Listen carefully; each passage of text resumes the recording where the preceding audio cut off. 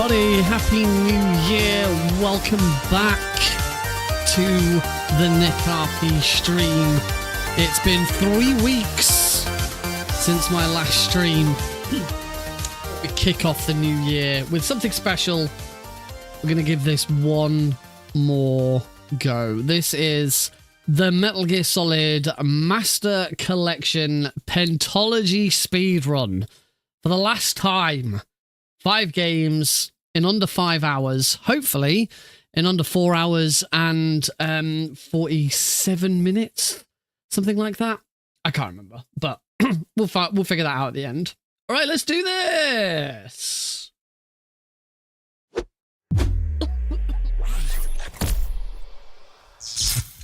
Hey everybody, happy new year. 3 weeks off from streaming. 2 weeks of Christmas. Usually I stream around Christmas, but because Christmas Day and New Year's Day were on a Wednesday, right in the middle of Tuesday, Thursday, I didn't want to stream Christmas Eve, and I didn't want to stream Boxing Day because I'm spending time with family, and then I didn't want to stream New Year's Eve, and I didn't want to stream the second because it didn't seem much worth it. And then last week AGDQ was on. Well, this last week that's just gone, AGDQ has been on, and I was considering doing this on Tuesday, and just the more I thought about it and the more it approached, I kind of figured, you know what, no, I'm gonna use the opportunity to take an extended break. This is the most amount of time I've had off streaming since Alex was first born. Before that, I don't think I'd taken this much time off. So yeah, I took I had a lot of early nights. It's been really nice going to bed, and then much earlier, which is yeah, nice. I have not yet watched Glenn's run. I do intend to at some point. Unfortunately, Glenn's run was too early in the morning. We were all still asleep. Or at least get really sort of starting the day off when it kicked off, so I didn't get to watch it live, but I will go back and watch it. I'll be perfectly honest, the only bit of AGDQ that I have watched so far, and I do intend to go back and watch other videos. Obviously, I want to watch the Crazy Taxi stuff, because that looked like it was amazing from the stuff I've seen and the tweets. And Skeet, are they called Skeet on Blue Sky? Is that what everyone's calling them? Yeah, from what I've seen, that looked amazing. The one bit I did go back and watch already was the Super Mario Brothers 1 race, the one where they were all playing on original hardware, and but their motherboards were all linked up to some guy's laptop who had like an overlay, and it had all 4 runners on the same video, and it looks amazing. To be honest, I wasn't as fussed about the speed run because I've seen I've seen Super Mario Brothers NE%. Once you've watched one good Super Mario Brothers NE% run, you've seen them all. There's not that much to it these days. Not that it's incredibly impressive. It's like they're so close to actual perfection, as in to the frame perfection. Hey Meryl, welcome. So yeah, I watched that more because I was really interested in the tech behind it, and it's really cool. If you haven't seen it, I'd highly recommend it. Alambre, thank you very much for the good luck, and I'm so glad you enjoyed my NE% tutorial video. I assume that was for Metal Gear Solid 1. I do have a Twin Snakes one and an Unmetal one.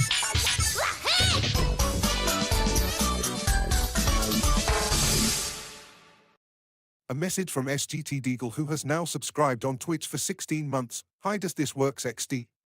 Hey Deagle. What the heck? Nothing came up.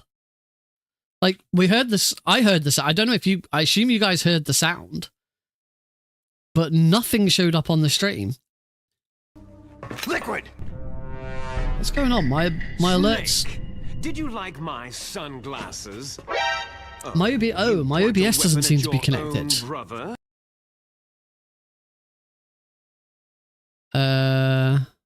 My OBS doesn't seem to be connected to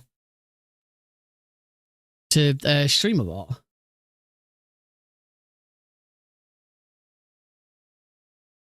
Why is that not?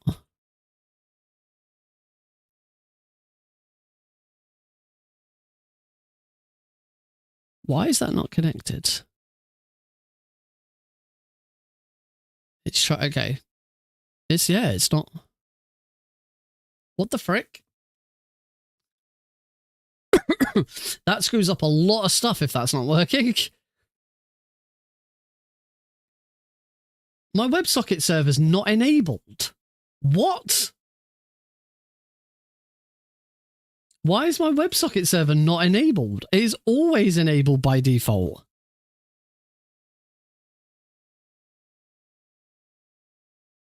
What is going on?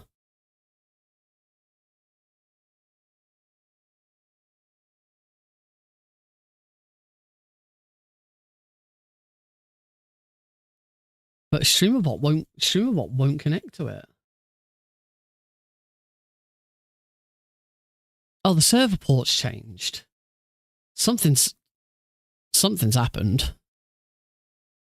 The server port's changed. It appears that an output sheet. Yes, I do want to show my info. I'm not showing it on the stream, am I? Yeah, like the port's changed. It seems like for some reason all of my settings have changed. It's got a password. I've not got it password connected. I'm glad we saw this now before the run started. Wait, there we go. It's now connected. That was weird.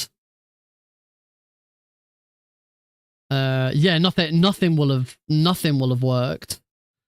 Unfortunately. Right, I'm going to reject and refund both of those Eli bounces. Does that mean we now have a queue of pending actions? No.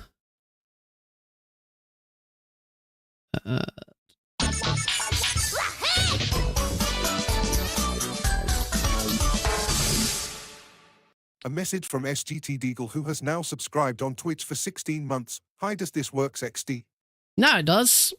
And, as you may have just noticed, I found how to get it to fire again.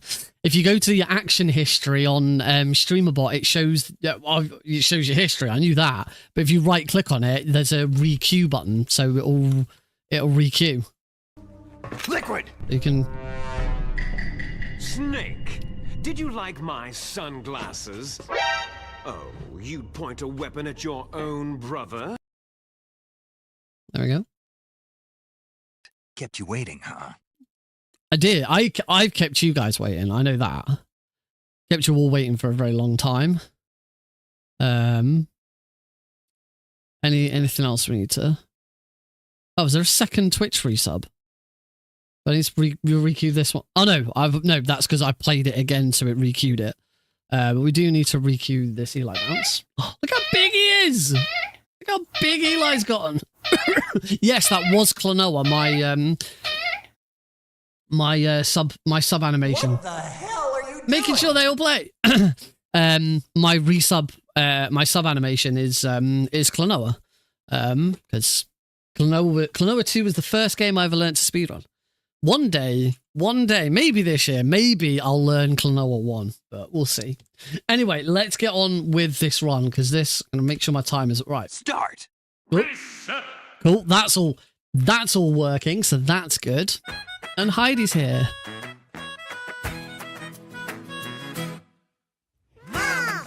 Yeah, I've been watching some new Bluey today.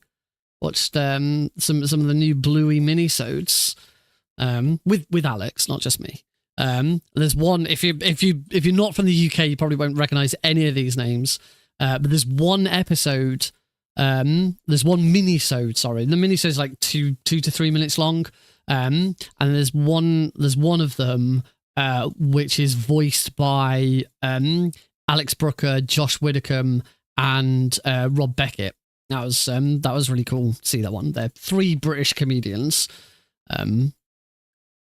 If you've ever heard of The Last Leg, 2 of them are presenters for The Last Leg. But yeah, that was fun. Hey, I am a grown man that's enjoyed Bluey. I love Bluey. Bluey is so good, so very, very good. It's great, and I wouldn't have it any other way. Right, we're all ready to get started. Obviously, this is a close to 5-hour speed run. So if I start now, we should be finished just before 1 a.m. my time anyway. So we should probably get kicked off. Couple of bits before we start though. I'm still recovering from a cold, so that cough may come back. That's the first thing. So yeah, if that happens, don't worry, I'm not dying. It's just the last bit of this cold that I've had. I've had it since just after Christmas. It's not been that bad at all. Like first it was my throat was really bad. Then I had one day where I had a really bad headache. I had one day where I was a bit sniffly, but it wasn't that bad. And since then, I've been absolutely fine, except for this cough that I just can't shift. So if I start really coughing, don't worry, I'm not dying. I'm just trying to get this cough underway. It's one of the other reasons I haven't streamed in the past week, because this cough has been a lot worse over the last week. Other things. I am intending for this to be, it's not Fox Die, thankfully. I am intending for this to be my last attempt at this speedrun. I have lots of things that I want, new things that I want to do in this new year. I've got some old things that I need to practice. I'm already signed up for one speedrun marathon this year, and I have applied to 2 others. It's not more wacky races. I will be running Metal Gear Solid 3 Metal Gear Solid 3 European Extreme. There may be an incentive to upgrade it to all keratons for a special speedrun marathon called Lifeline for Linear. So you can hear the throat going. Lifeline for Linear, which is a speedrun marathon dedicated to a runner called Linear C, who's gone through some really bad hardships in the latter half of the year. Hydrate, that's a good idea. I've got a whole bottle of Coke to last the 5 hours. Yes, Linear C has had some hardship in the latter half of the end of last year, and so a lot of speedrunners got together to help them out, raise some money. Something speedrunners do all the time. I was really pleased to have been invited to help out.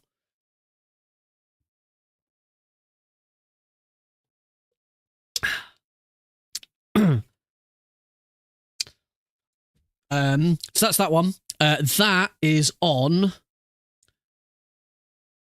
That one, there is a schedule. The schedule is already out for that one. So if you want to check that one out, there you go. I'm hoping that posts. I don't think I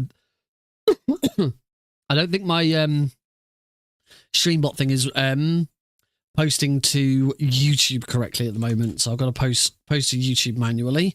Yeah, if you're interested in that one, go check that one out. The schedule's pretty packed. There's loads of really cool stuff in there. So that's that one. So that takes place. That is Wednesday, the 19th of February, through to the end of Monday, probably, or mid Monday. And yeah, it's technically Friday to Sunday that weekend. The weekend of the 21st, sorry, weekend of the 22nd, 23rd of February. Then going backwards 1 week, 15th, 16th, is No Fish, which is a speedrun marathon run by SM someone who was a big supporter of Pixel Perfect back when that was the thing. I have submitted the only 2 games in the Metal Gear Solid Master Collection that don't have fish in them. And if you're on my Discord server, you'll know that over the past couple of days, we've been looking and trying to work out where there could be fish. It's called No Fish. The gimmick behind it is you're supposed to submit games that don't contain fish. You don't have to. You can submit games that contain fish. They're not fussy. But I like the idea of the gimmick. And the only 2 games in the Master Collection that don't contain fish are this one, Metal Gear, and surprisingly, for a game set on a tanker and then an oil plant in the middle of the ocean, Metal Gear Solid 2, as far as we can tell, certainly in a speedrun setting, does not contain any fish. There might be some in a cutscene somewhere, but we're not watching through the cutscenes. We don't watch cutscenes in speedruns anyway. Metal Gear 2, one of the rations has got fish in it. Metal Gear Solid 1, and this was an absolutely amazing catch. Who was it who caught it? Rorschach, was it you or was it someone else? Someone caught this. It was Omnituans. Omnituans caught this. During the credits, which technically, you wouldn't watch them in a marathon, but you would have to watch the credits during a normal speedrun. During the credits of Metal Gear Solid 1, there's a load of footage of nature, and at one point, a bear catches a fish in a river. So Metal Gear Solid 1 is out. Metal Gear Solid 2 cannot find any fish. As far as I'm aware, as I say, there could be one in a cutscene somewhere, but I do not know. And then Metal Gear Solid 3, there's loads of fish in Metal Gear Solid 3. You catch them, you eat them, you could throw them at enemies, all that jazz. So yeah, those are the 2 games I've submitted to that. And then the weekend before that, so the first full weekend, is it the first full weekend or was the... No, the first full weekend in February is the 1st and 2nd of February. So the second full weekend of February, 8th and 9th of February, I've submitted to WASD, which is Warwick's speedrun marathon, which is based at Warwick University, which I've never visited. I've been to a few universities in the UK for visits. I've never been to Warwick University. So it's, as I say, it's a live event. I'm really looking forward to it. It looks like that loads of people have suddenly got submissions in. The submissions were going to close today, and they've extended them an extra week because all of a sudden they've had a huge influx of people jump into the Discord server because someone posted about it somewhere. So yeah, I'm really looking forward to that. It's going to be great to go back to a live setting and meet. From what I've seen, loads of new people. They're all of the names that I'm seeing on Discord are mostly... There's a few names that I recognize, but mostly are names I don't recognize. So it'd be great to go and meet a load of new UK-based speedrunners. So yeah. That's everything that I've got coming up. Assuming I get into both of those, I'm not guaranteed, but you know, I'm pretty sure I've got a reasonably good chance. Game on here is pretty quiet, but I think it'll probably pick up when we get started. Anyway, without further ado, let's get started. I want to quickly get prepared for Metal Gear 2. I have not got any of the other games open. I've only got Metal Gear 1 open. I've got Metal Gear 2 ready to go in the background to kick off when it gets started. I've got my sticky notes with all of the radio frequencies ready this time. We'll have a good cough to get started.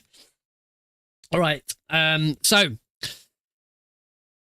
here we go for the third, and I'm thinking final time, unless something comes up. I don't know. This is the Metal Gear Solid Master Collection Volume 1 Speedrun. All 5 games: Metal Gear 2 Solid Snake, Metal Gear Solid 2 Sons of Liberty, and Metal Gear Solid 3 Snake Eater, back to back. Going to attempt to break the world record of 4 hours and 47 minutes, I think it is. We'll see what happens. I know where my major time losses were. Let's hope I can improve on them. 3, 2, 1, go! Start. Woo!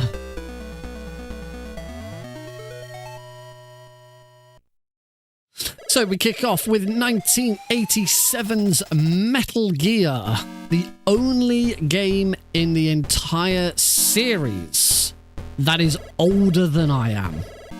Hey, Beardson. Welcome, buddy.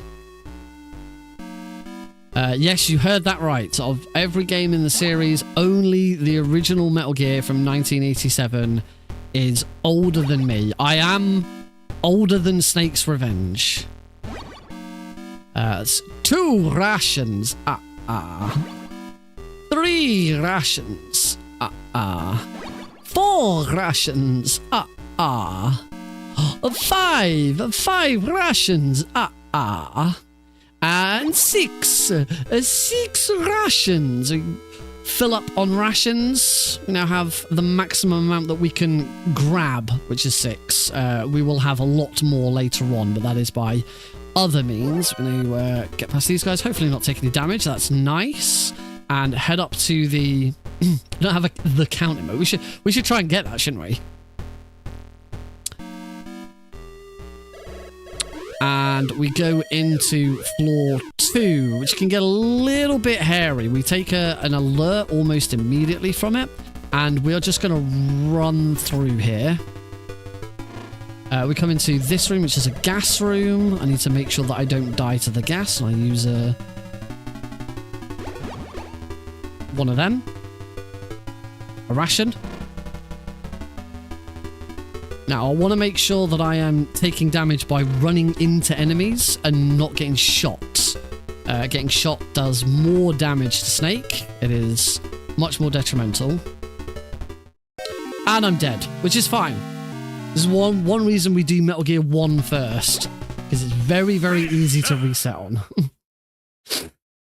All right. I'm going to do my opening spiel again, just so that we can... just so that I can... Yeah, I've got something good for the start. So, here we go. The Metal Gear Solid Master Collection Pentalogy. In 3, 2, 1... Go! Start. There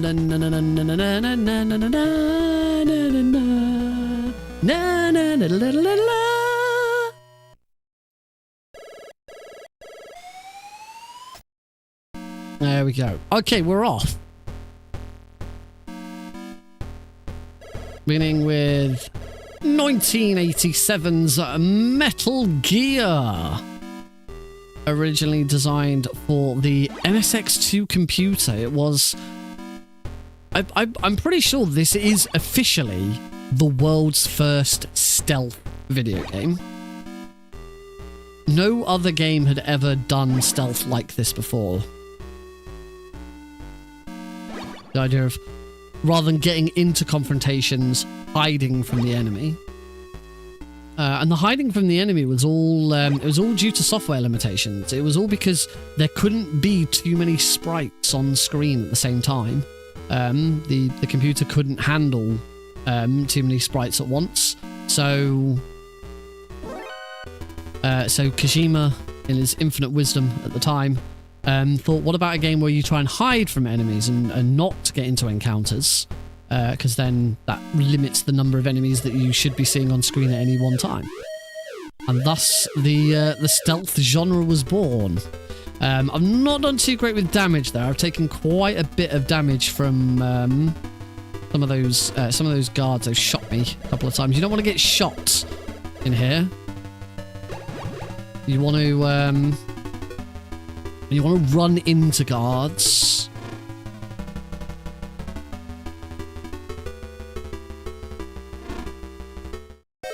Otherwise, you get dead. Right. Oh, whoops. Ding. Right. This time, I'm gonna stop being dangerous with it. Then we'll start playing a bit safer. So this game was way different when it came out. I hadn't played it until I got MC. I first played this when Metal Gear Solid 3 Subsistence came out.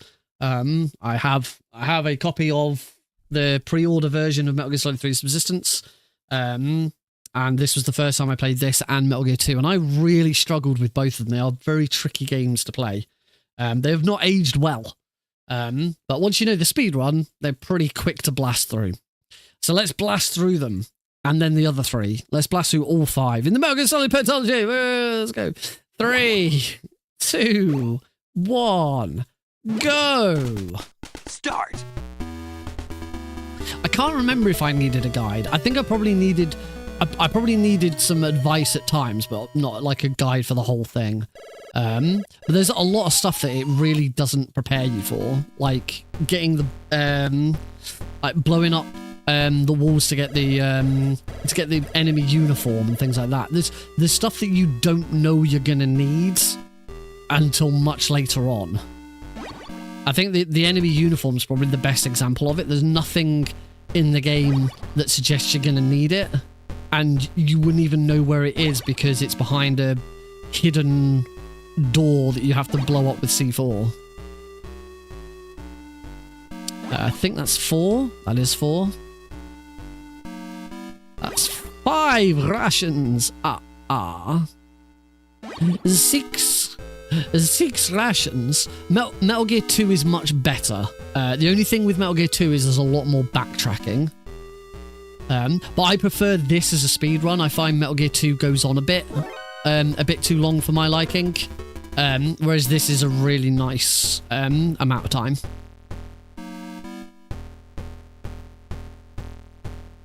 And some of the puzzles in Metal Gear 2 get a bit more dumb. I remember the first time in Metal Gear 2 when I went across the swamp and I assumed that I was doing something wrong. And I was like, okay, I probably need some sort of map, or there's some sort of boots or something that will stop me from going under. I was like, nope, you just need to go the right way. Oh, what's into that door there? That's fine. Okay, I'm gonna make sure I use my ration now. Don't want any more resets. But there are better times to use rations. Grab some plastic explosives.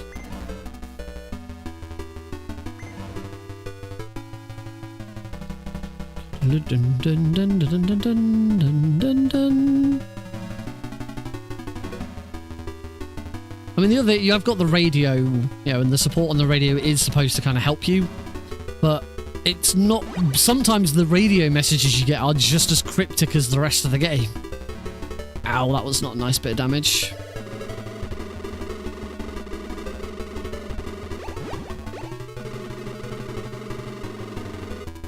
So I've already used 2 rations, which, if you were going to do, ideally, if you wanted to be on like world record pace, you'd have only used 1 ration by now. I'll go up, take a left. Ow. Ow. Yeah, I'm not getting much luck, unfortunately, and that's kind of the thing with this. The way this works is a lot of it is, certainly early on at this point, it is down to luck. It's like, okay, I'm going to have to use a ration and hop in. But the best time to use rations is when you're going into your menu to swap like key cards and stuff anyway.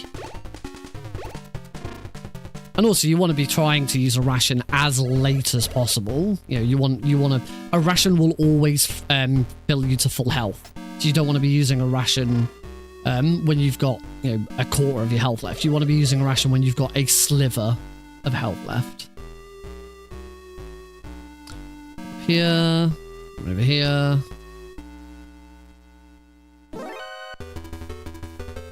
You also don't want to be using rations when you're about to rank up, and I'm about to rank up. I definitely could have, if RNG had gone my way, I definitely could have avoided using a ration, because I'm now, every time you rank up, you go back up to full health, as you can see here. So yeah, ideally, you only want to use 1 ration in the early game, but I've now used 3. That's how badly my early game's gone. But as I say, that is mostly RNG. It's not really down to, you can do your best to try and avoid damage, but when all you're doing is running through as quickly as possible, you kind of just have to take what you get.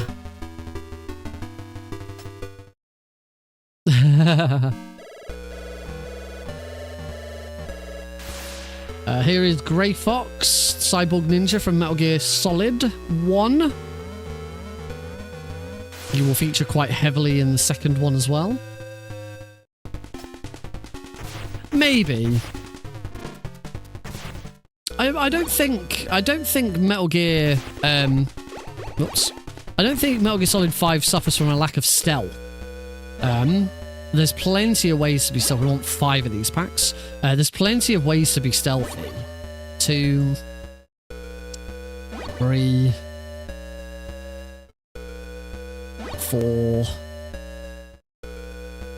5. Did that wrong. Take loads of damage here.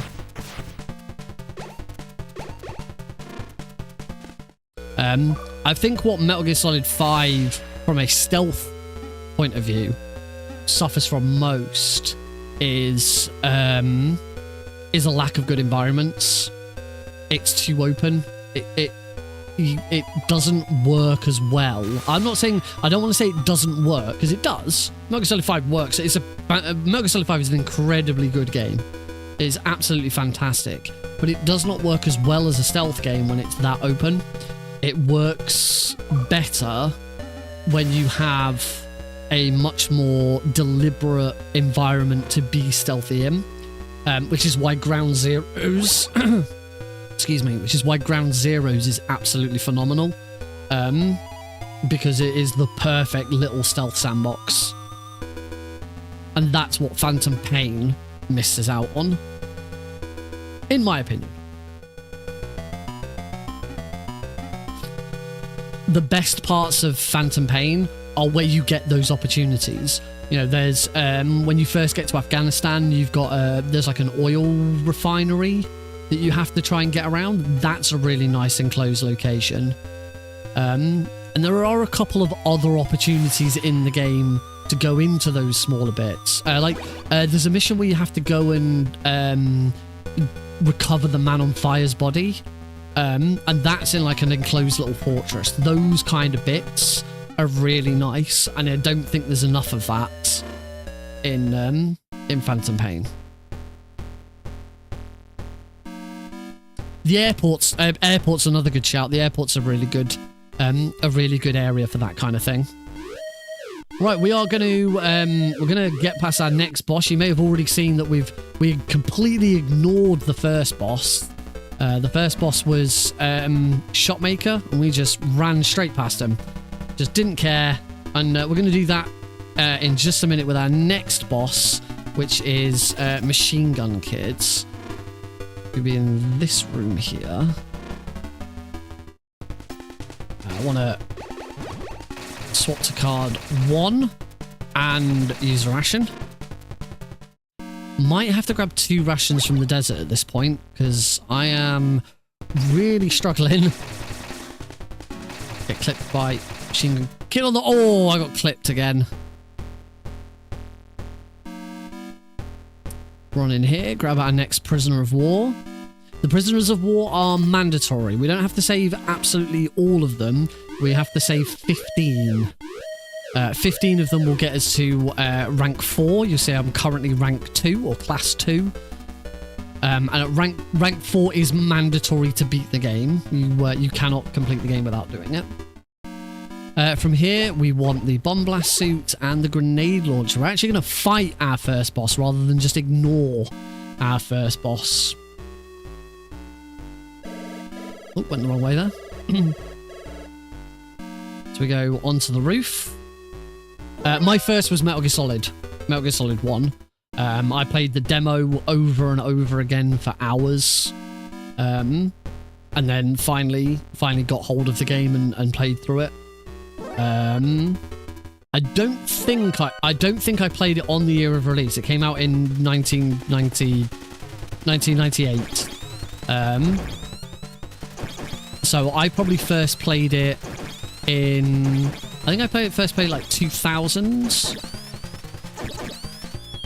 2001? So I was 12 when I first played it.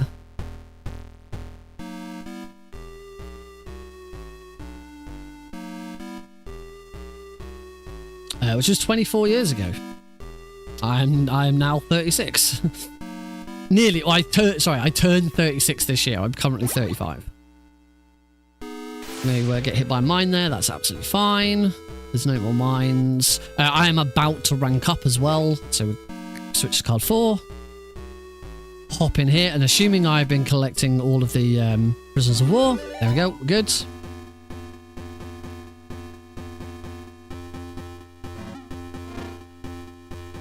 Yeah, as I'm going to play this safe, I'm going to grab 2 rations from the desert because I am massively behind on rations. Just going to run up here. There's going to be a truck on the next screen. Run in here. Grab ration. And as I say, play this safe and grab a second one. I mean, ideally, if you wanted to be on world record pace, 0 rations. I usually grab 1 anyway.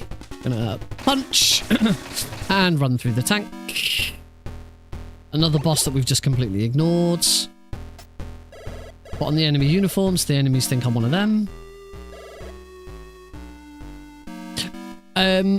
As far as kids playing it, I certainly don't think like you need to be. I can't remember what the age rating is for Metal Gear Solid 1. I can't remember if it's 15 or 12. I think 12's perfectly fine. You gotta remember the amount of stuff that they'll see on TV these days, just being, you know, just being available on TV is gonna be way worse. I'm pretty sure if Metal Gear Solid 1 was classified today, it would not be classified as whatever it was when it was released.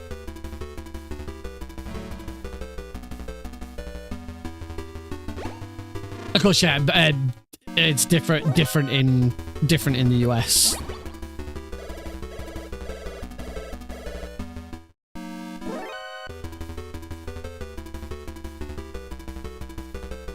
Right, we're going to be going up to Hell Roof next, which is in here. Yeah, they're not. Not by today's standards.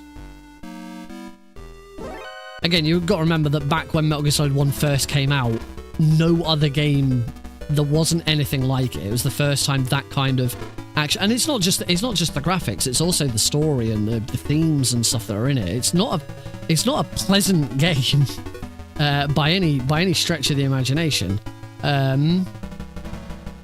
You know, because of the themes, and there's a little bit of objectifying women and stuff like that in there.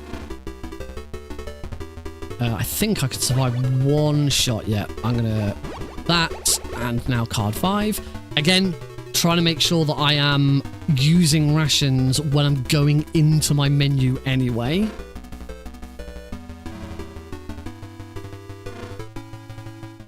Well, certainly if they're not going to watch the cutscenes, then you don't really have too much to worry about.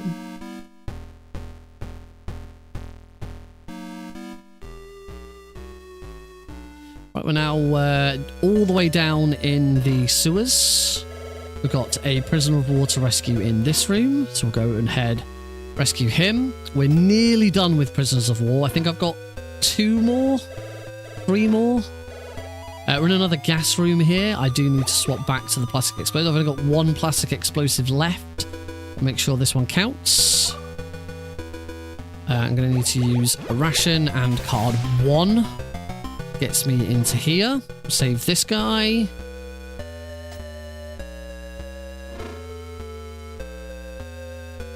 Want card 5 again. Ignore fake Madnar, because that's not the real Dr. Madnar. Pick up card 6. Back into the gas room, quick as I can, and this is Fire Trooper, who wants, as with most bosses, we are just going to completely ignore and run through. Up 2.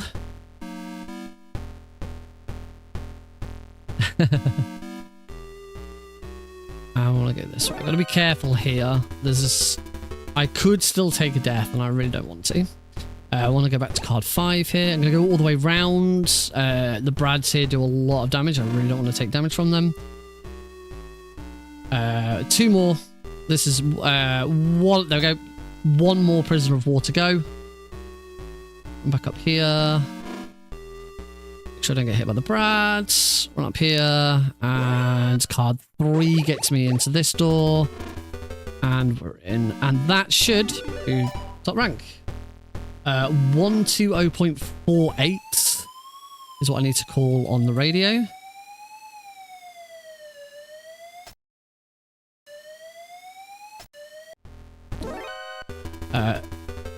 So because I am rank 4, a character on the radio called Jennifer will now talk and talk to me and help me, and she has put this rocket launcher in here. That's why we make sure that we are rank 4 exactly on this screen. Card 5 again. This is back in here. I want to go back down here. We're now going to do the death abuse. So I've got a rocket launcher, but I haven't got any rockets. So in order to get some rockets, I'm gonna take a bunch of deaths. I'm gonna die over and over again. Oh, hey, happy dude. welcome, buddy. So that's 2. We're going to be dying 5 times. That's 3. That's 4. This is 5. We'll know that it's correct because we'll hear a little jingle. There we go. So, because I've died 5 times, the game takes pity on you, and it's now given me a bunch of ammo and like 24 rations, more rations than you can normally pick up. Kill both the Brads. Grab card. That card. Hey, it's blues. Always tell it's blues. And then 120.48 once again. Jennifer is going to open a door for us. So run in here, grab the compass. The compass is going to help me get through the desert that links building 2 and building 3. And we are now done. We're nearly done, sorry, with building 2. Thanks, Blues. So now we're going to re-equip card 5. Hoping this is the one. I know where I went wrong in attempt number 2. So I'm hoping I can fix that.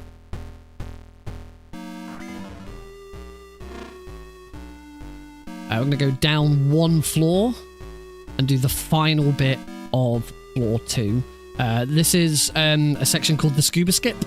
There is an item in building 3 that you should normally go and collect called the scuba gear, and it allows you to swim underwater without taking damage.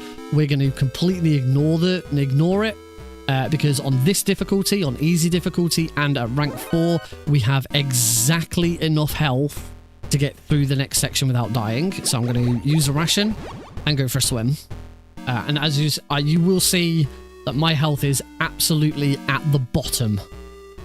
I am 1 tick off death when I get to the other end of this. There we go.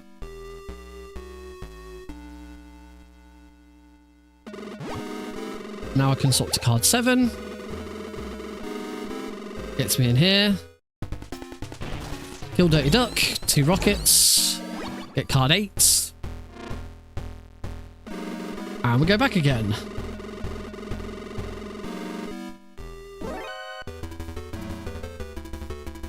Use a ration. And go for a swim back again.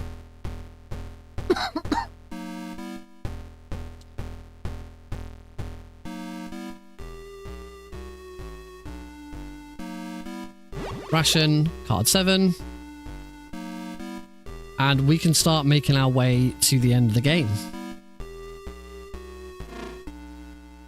We now want the compass. Without the compass, we'll get lost. And we just keep wrapping round and round. You get to this screen, and then when you exit this screen, you'd start again at the bottom of this screen. And you just go round and round and round and round in circles until you go backwards. Mandatory alert here. We want card 7. Don't need card 8 till a little bit later. We also need the plastic explosives to get through here. Ooh, a bit off with where my position in there. Trap there.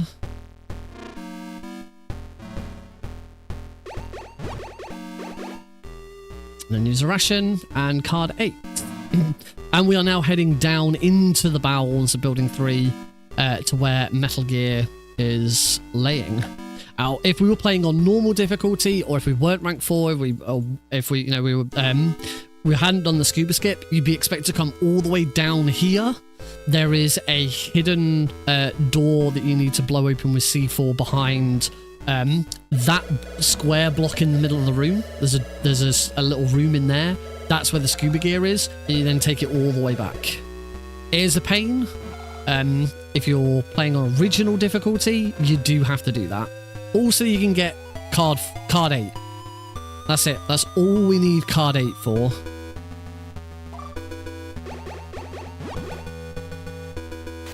Because from now on, we're going to use card 1.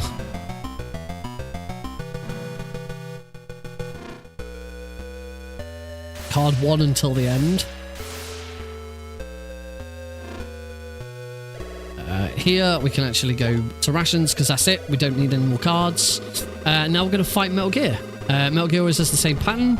It's right, right, left, right, left, left, right, left, left, right, right, left, right, left, right, right.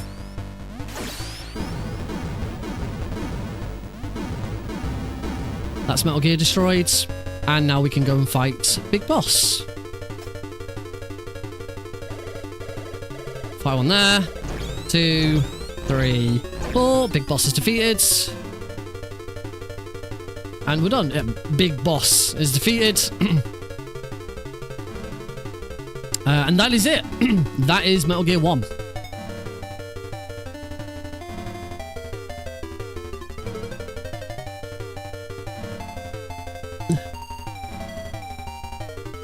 Yes, for anyone who's played Metal Gear Solid 5 Phantom Pain and knows the story behind it, it was retconned where the big boss that we just killed was actually the medic. Was actually Venom Snake. Yeah, that's it. We don't get to swap. We don't get to end the time for Metal Gear until we get to the post-game score screen. The credits count in this run. It angered a lot. Didn't anger me. I loved it because even though there are quite a lot of hints throughout the game, I was completely fooled by it, and I thought it was really clever.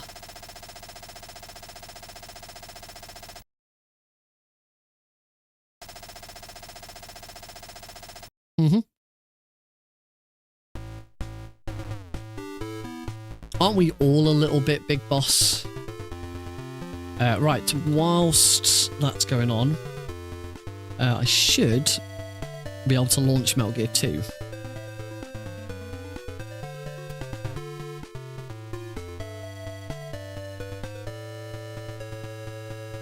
Right, Metal Gear 2 is in the background.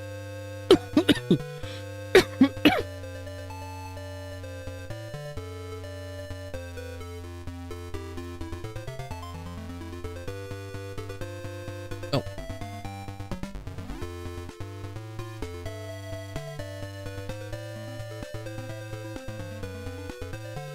Right, Metal Gear 2 is now open in the background, ready to go.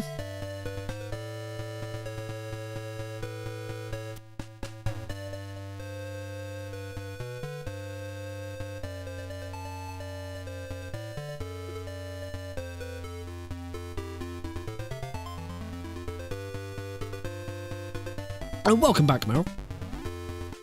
Thank you for lurking and continuing to support the stream.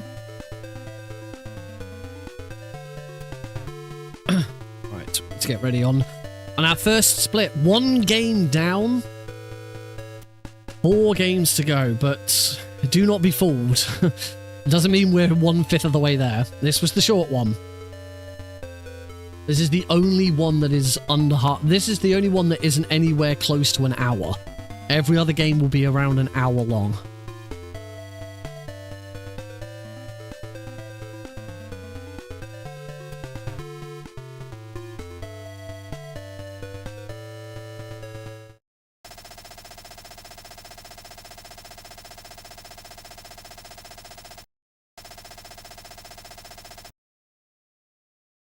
Right, first one down. We can Alt F4 that. I can hit. Oh, it's already prepared. It's already ready. 3, 2, 1, go. Great start. That was good. And my sticky note with the radio codex is still on. I can still see it. All right, off we go. So, Metal Gear 2 Solid Snake, the sequel to the game that we just played. This released in 1991, if I recall correctly. Still on the same console. it'd be it'd be understandable if you thought that this was on the next console, because the advancements in this game, it's quite incredible how much the game evolved after the first one. Oh crap. Come on, come on, come on, come on, come on, come on, come on, come on, come on. Oh, that's fine. He's good.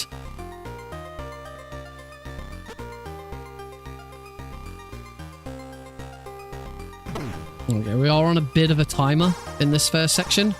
Make sure that I don't get spotted. I say I've got him on a sticky note. I know what I'm doing. Normally you go under the second one, but I'm a little behind, so we're good.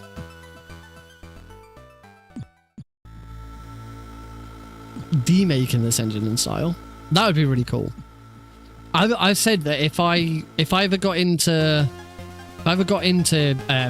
game development, I think one way that I think I would learn would be trying to remake Metal Gear 1, and then seeing if I could demake Metal Gear Solid into Metal Gear 1. I think doing something that you already know and already having a goal in mind is probably useful. I don't know. Cool. Punch that guy, and we're good because we would have had to wait for that guy anyway. So, if you thought Metal Gear 1 was a labyrinth, Metal Gear 2 is even more so. This is a long game.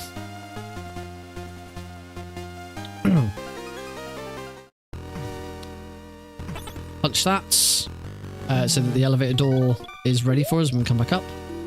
Come in here, grab key card. Crawl in.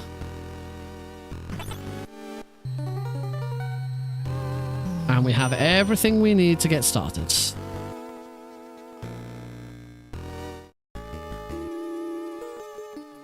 Go this way. There's a guard that we either need to punch or just wait for. We'll punch him. No, I did not. God, I just started just trying to play it casually. All right. First boss, and we can't just skip bosses in this one.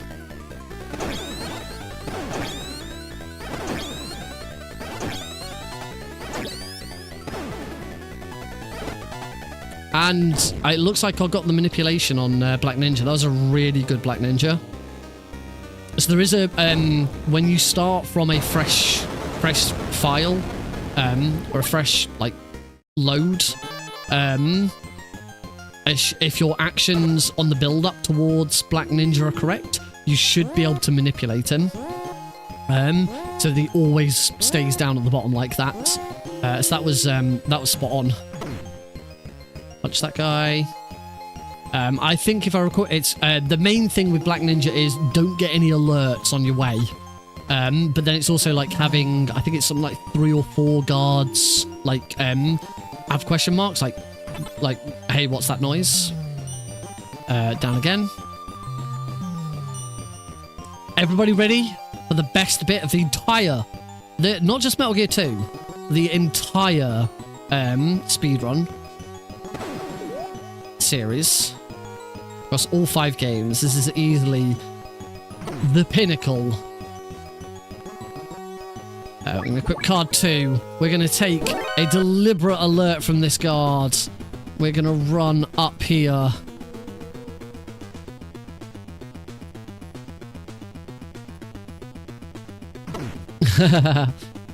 The donation incentives are still open, folks. If we can hit £350, I will sing it.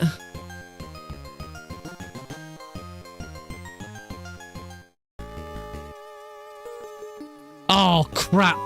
I entered too early.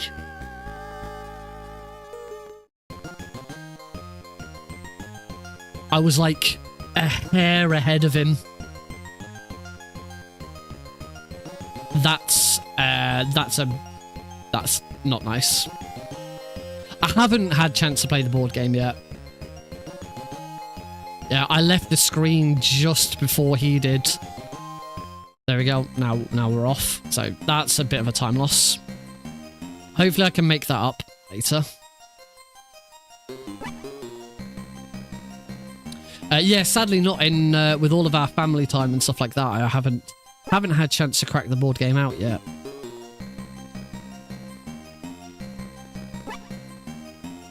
I should, if I don't get an opportunity at another time, then I'll probably try and find a way of streaming it.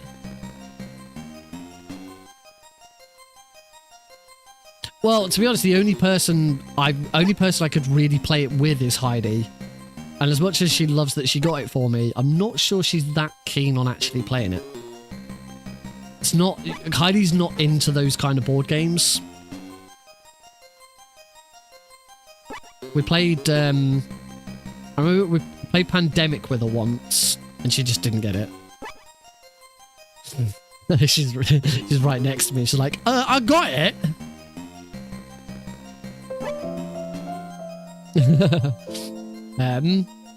When I used to do the Mansions of Madness, stream experience, she joined for one of those, and she was bored out of her mind.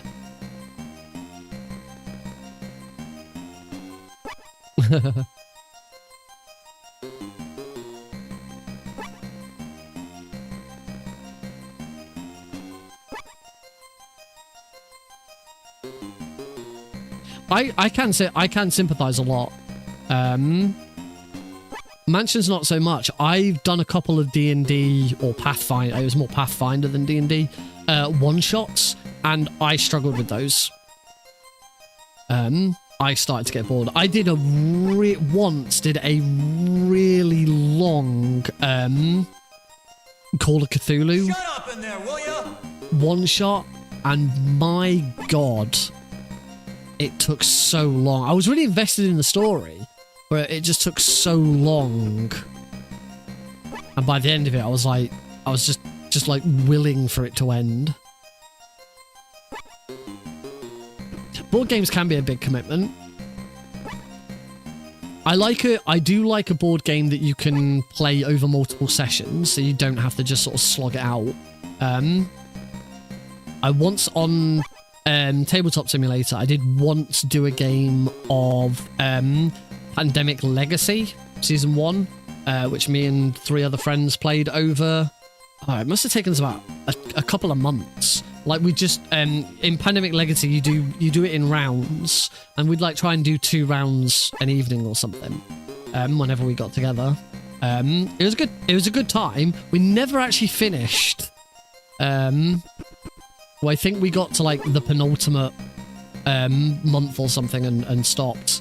Just because timetables and stuff got in the way. Right, 140.82. Should have probably kept an eye on that earlier.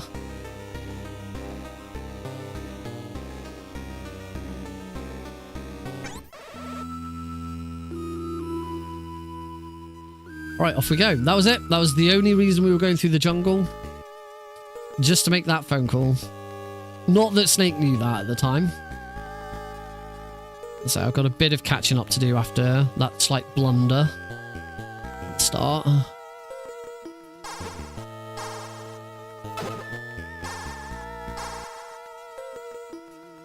I hate this section.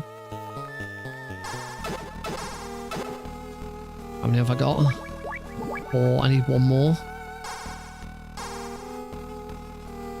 There we go. All right, let's see how I do getting through the swamp. I haven't played most of these games whilst I've been off, I should say.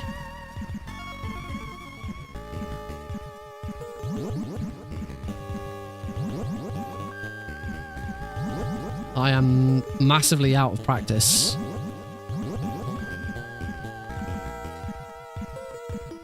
This hasn't been too bad.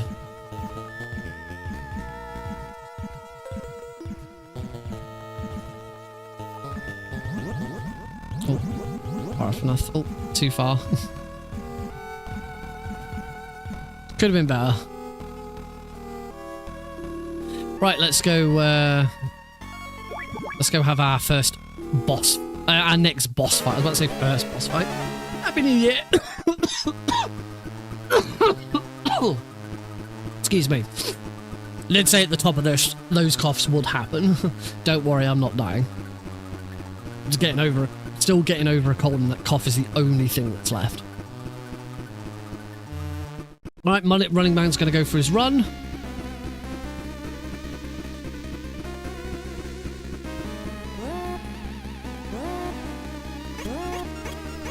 Place 4 of those down. I'm going to go for a run after him.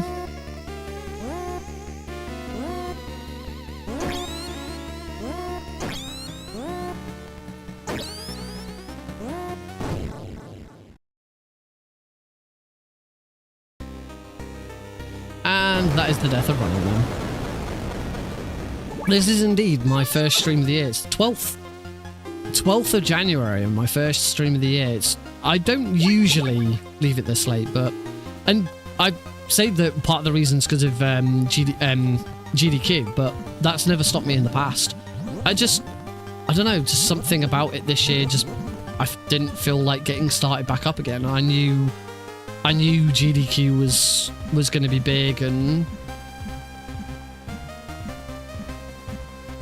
yeah, it's just how I felt about it this year. I've really enjoyed my time off, so I wanted to have a bit more time off, I guess.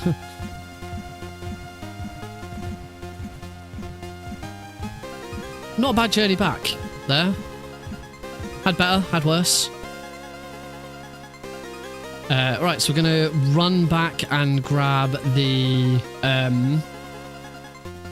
Nikita so that we can do the fight against the Hindy.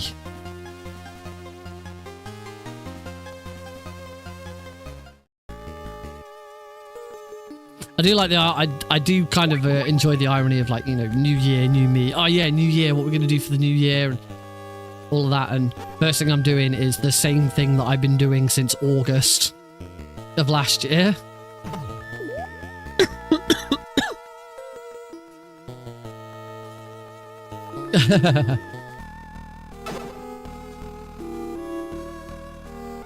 I did have a really nice Christmas break.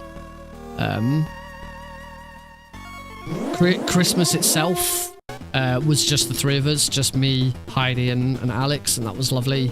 Alex still doesn't know what's going on, so it was, you know, fairly quiet, fairly free of interruption or issue or anything like that. It was good. It was nice. I'm sure there was a second one. However, by the time we got to New Year, we had decided we could probably do with something, so we did spend New Year with Heidi's parents, which was really nice. Right, the Hind D fight.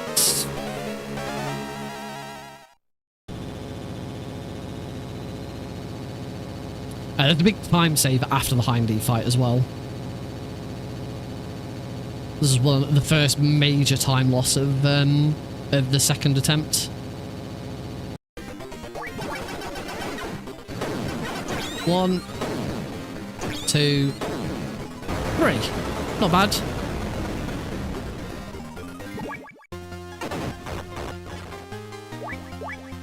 Oh, come on. Right, run straight up. So yeah, this next screen is where I lost a lot of time on attempt number 2. So here's hoping I can improve it here. Do that. Punch that guy. Run in here.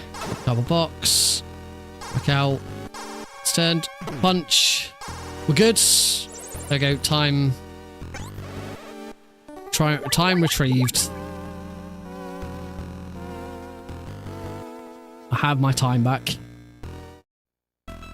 Card 3. Push that guy. Grab the ration. Answer the call. Must answer that call there as well. No. Oh, god damn it. Flight time loss. Yeah, I think the time I've just gained back from not screwing that up. Oh. I think the time I've gained back from not screwing that up, I will have made up for the error with Green Beret. This is a slight time loss, but it's not a huge one.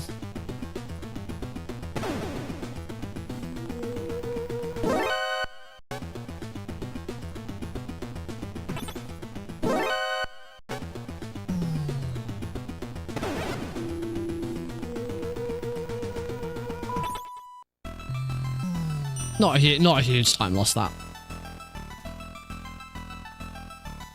I'm gonna run into here and grab some plastic explosives. Just the 1 pack, we don't need 2. Up to card 1. In here, I now also want the plastic explosives that I just picked up. The first one. Meet up with Holly.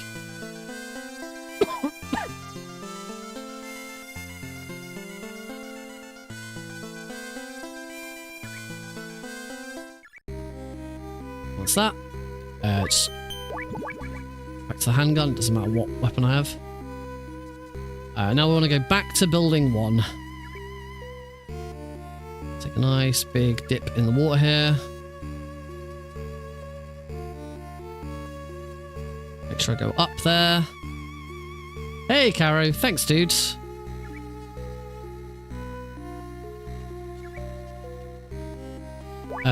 Card 4. And from here, we are going to go up to B1, grab some grenades. I actually have no idea.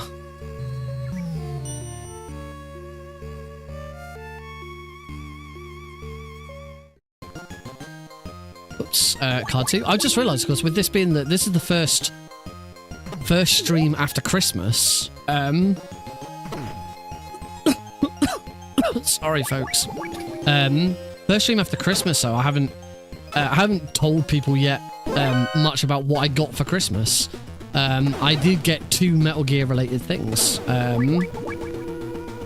Heidi got me a book about Hideo Kojima. I can't remember the exact name of the book. I'll have to try and grab it at some point and show you. So that'll be cool. And I got a really awesome Christmas jumper. I did share pictures of that on the Discord server. Oh, wrong door.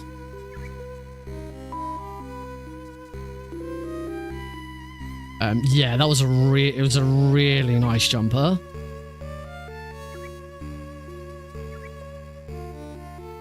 Got Ghost Babel artwork on it. It's really cool.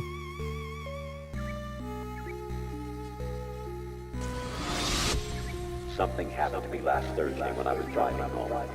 I had a couple of miles to go. I looked up and saw. Just being careful here. Don't wanna. I didn't want to take any more damage, and I really didn't want to go wrong there. Hey, Cosmic. So yeah, played all of that a little bit safer than I normally would do. Let's grab some grenades. Will need to be a little bit careful fighting Green Beret. I am on very low health. Should be okay. You shouldn't take any damage from Green Beret. I do have a ration I can use.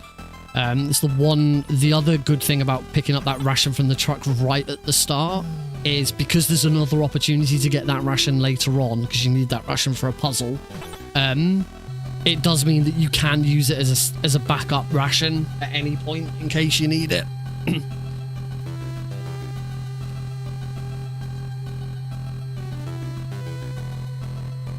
Oh. How you doing, Cosmic? Hope you had a nice festive season. Going all the way up to floor 30 here. Bum ba bum.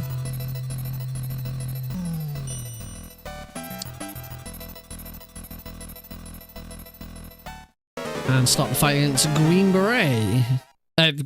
Red Blaster. Sorry, not Green Beret. I'm pretty sure I said that. Throw. Ow.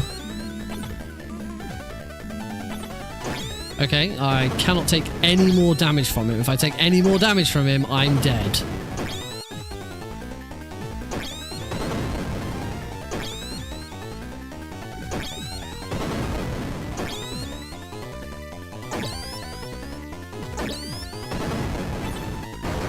Cool, good.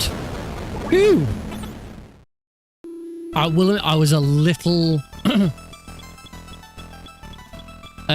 what did I? I got Heidi for Christmas. I got Heidi a Lion King jumper, and the Star Trek Lower Decks. Oh, the pigeons! Oh, that's great, pigeon RNG. Oh, hang on. 140.51, isn't it? Yes. That was really good pigeon RNG.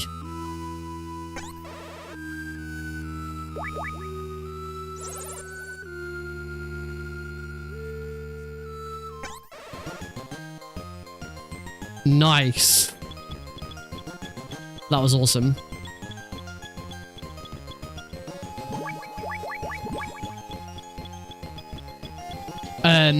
Yeah, like let's say a Lion King jumper, some Dragon Ball Z socks, just because I saw them and she'd love them.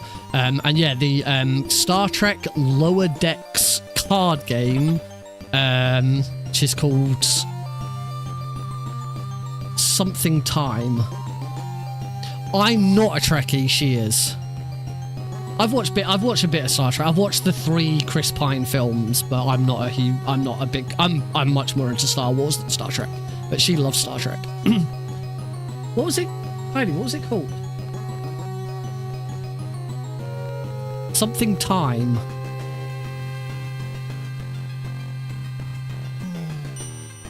It's all about trying to get jobs done as quickly as possible, so you have you accumulate free time to do cool shit and have fun.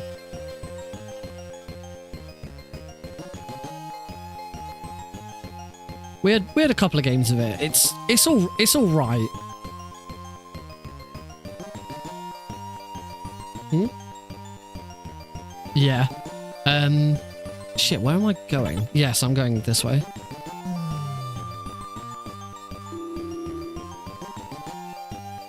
We're going back to building 1. I know where I'm going.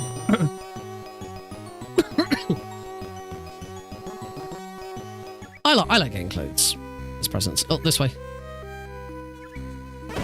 Ow. That's fine.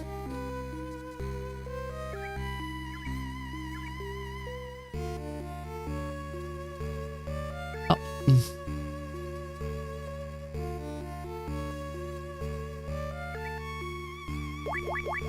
Hard 4. So yeah, a little bit of missteps there, as I couldn't remember where I was bloody going next. Probably need to concentrate a little bit more.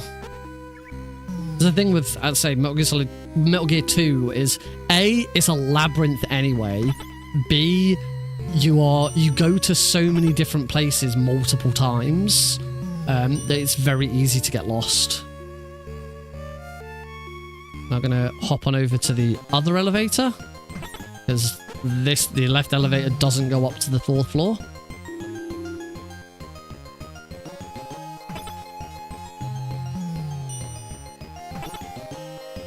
And I now need to be quite quick here. I can't remember if my death in the next area was on my 2nd playthrough or my 1st playthrough. Just that guy. I run around here so I don't get caught by that laser grid. Nice. Yeah, I think it was my 1st playthrough where I died to one of the pits.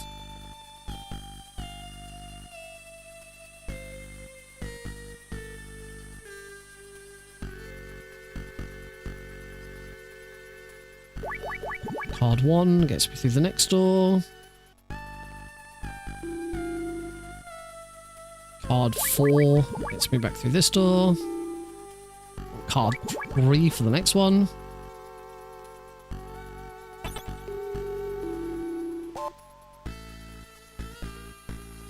RNG as to whether I get spotted here.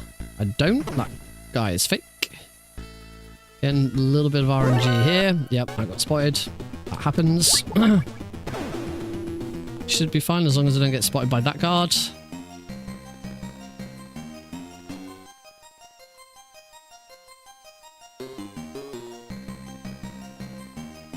She will turn to the right. She won't look this way. This is Gustava. She is dressed as a... soldier, just like Meryl. She's now going to have a chat with Marv because they both speak Russian. And now she's going to tell me what Marv said. Marv is being held in Building 3. So we need to get to Building 3. We will not be at Building 3 for a very long time. We're going to take the super secret underground tunnel back across to Building 2. Have a good one. Thank you for lurking. See you in a bit.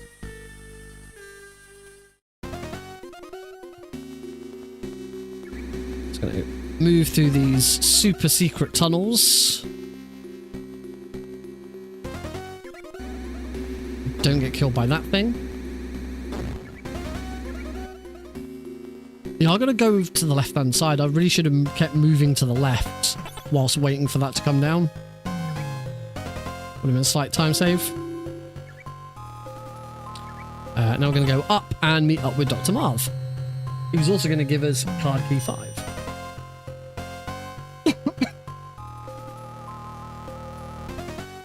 Here he is. So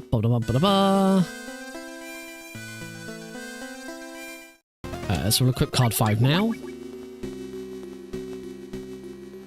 Back down into the basement.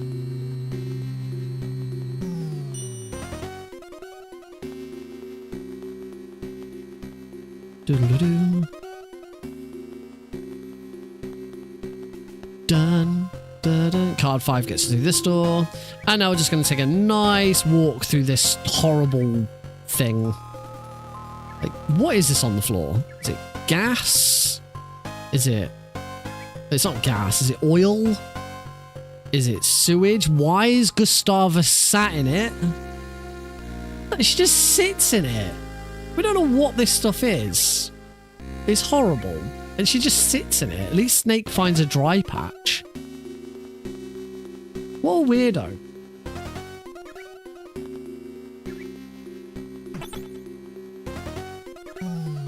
We don't know what this stuff is. It could kill her.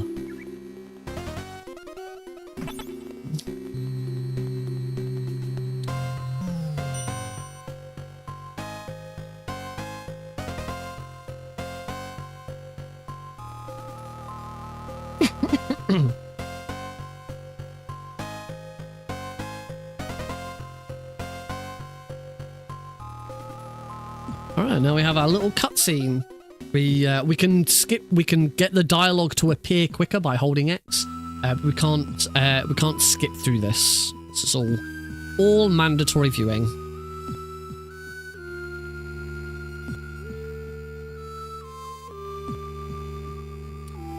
Marv gets over to the other side. He's like, it's safe. You can come across. Gustava's like, okay, I'll go next. She gets halfway across, and she's like, it's fine, Snake. We can all go. Come on. Thanks, Glenn. Congratulations on your run for AGDQ. I'll be honest, I haven't watched it yet, but I do intend to go back and watch it. As I mentioned in MGSR, the headshot that they used for you for your thumbnail is incredible. It's such a good headshot. It's a shame the game image they used was looking through the stinger during the hind fight. Why did they use that screenshot? I thought that was bizarre.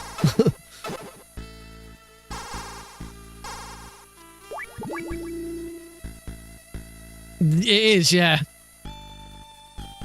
Maybe they knew that the headshot was so incredibly stoic that they needed something really lame to offset it.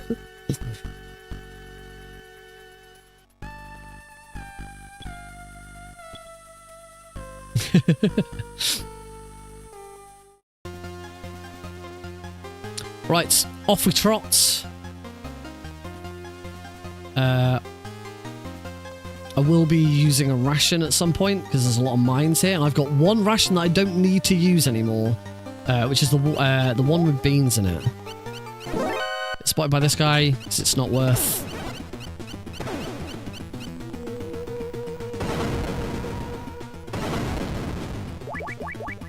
Use that ration.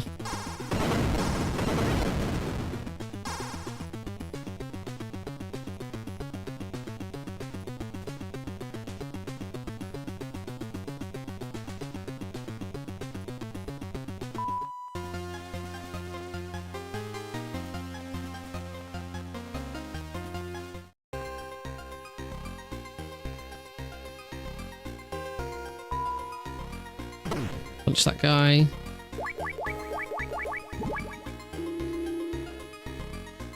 I always worry when I eat that ration, and I've already worried for the past like 10 seconds. I always worry when I eat that ration. It's like, wait, was I supposed to eat that ration? Where do I get the other ration from? Is that not the ration I'm supposed to use for the hamsters? Shit, I think I just ate the wrong ration. And then I go, oh yeah, I get it from the freezer where we're gonna freeze the brooch. And everything's all right. Hop in here, we'll grab the glider. That's what we're going to use to get to building 3. But before we do that, we are going to head to the 4th floor and go through the 4th floor again in order to freeze the brooch and get the final ration that we need. So back all through here. You've seen all of this before. Again, this is, we're going to take an alert here because we always get an alert from that guy. There's no way of beating him. Back to card 4. Oh, Heidi's done for the night.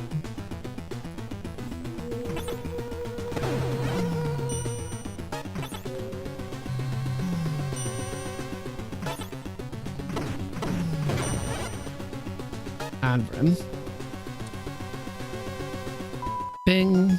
Right, we've got this first guard to punch. Punched him. Hey, it's Eli. 480. Wait for the camera. I just gotta wait for that guard. We can go. Card key numero uno is the next card key I'm gonna need. Not for that door, but for this door. Card key number 4 again. Card key number 3.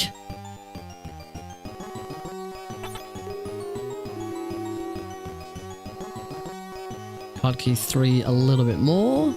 Got lucky last time. Ah, not so much this time. Oh well. Card key number 4 for in here. Not lucky there. That's fine. Card key 1 again. A lot of... like 50% of this game is remembering which card key goes in which door. We open that door again. Swap to the brooch. Grab our 2 rations. So one of those rations is the one I'm going to need. And just wait for the brooch to turn into a key. There we go. The brooch will now stay a key forever. It's not like Metal Gear Solid 1 where it eventually changes back if you're too slow. Christ. Oh, I do apologise for the coughing. Oh, I forgot to crawl in there. Oh well.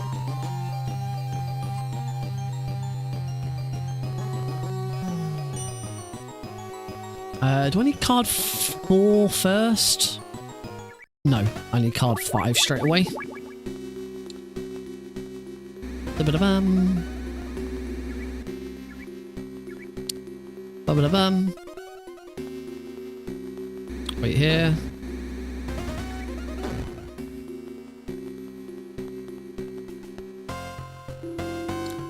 And nice wander through the sewer thing again.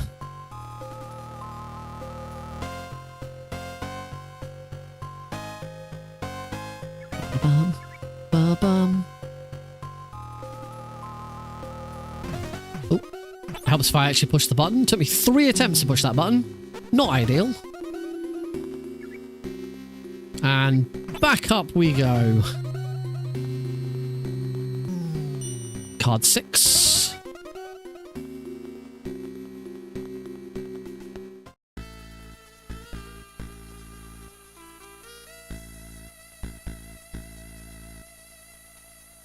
We're now going to go and do the lift fight. I'll probably play this safe because I probably don't have...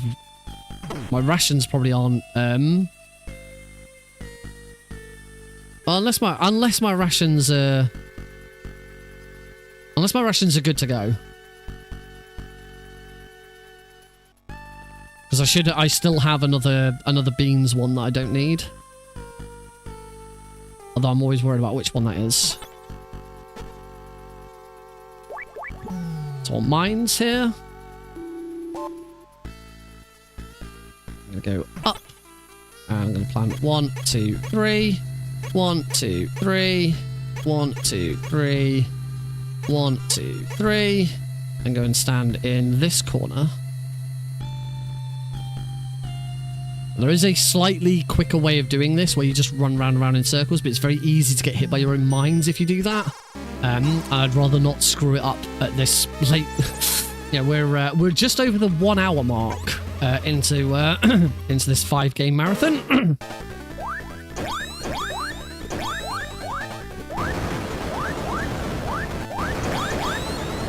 It's really easy to just do this.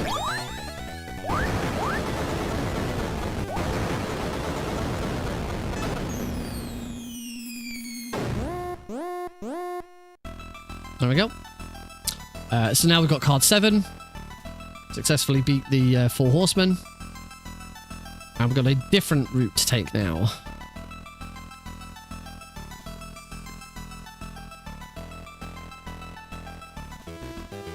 So unfortunately we can't take an elevator up to the roof now. We're going to have to go a different way. There's another elevator in this corner that we haven't used yet. So we're going to take this elevator up to, I think it's the 10th floor. And then we will need to climb a set of stairs to the rest of the way. Like some sort of tower climb with like an alert and no boba skip.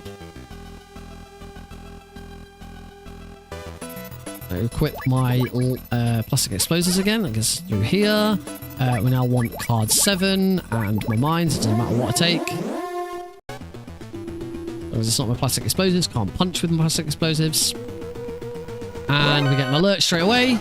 And we just go for a run.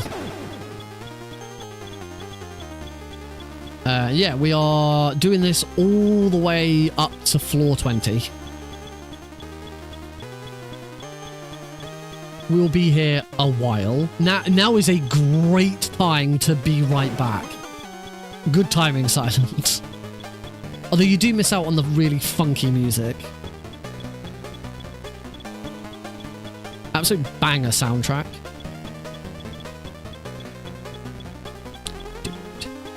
You know, I don't think Metal Gear 2... Has Metal Gear 2 ever been shown at GDQ? I know a couple of years ago, Joseph Joestar did Metal Gear 1. 2019. Thanks, Glenn.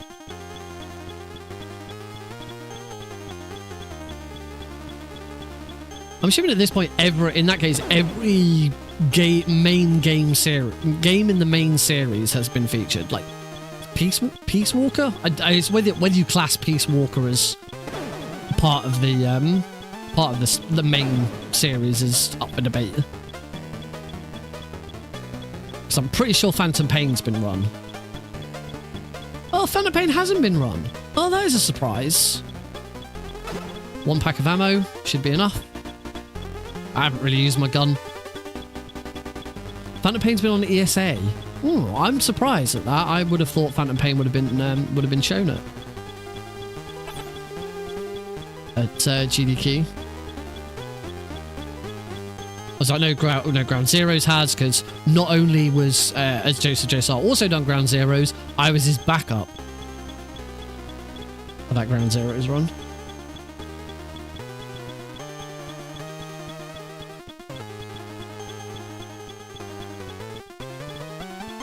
Obviously, I know Metal Gear Solid 1 has, and 2 has, and 3 have, because they've been done quite a few times. Twin Snakes has been done a few times. I've done it. Right. Immediately turn right. I need to concentrate on this. Because I quite often screw this room up.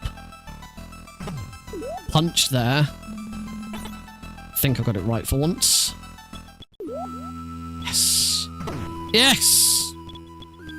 Success! We now want the one-time only use of Snake's cigarettes. As soon as Snake goes for a puff, that tells us that the wind is in the right direction for the hand glider. I know TPP's been on a hotfix because you did it not too long ago. It was only it was like in December, wasn't it? I've done Twin Snakes for hotfix.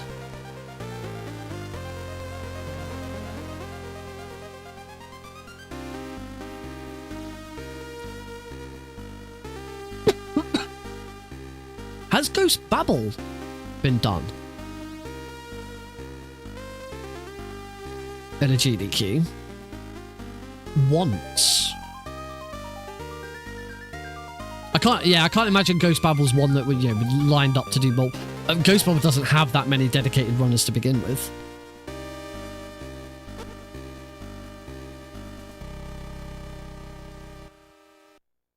As far as I'm aware, isn't the run you've just done of Metal Gear Solid only like the second time the PC version of Metal Gear Solid has been ran? The first being Plywood doing any %. That I do remember.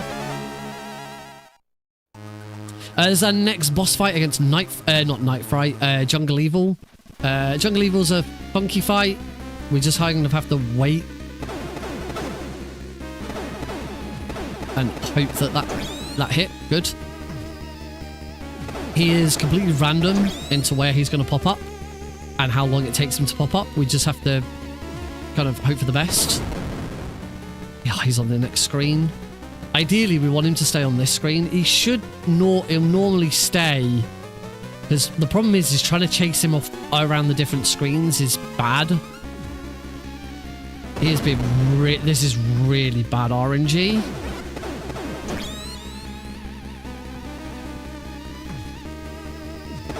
Yeah, going and chasing him on different screens is not worth it. Oh, why? Why didn't you shoot me? Only one more hit. This has been a really slow jump, and he's in a really terrible finishing position. That was awful.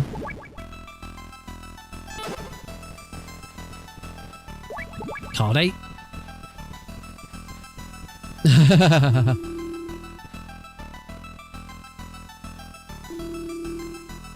Yes, one of the downsides of trying to run Metal Gear Solid PC. It's like if you tried to run tried to do Metal Gear Solid 2 now, you got to make sure you're on like at least Windows 10 so that you can still do Emazit. When I learnt it, one game that I considered submitting to GDQ after I'd learnt it, but decided against it because I figured there could be huge problems with it, was Survive. Because I know for a fact Survive has never been shown. The problem with Survive is Survive is an always online game and often goes down, the server often goes down for maintenance. So if you were, queued up to do a run and then the server went down, you're screwed. There's no you can do.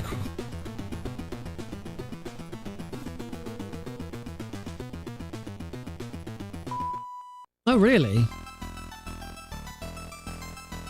I know for Pixel Perfect, Jasper was having issues with Windows. I don't know whether it was Windows 11 it was specifically having issues with, but by the end of the last Pixel Perfect event that we did, he was looking at swapping everything over to Linux.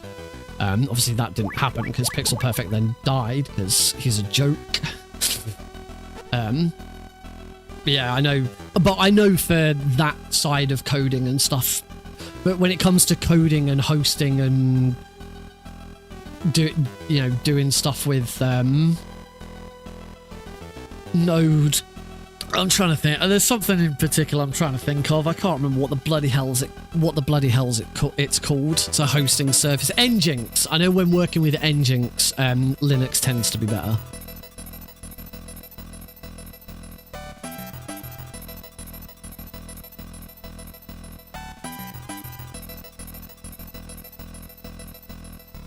Microsoft is pretty garbage. We have an owl. We just got to wait for that owl to hoot now. Go on, owl. Go for a hoot.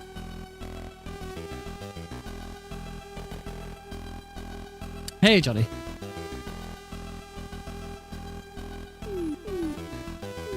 There we go. The owl hoots. The guard thinks he's going to be late. Worst puzzle ever. We want card 8 to get in here.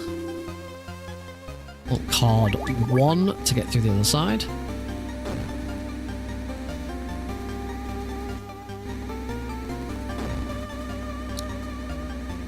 I can't imagine how many games I wouldn't be able to run without it.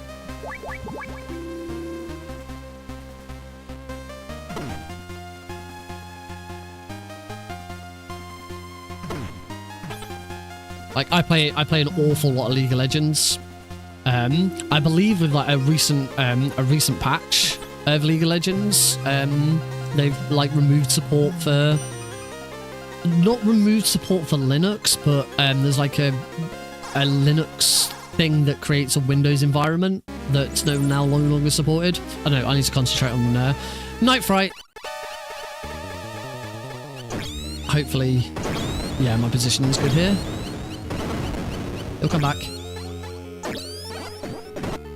That's it. That's Night Fright. I'm gonna run up, punch the elevator. I now want those 3 chocolate rations. The chocolate in the rations dissolves the acid. And as soon as I dissolve the 3rd one, card 9 has now appeared in Jungle Evil's boss room. Ah, I didn't know that. That's... Oh, I forgot to crawl in there. Oh well. I want card 8 first. Yes, I do. Links do not have global hotkeys for live splits and no auto splitters. But auto splitters don't fire hotkeys.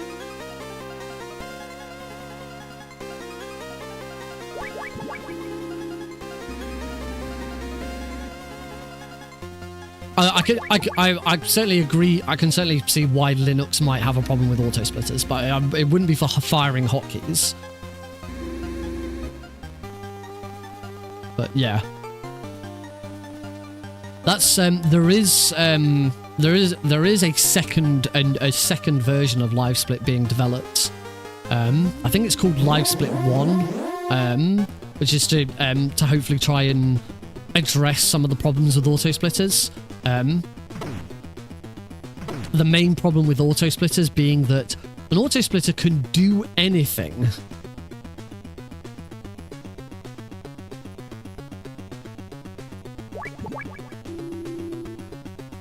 Like, if you want it to, you can get an auto splitter to run another program on your computer. Auto splitters can be really unsafe. If you don't know what it's doing, it could do anything to your computer. So yeah, there is actually a second. It's been in development for a very long time. It's just not really gotten anywhere as far as I don't know. I don't know if it would be compatible with Linux. I'm pretty sure it's called Live Split 1 and it's web based.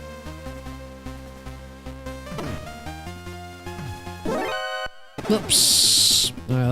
Very slight time loss there. It's not a huge issue. No, in fact, it's not really an issue at all. I do want card 8 again here. Yeah, certainly global hotkey. Not having global hotkeys is a massive problem for live split, regardless of whether you're using auto splitters or not. You're always going to need global hotkeys.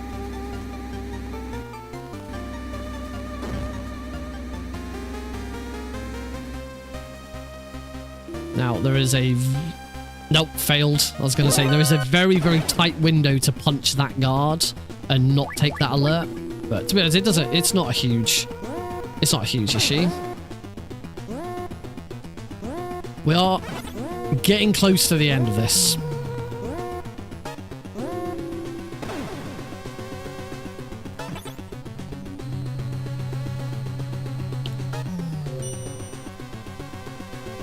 I remember installing Ubuntu onto an old PC once, and that's as far as I've gotten with Linux. I didn't like it. I couldn't work out what I was doing with it, and I didn't really care much about the computer either. That didn't help.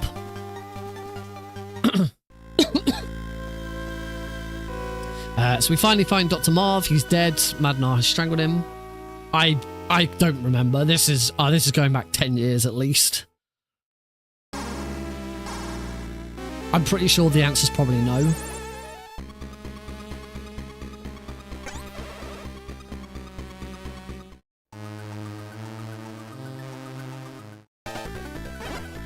Right, I want the mines now. 1, 2, 3, 4. Turn around. I want the key now. We now want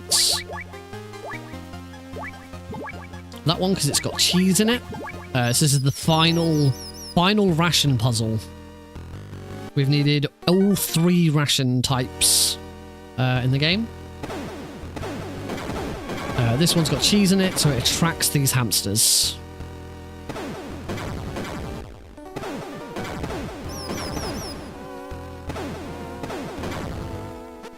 We can now crawl in, grab the MSX cartridge, and crawl back out again. I also want card 4 and grenades. 30 grenades should be absolutely fine for taking on Metal Gear D. Dr. Madnar, with his dying breath, is going to tell us how to defeat Metal Gear D. We are about to fight Metal Gear D. Massive epilepsy warning. There are a lot of white flashing lights during the Metal Gear D fight.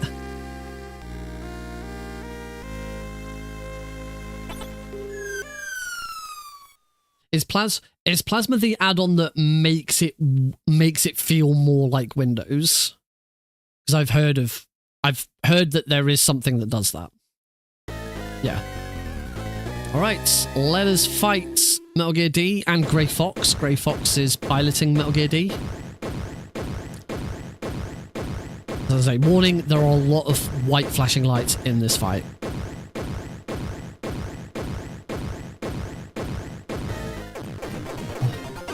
One, 2, 3. 1, 2. Oh, I'm too far forwards.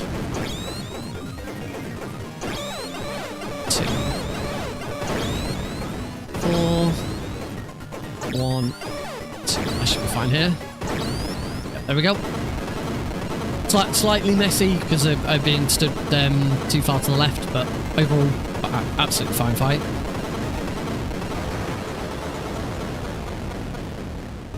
Now I need to ditch all of my equipment because it's all on fire.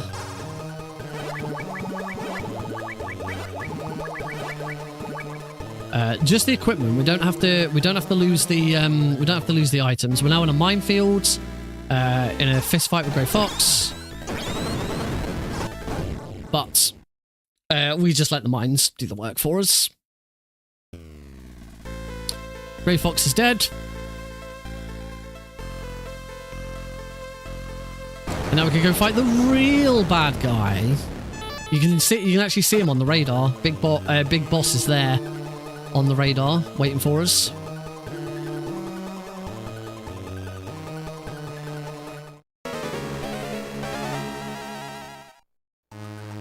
So we now have this rather weird fight against Big Boss. So we're going to run in here. We're going to grab card 1. I'm going to equip card 1. Run over here. I'm going to grab this chocolate ration, because that's going to dissolve some acid later. Run in here. Grab card 2. Run over here. Card 2 allows me to run in here and grab card 3. And I want my chocolate ration. That's going to dissolve that acid. I want card 3. That's going to get me into here where I get to grab card 4. Card 4 gets me into this room where I need to be careful of the acid. Grab the lighter. Card 4 also gets me into this room. Careful of the acid again. Grab card 5. Card 5 now gets me into the room that I got rid of the acid for. And that allows me to grab the aerosol can. We now have a makeshift flamethrower to fight Big Boss with.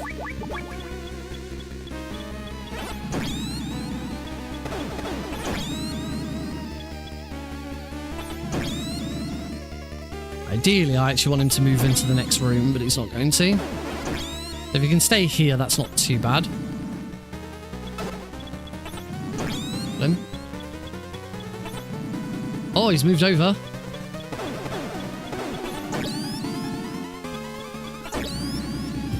Absolutely spot on positioning. This is the absolute best position you can end this fight in, because the very next thing I'm going to do is go through that door. That is superb positioning.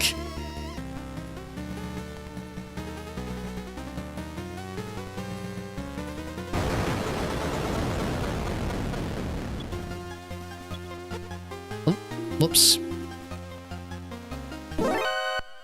Here comes a guard. Luckily, it's not a guard. It's Holly. We can escape.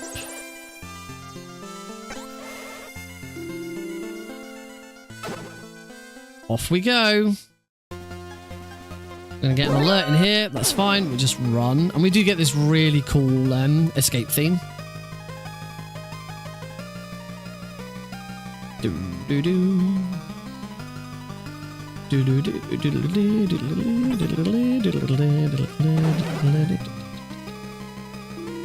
it's going to make an absolute mad dash for the bottom of the elevator.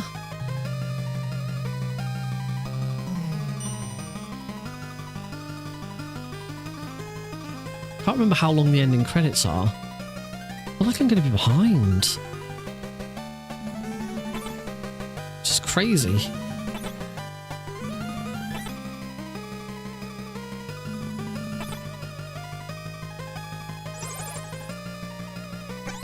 The pilot of the helicopter is going to be a little behind, is still a couple of minutes out, so we just got to kill a load of guards. I think it's 12, 4, 5, 6, 7, 8, 9, 10, 11, 12, 13. A little bit of walking up there. That's it. That is gameplay is over. Just like Metal Gear 1, timer doesn't end in a multiple run until we see the score screen at the end, and then we are straight on to Metal Gear Solid. I do have some dialogue to keep skipping though, so we're not quite done with being able to just sort of switch off whilst the credits are on. It's a long credit sequence. I hope it's not 6 minutes. I have beaten Fade to Black at the 1 hour mark, which is pretty good for me, I think.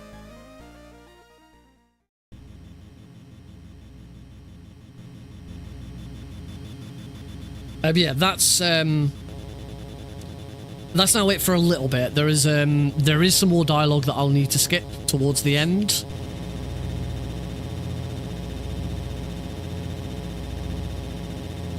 I think. I can never really remember.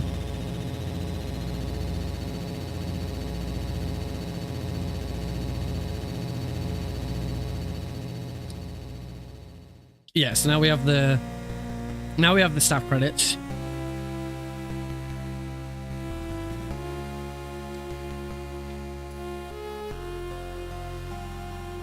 Oh, sticky. Right, so whilst those are going on, I can boot up Metal Gear Solid.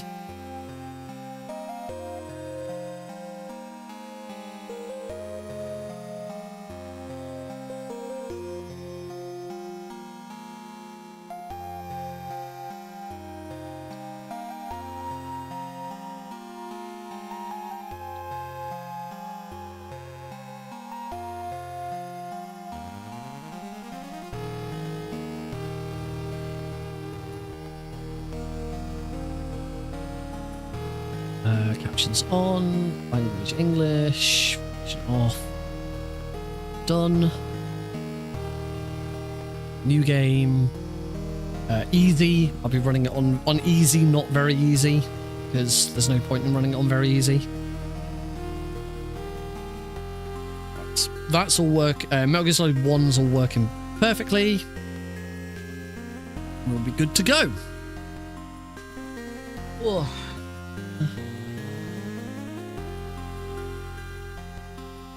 I get the feeling I'm going to be behind.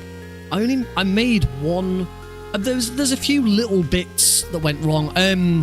The only two major bits that went wrong in that run is I left. Oh,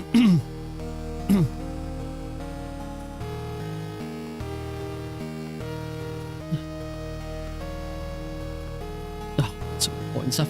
I left the room. I left the room to go into Green Beret section too early and got ahead of him, meaning I had to wait for him to go up. Grabbing mines before the swamp wasn't great, and a really bad RNG on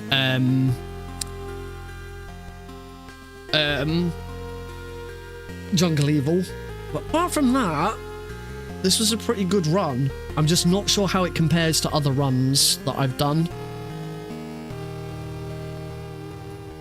We are now only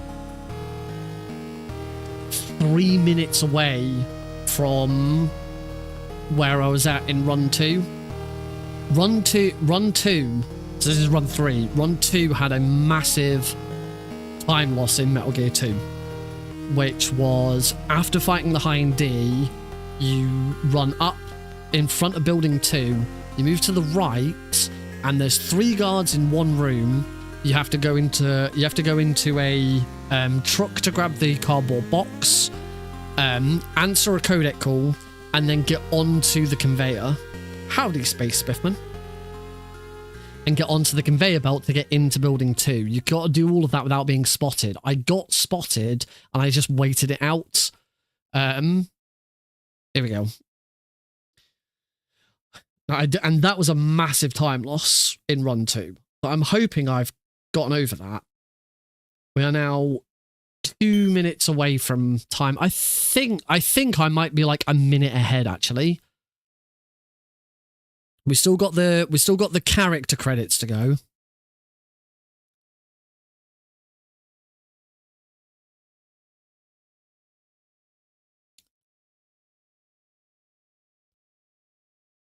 And there are two for the rest of the series now.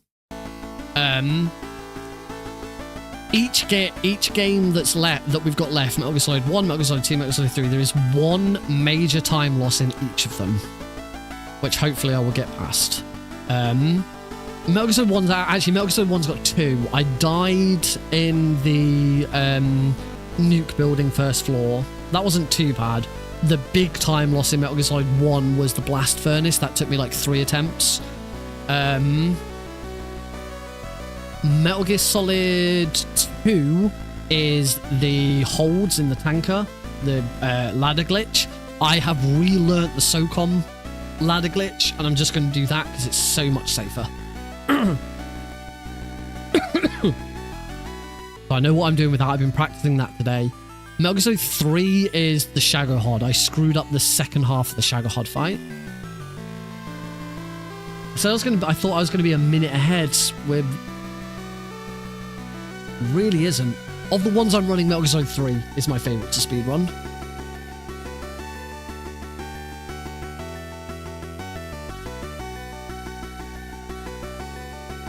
It doesn't look like I'm going to be ahead at all. In fact, it looks like I'm going to be behind.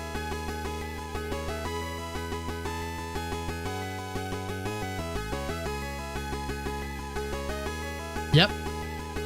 Crap. I finish Metal Gear 2 behind.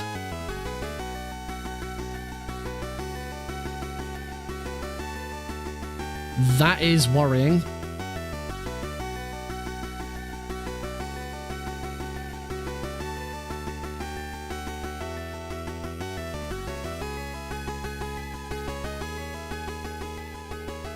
I'll wait for that score screen. 23 seconds behind. Not ideal.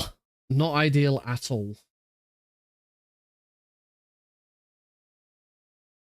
Let's wait for...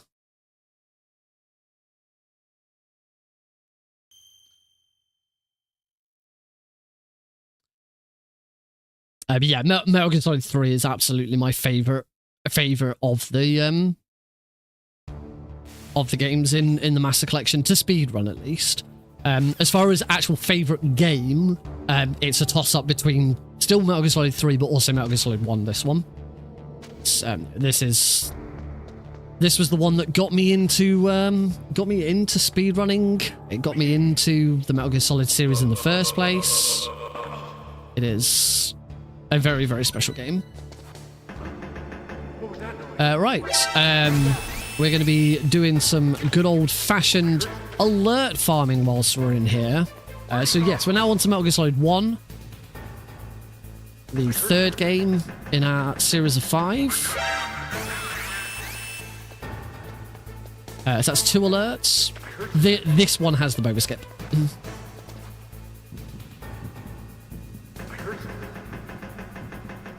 That's 3 alerts. Ideally, we want to leave here with 7. 6 or 7.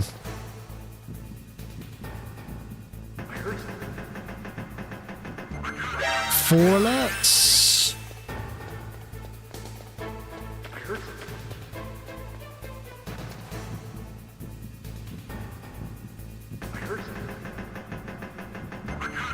5 alerts. No, that's, people tend to find me through one of 2 things. Either they've watched my boba skip video, which I love. It's my favorite video that I've ever made. I think it's the best quality video I've ever made. Actually, the Jeremy Blausing credits already here. We should move. Or they've watched my tutorial on Metal Gear Solid 1 any % PC.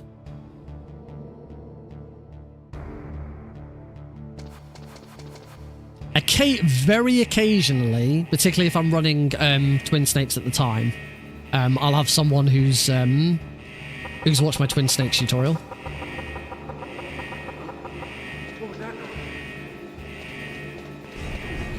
And whilst it has got quite a few views, I don't think I've ever met anyone who's watched my Unmetal tutorial.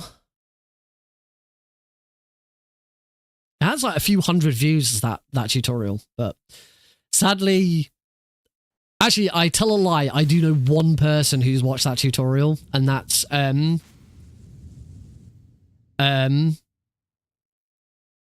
will come to me eventually. Brackon. Brackon's watched that tutorial because Brackon learned Unmetal.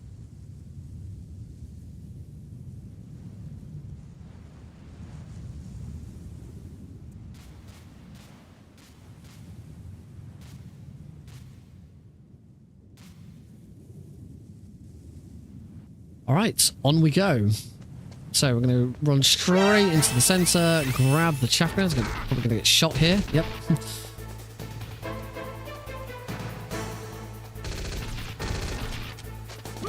In we go. Yes, this is the Master Collection on Steam.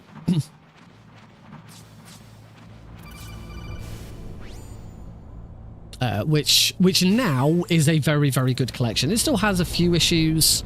To be honest, if you want to play Metal Gear Solid 1, if you want to play this game, the best way to play this game really is through emulation.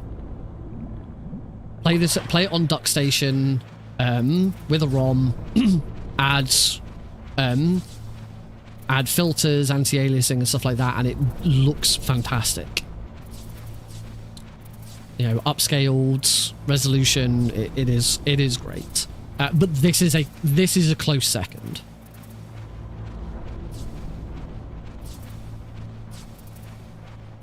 At least on Steam, I can't talk for the other consoles.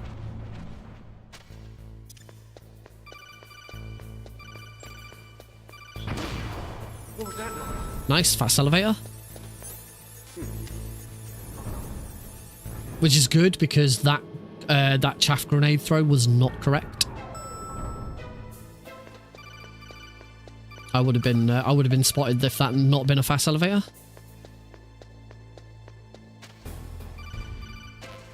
Go out of bounds.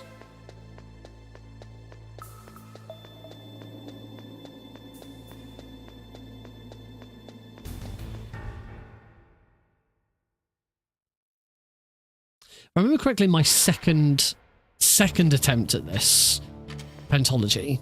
I'm pretty sure the Boba Skip took me like 3 or 4 attempts. I don't think I died. I think I had to redo it from scratch. But I'm pretty sure just getting through the door took 3 or 4 attempts. That was horrible. Oh, my stomach.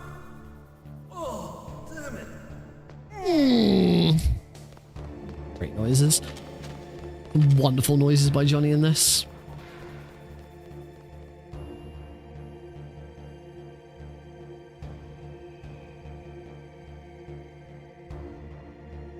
Oh, look at that. There's an absolute frame perfect answering of that codec call.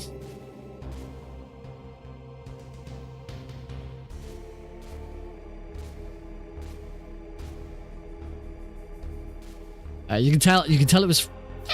Hey, it's Eli. You can tell that was frame perfect because you did not see the call flash up and you didn't even hear it ring. And that's if you answer a call on the first frame of it coming in, then you can do that.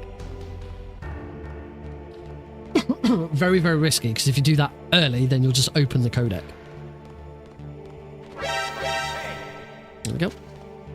Now Johnny is on his rounds. Thanks for that Eli bounce, Twin Sunax. Eli, you can't see him on camera. Eli's actually in the room. I'm looking at him right now. Yeah. Eli's just down there. Hey, Eli. He's been spending a bit more time in this room lately. He's been lying on the bed a lot lately, which is nice. Dab. I wasn't a very good dab. I control cables and controllers get in the wrong way. It's okay. I'm a little behind coming out of Metal Gear 2, which I was a little disappointed by.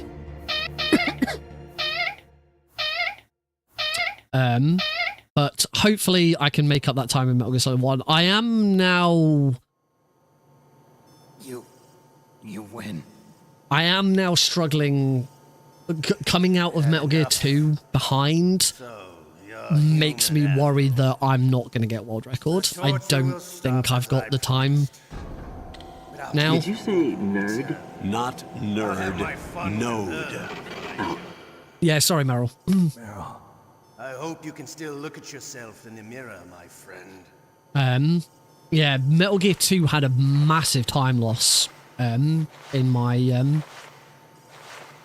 times in my PB. Thanks. Yeah, Metal Gear 2 had a massive time loss just after the Hind D in my PB, and I got past that. That was fine. That was no problem. But I got a time loss on Green Beret, I accidentally walked into the jungle before him. I was like a couple of frames early. So that was a time loss of about 30 seconds probably. And the other one was Jungle Evil was really bad. I got really bad RNG on Jungle Evil, and just I haven't played this since before Christmas.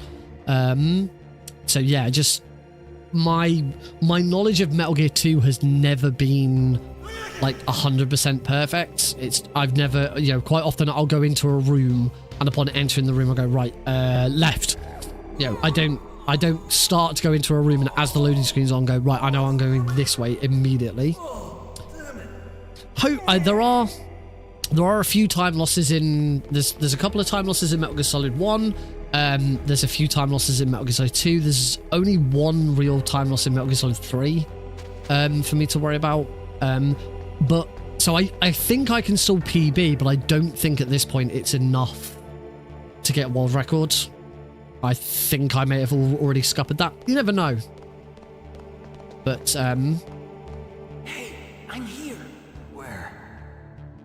but even if I do pull all of that back and I don't quite get world record, then I'll have an idea of whether or not I actually think, because that's the only thing at the moment. I don't actually know whether I can do it. I don't know whether the time losses that I'm working with are enough to get world record anyway. My main problem with getting world record is I'm not the best Metal Gear 2 runner. I'm absolutely atrocious at Metal Gear Solid 2. Metal Gear Solid 2 has always been the one game that I've struggled to be really good at. I'll take the alert there just in case. I've got it, so we're good. So yeah, see what happens after this. But I need some major time save in Metal Gear Solid 1 if I've got any hope of getting world record.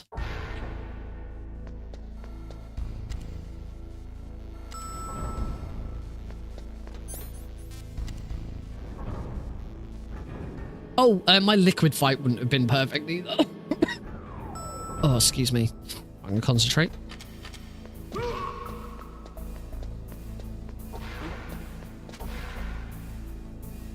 Maybe. I can't remember what my PAL key was in run 2 in my PB. So there's that. And the problem is because I now I only use a split for each game. It's difficult to really sort of track it. My game swap between Metal Gear 2 and Metal Gear Solid was better. There's a time save here. I do recall that in my PB, I died on my first attempt going through the nuke building first floor because I just screwed up. So I will save some time here. I'm probably about to save enough time just to get me back into the green. Maybe a little more. I don't know. Again, without like individual splits, it's difficult to know.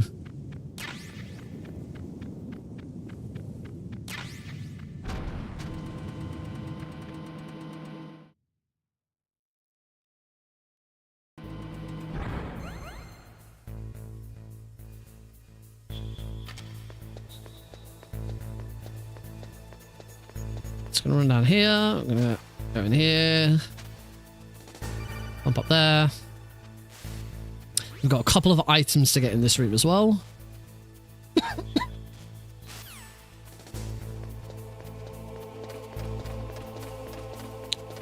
Just gonna run over here. I want to grab these chaff grenades. And I want to grab these grenades. Hopefully in that time the guard up here has turned around. He has. Flip him over. There we go. That is a time save.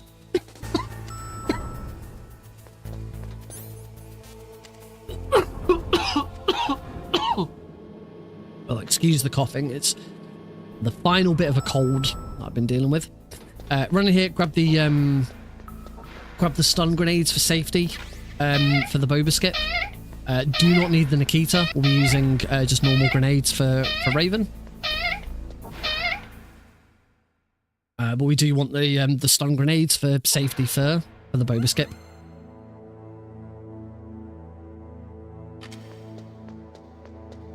Re-equip my chaff grenades. Should always be running with a weapon equipped in Metal Gear Solid 1.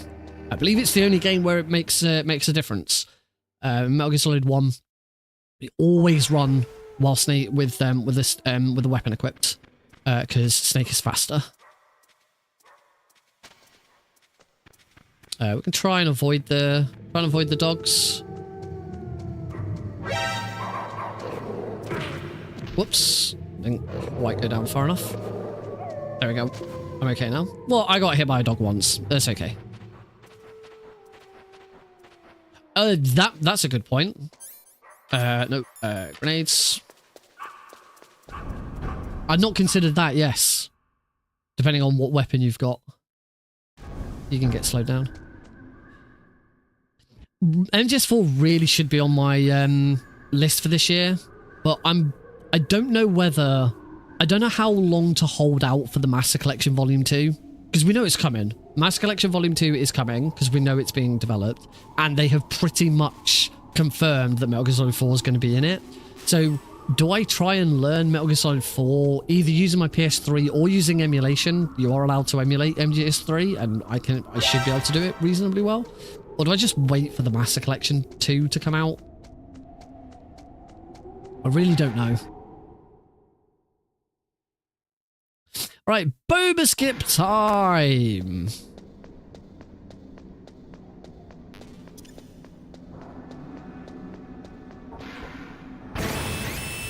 Stun grenades. Do not grab the rope.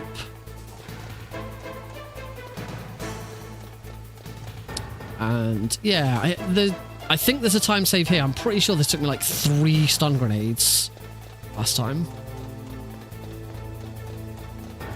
Platinum's rough. Put my first grenade here on floor 5. Knocks this guard out. It is. There's a great documentary on it. Come on, please. Please. First try? Nope, not first try. Second try? Second try, okay. I am living the best life ever because I beat the video game. I am living the best life ever because I am out of the stairwell of shame.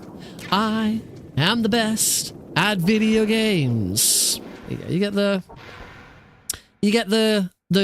nice version. That's the nice version.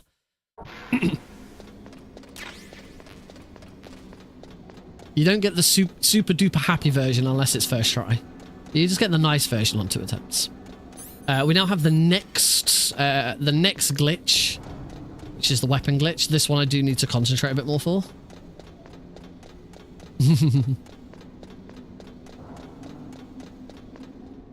Damn.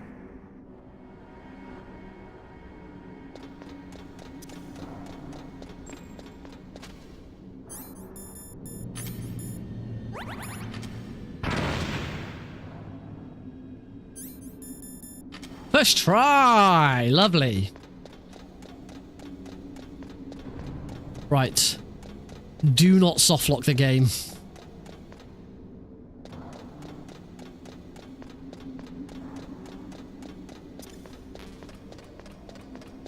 I'm fine. I haven't softlocked it.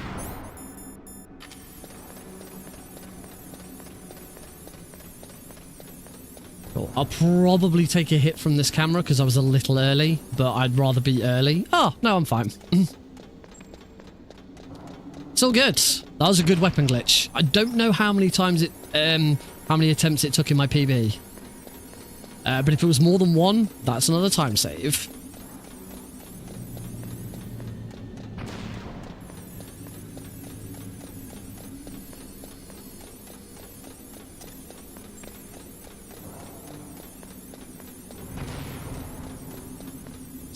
All my chaff grenades. I'm not going to grab spares. I shouldn't need spare chaff grenades. I've got I've got 2 on me.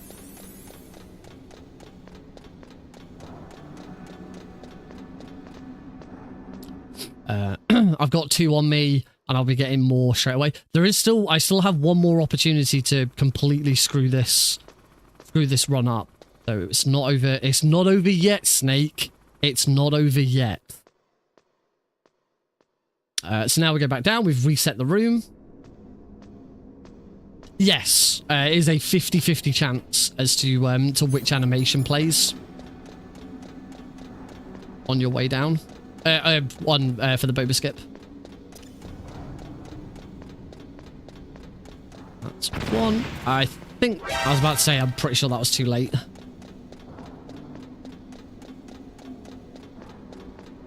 Luckily, we are not playing on extreme. That's fine. We're not on extreme, so I don't have to worry too much. If this was an extreme run, I'd be dying right now.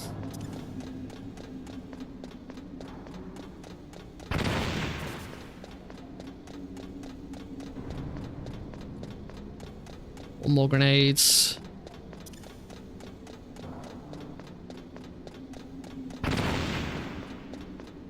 Good. So we now want to swap back to chaff grenades.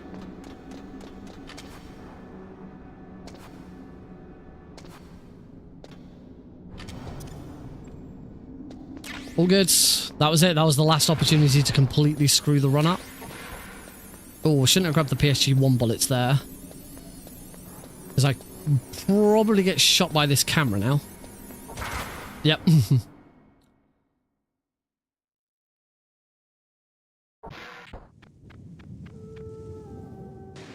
Got the lean.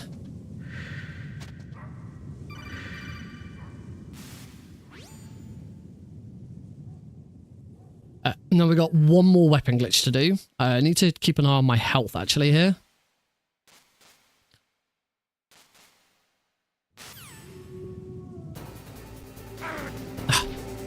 Whoops, shouldn't move forwards.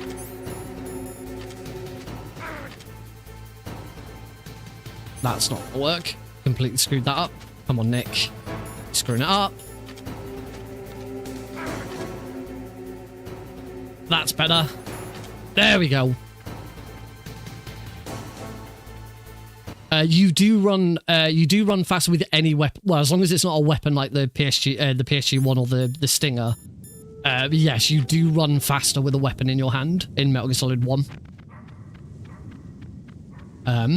In an any percent run, like we never get the SOCOM, and the chaff is the first item you get. So more often than not, you'll see runners running with a chaff grenade in their hands. That was a little bit of a messy weapon glitch for Wolf. So a little bit of loss, but I already know that I've massively made up time already. If I can get through the blast furnace without any problems, then this is a massive time save over my PB.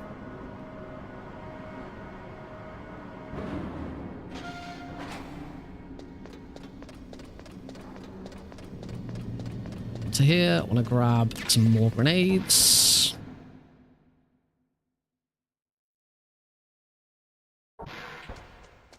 Actually grab the Stinger. We now have the Stinger. So I haven't had it yet. Well, I had it, but then I got rid of it.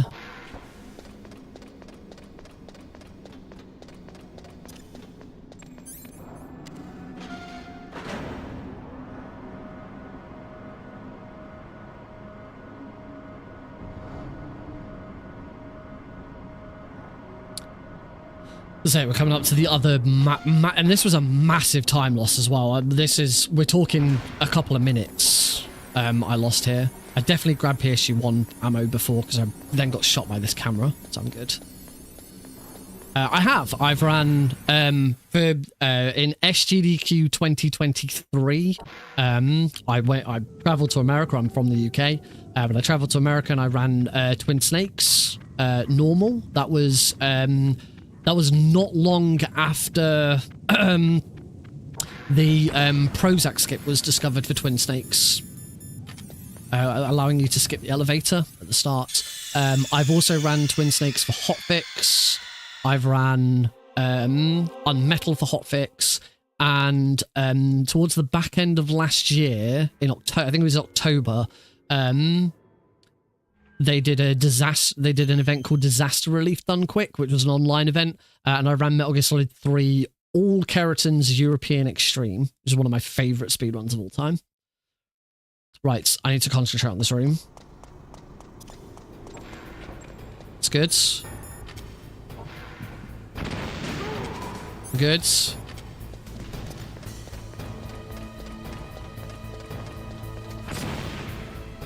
Oh. Oh dear. Okay. I'm gonna just play this safe.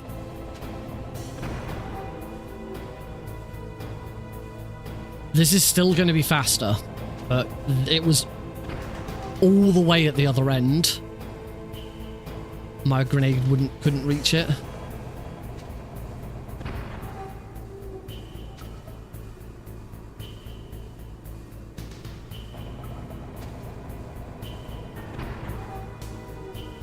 This is a shame. It means that the time loss, the time gain I'm going to get from this is not as significant as it could have been, but it's still a time save. Get spotted by that guy. As long as I don't get shot, it's fine. Yeah, it's still a time save. It's just nowhere near as big a time save as it could have been. Yeah, that's unfortunately that's just RNG. The crane was all the way across the other side. There wasn't anything I could do. Yeah. I think if I'd realised early enough, I might have been able to, like, hold on to the grenade, not start cooking the grenade quite as early, and I might have still been able to hit it. But, yeah.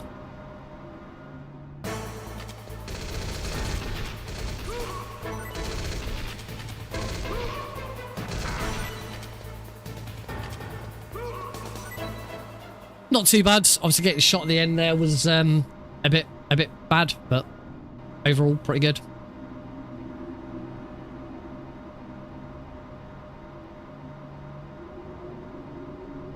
How many grenades have I got? 13. 13 grenades should be fine as long as I don't mess up. 13 grenades should be fine. I think there's extra. I do think there's extra grenades just before the fight against Raven. I might grab them just to be on the safe side. Because, like, if I lose to Raven now, it's over. I might as well just end the run.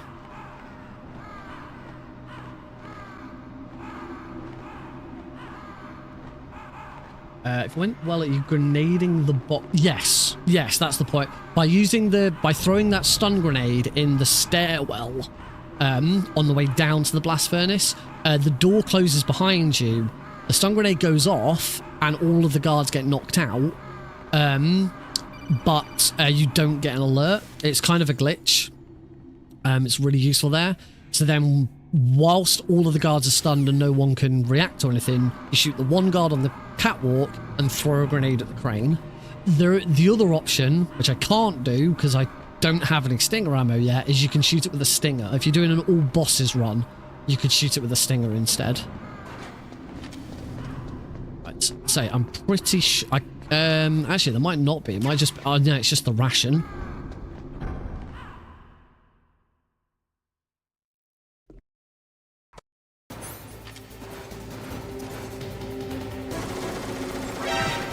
I don't know if that's going to hit Raven. Oh, it did.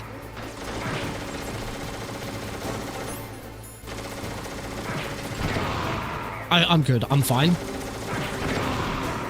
In fact, I'm more than fine. This fight's going to go perfectly fine.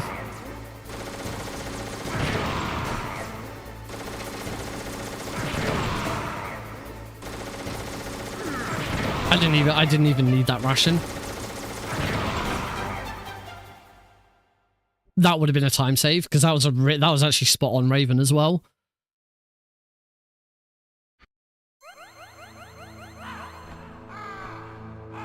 I select because there is a codec.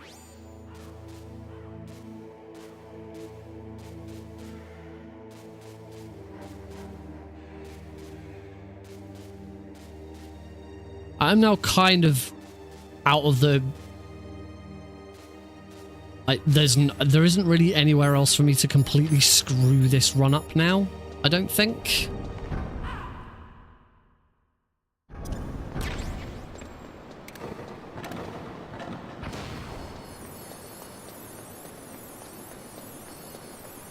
It was nice that I managed to grab that box of chaff grenades before my chaff grenade left my hands, because I actually ran out of chaff grenades in the middle of all that. But I kind of, as I was throwing it, grabbed the next lot, so I never actually went to 0. Saved a menu, stopped Snake from not having something equipped in his hands. Alright, now on to the long section. Yeah. I can't remember what PAL key I got. If I recall correctly, it wasn't perfect, but it wasn't too bad. I don't remember it being awful.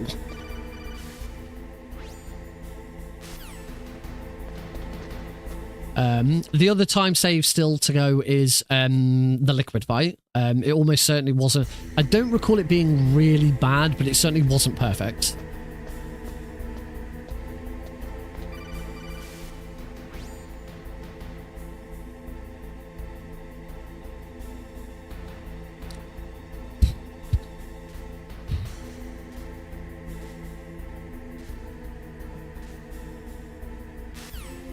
Oh, I have also just noticed that we have now passed the 2-hour mark. We passed the 2-hour mark 2.5 minutes ago, but I had not noticed.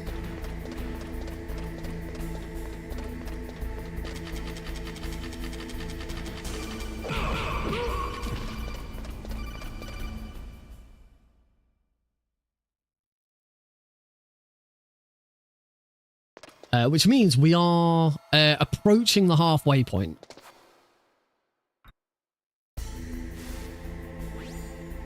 Halfway should be at about 2 hours and 25 minutes.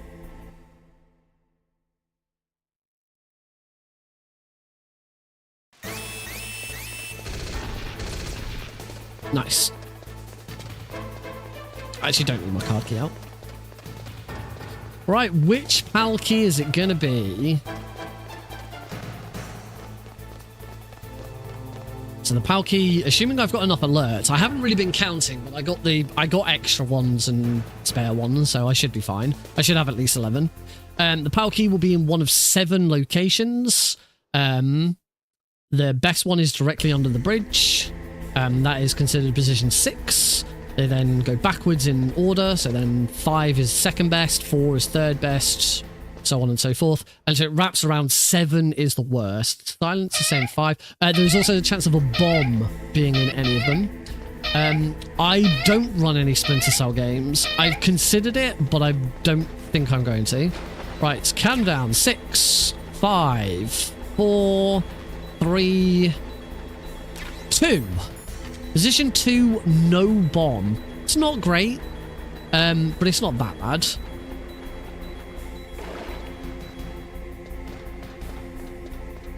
Position 2 with no bomb is actually quite lucky. To have it in position 2 and not and the bomb being in either, because in that instance the bomb is either in position 1 or position 7. So actually the chances of not having the bomb whilst it being position 2 that was really lucky.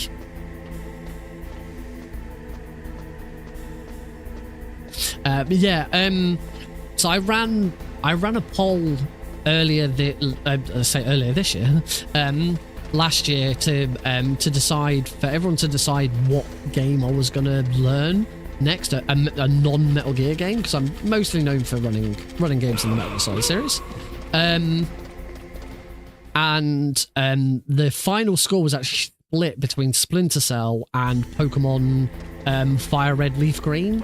In the end, I learned Fire Red Leaf Green because it was the one I was more interested in of the two. Sonic 3 was the third option and didn't get anything.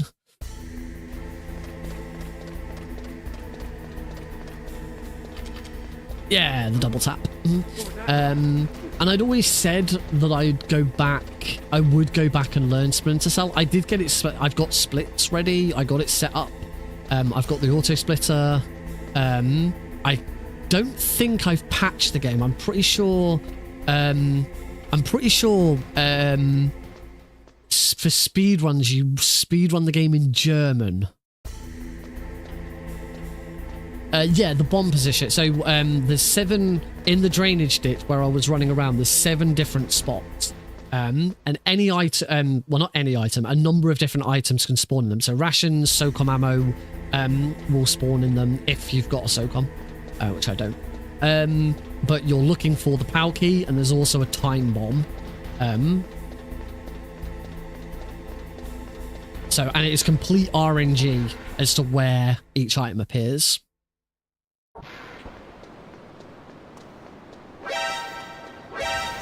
That line could have been tighter.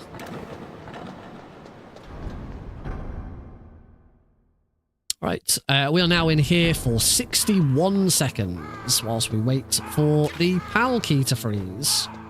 So 6, position 6 is considered the best. They're numbered going from top left to right. So as the drainage ditch sort of goes... the drainage ditch sort of starts here and goes round like that. So position 1, 2, 3, 4, 5, 6, 7. But yeah, 6 is directly under the little bridge, and that's the best position. 7 is round the corner. That's the worst position because you don't want to run from 6. You don't want to run straight to 7 because it's all the others are grouped on the other side.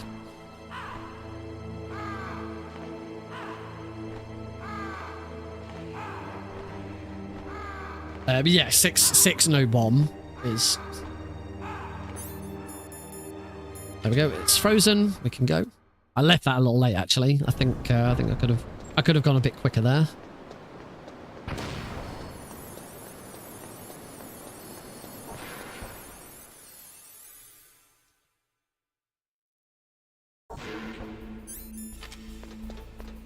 All right, up we go. Yeah, there's two options for the PAL key, and it's all down to the number of alerts you have. If you have at least 11 alerts, you get the PAL key in a random location. If you've got 10 or less alerts, and so the only time really you'd have this is if you were doing a big boss run. No, it is 11. I've seen it fail on 10. If you have 10 or less alerts, then a rat eats the key instead, and you have to kill the rat.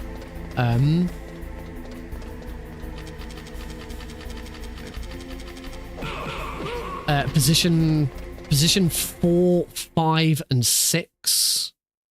Well, yeah. If you say it like that, I always go by. You need 11 alerts by the time you get down to the drainage ditch.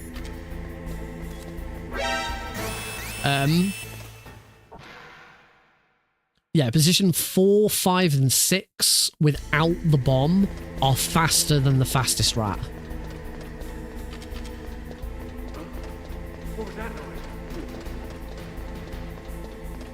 And the rat appears in multiple different locations as well.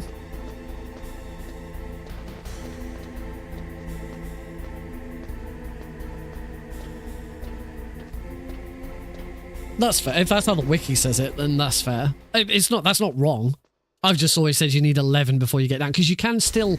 There is one more backup. There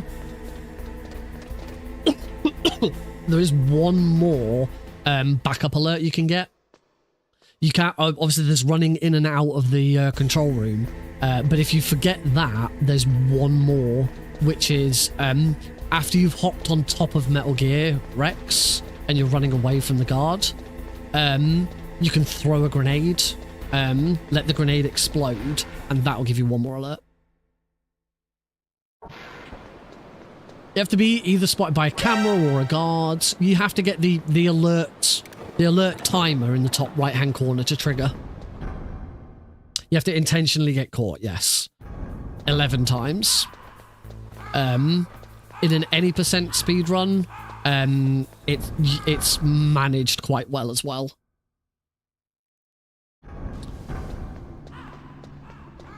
Because in an any percent speed run, you are blasting through this very quickly, and there's not that many opportunities to get caught. So we do what's called alert farming, which is whilst you're waiting for the elevator in the dock, right at the beginning of the game, the dock is on a timer. There's nothing you can do to speed the timer up. You just have to wait. So whilst you're waiting for the elevator to come, you do what's called alert farming. There's 2 guards. You kill the first guard so that you're only dealing with 1, and then you get an alert from that guard. Give him the run around until the alert's worn off. And then as soon as the alert's worn off and you're back to, your radar's back, you're back to normal, you get spotted by him again, trigger another alert. And you do that. You can get 1 from the guard who leaves the elevator. But I've always found that one a bit tricky. But it's possible, I'm pretty sure without losing any time, if you go for the one on the elevator, it is possible to get 9. I think. But like your timing for that has to be absolutely spot on, and you don't need 9. You can get if you can get 6 is kind of what you need. As long as you got 6, you're fine. Godrat is not faster than God Palki. Oh, sorry. Godrat is faster than everything except 4, 5, and 6.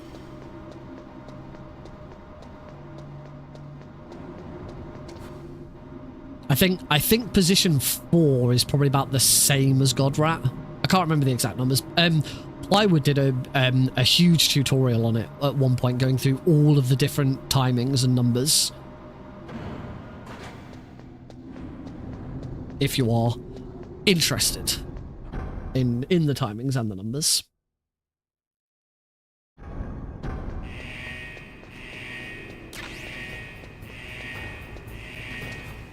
Yeah.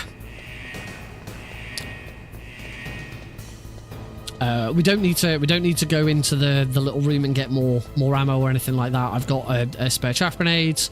I've got plenty of stun, plenty of ammo. There'll be more opportunities for ammo.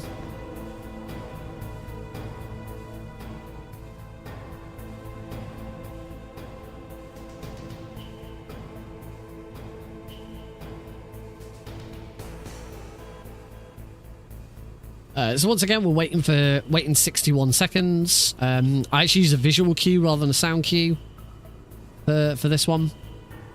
That guard that's patrolling, he's going to walk when he gets to the bottom of the stairs just before he turns. That's when the Palki should be ready. I will be checking the Palki. I'm not running the risk of not checking. So it should be now. Yep. I really should be stood right next to the door.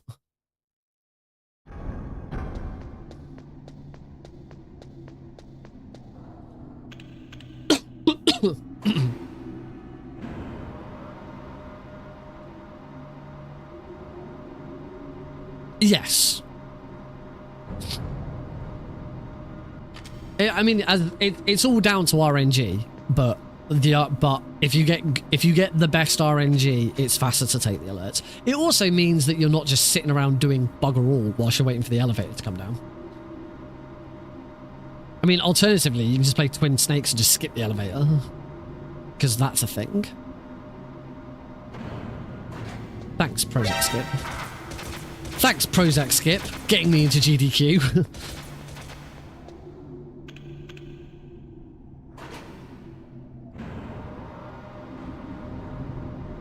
Is 100% correct of me to say that the Prozac Skip got me into GDQ.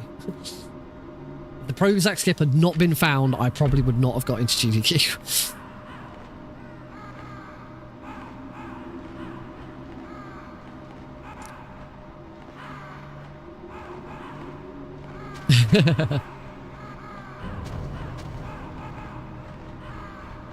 I was not the one that found the skip.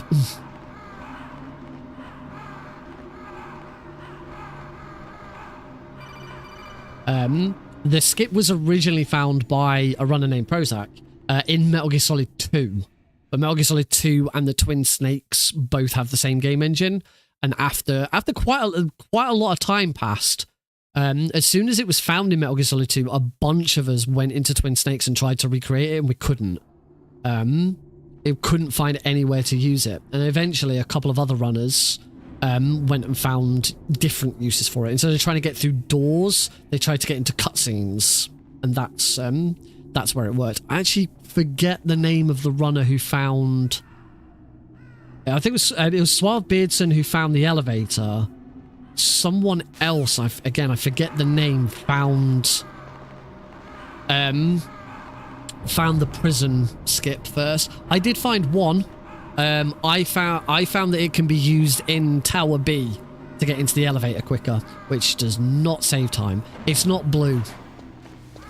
Someone found it. Someone found it, the prison one first, and that prompted Suave Beardson to then check the elevator, and Suave Beardson found the elevator.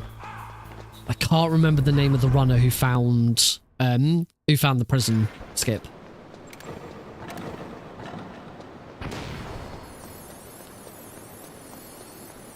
One last pack of ammo. I did it. I have a video on it. I had a very quick rushed video. Not like, it wasn't like my Boba Skip video. It was a quick rushed video at the time of, hey guys, look, this has been found. Isn't this cool?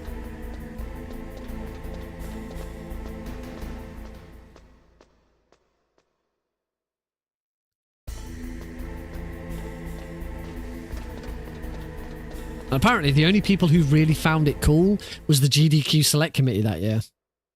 And that was it.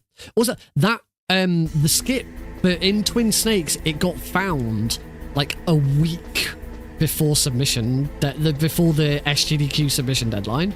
I was already submitting Twin Snakes anyway, because it was one of my better speedruns. I had to very quickly redo my submission videos, because the skip got found.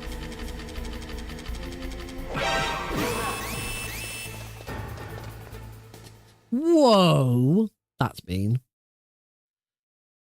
Twin Snakes is a masterpiece. Twin Snakes is a great speedrun. It's the only thing it's got going for it, though.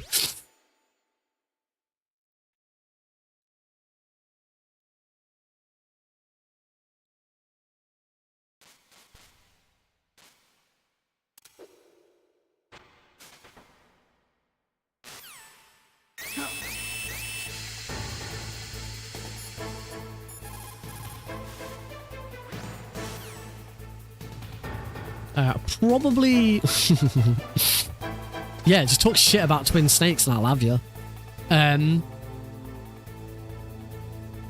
Presumably, we're going to get Metal Gear Solid 3... We're going to get Metal Gear Solid Snake Eater Delta this year at GDQ, if the game ever decides to come out. We'll either get it at SGDQ 25 or AGDQ... Anyway. Whoops. Or AGDQ 26.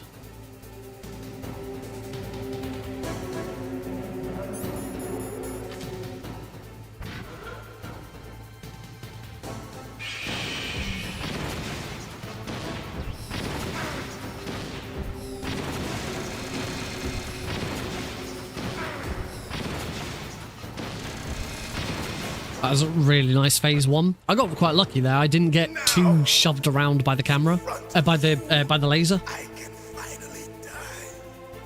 After that, Yeah, I do hope we get a release date soon. I don't know what I want to do with... this isn't the PC version, no game crash here. I don't know what I want to do with my GDQ submissions when Delta comes out. I can 100% guarantee you I will not speedrun. I will not be the runner for Delta at GDQ.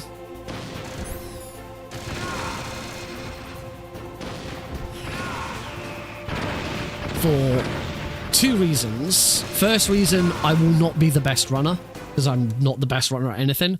and two, they will want to take someone who can be there in person. They will not take Delta. They will not take Delta as a remote run, and I cannot afford to go back.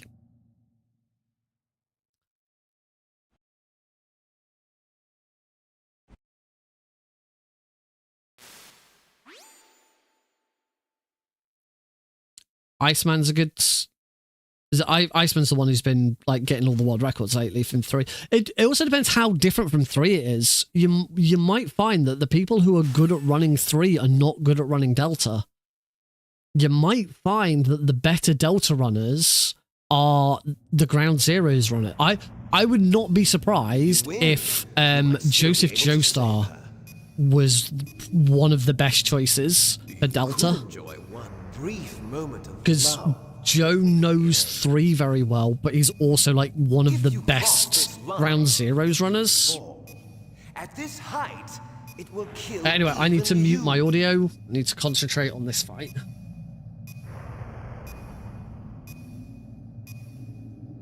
Have at you, Snake.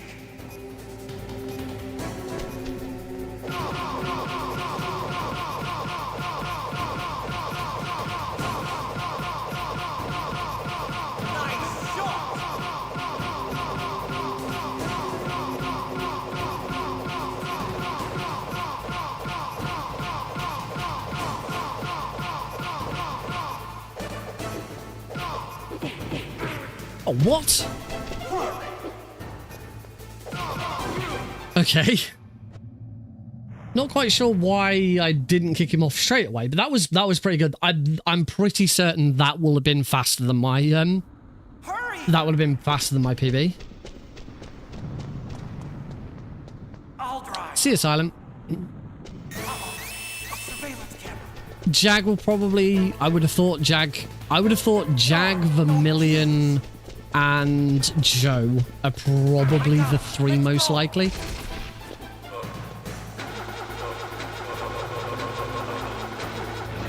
I got it. Snake, jump in. Snake, hold on. I mean, if I find that I get into Delta and I'm a top runner at it, then I'll throw my hat into the ring.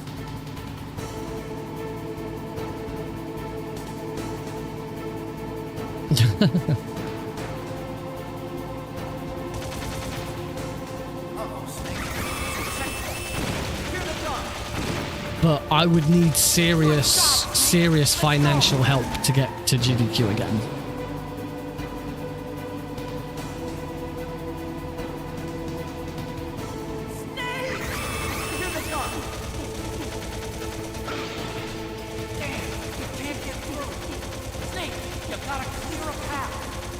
Not too bad. I mean, I'm pretty sure it's going to be guaranteed, unless like the cutoff for it is ridiculous, you know. Unless it's a really bad time. It's not over yet. Nice try, Dick. Deagle tries it every time.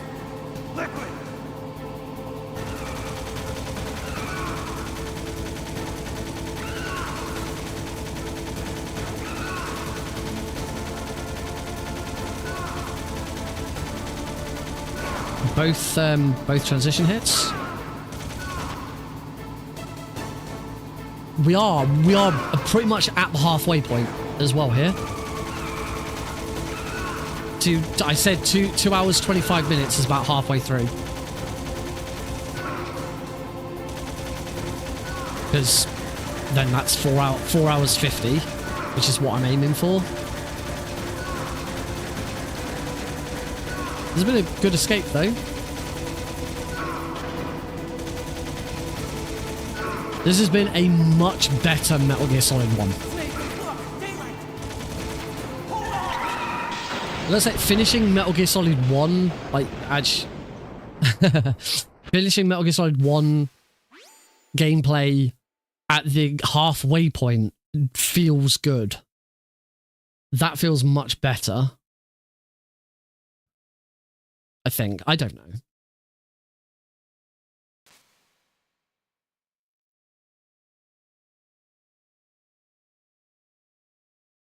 I have no idea where we're at. can't remember how long the credits for Metal Gear Solid 1 are. He is literally built differently. All right. I do now have to mute the game audio because this piece of music is notorious for being copyright struck. I'm going to get Metal Gear Solid 2 prepped in the background, which should be relatively straightforward.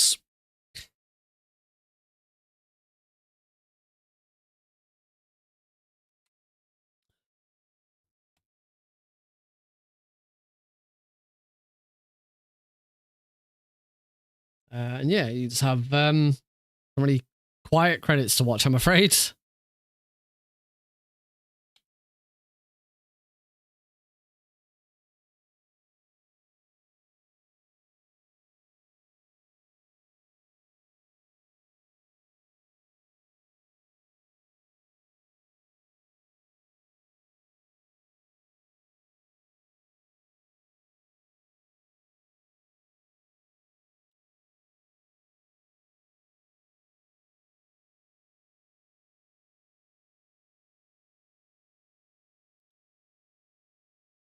Right, Metal Gear Solid 2 is now ready at the point where it needs to be.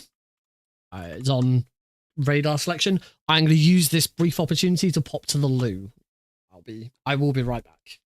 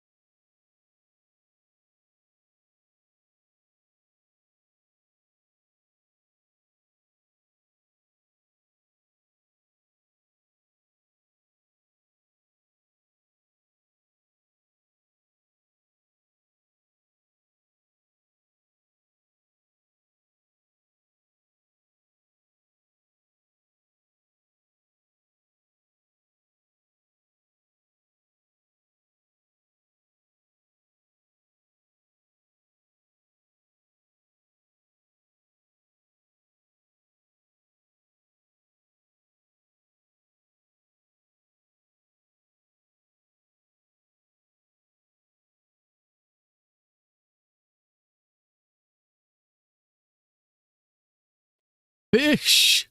Fish! It's a fish! There's a fish!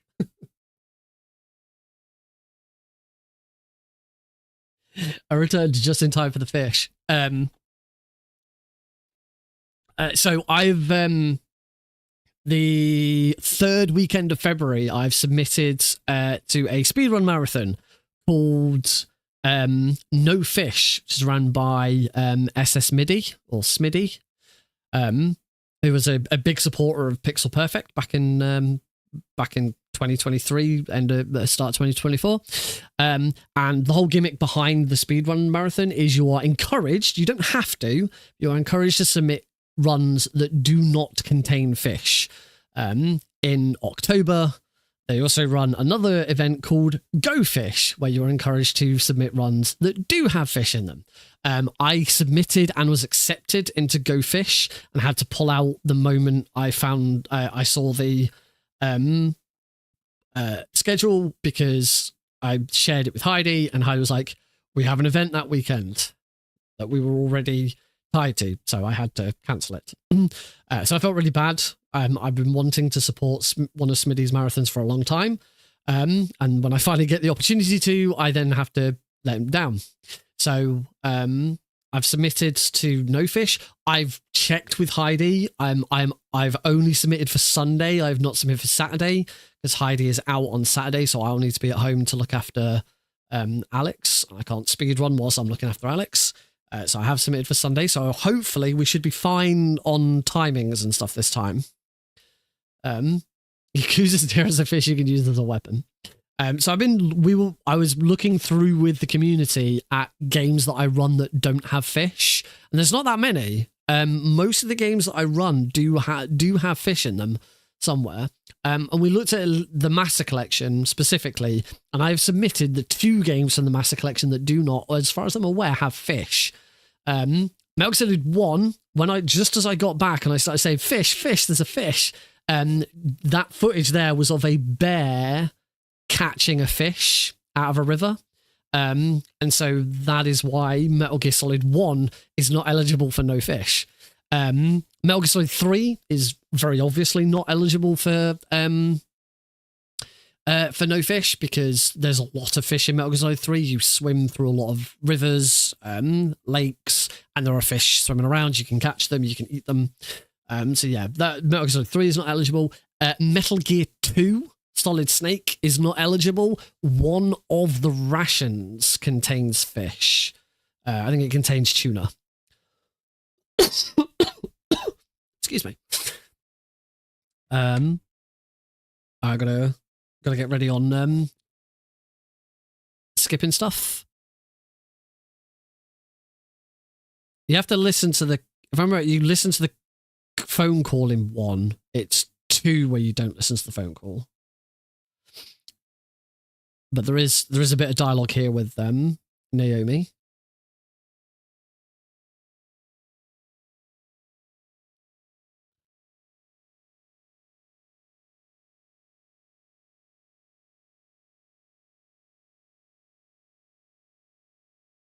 I'm still not going to be that much further ahead.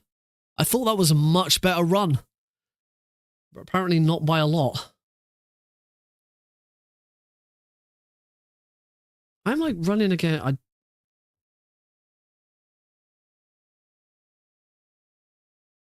Oh god, I was running against best segments, not personal, not PB. So that makes a bit more sense. Right, as soon as we see the word score, that's time.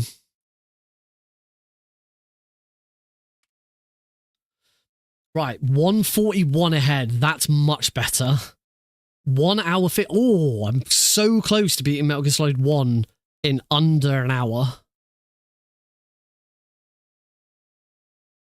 I hope my time. I was not expecting that to just start straight away like that. Oh shit. Sorry, I have started.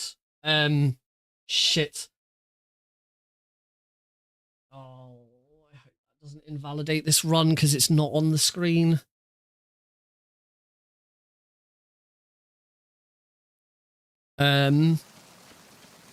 That's bad.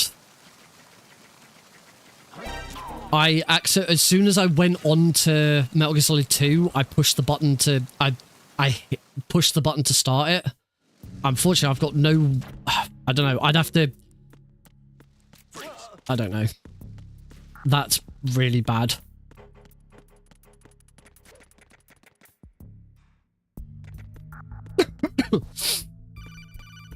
There is a chance that that could disqualify. There is a chance that that could disqualify this entire run. Because I didn't show the start of Metal Gear Solid 2. What I would hope is that someone goes, well, we could always check the timing, see when Live Split started, and see where it came in. But I don't know.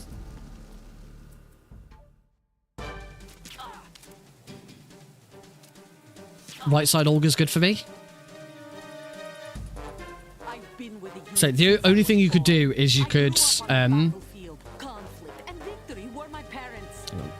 to concentrate on that. It's going to be slightly slow because of missing that shot.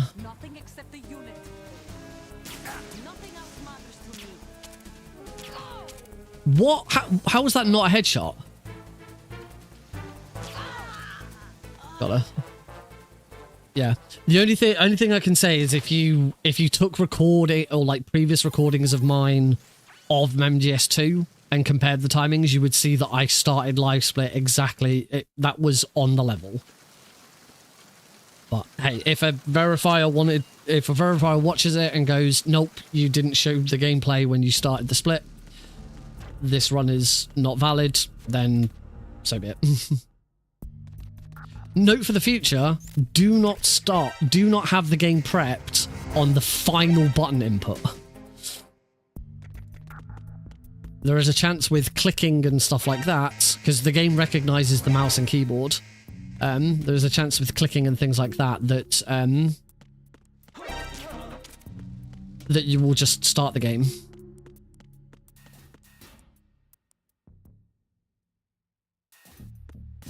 I don't know. As I've already said, I do not think this is going to be world record anyway. So I don't think it's going to matter.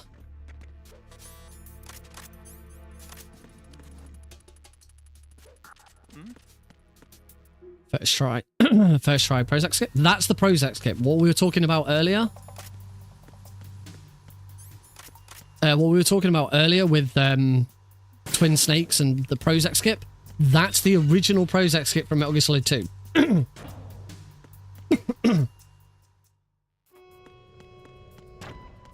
Verrazano Bridge checkpoint passed. All non-essential personnel report to the holds in 10 minutes time for the scheduled briefing session with the Commandant. You are ordered to continue manning your posts until that time.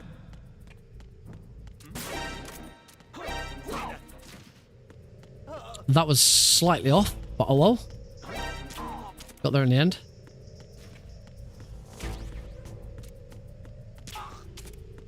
Take out that guy just to be on the safe side.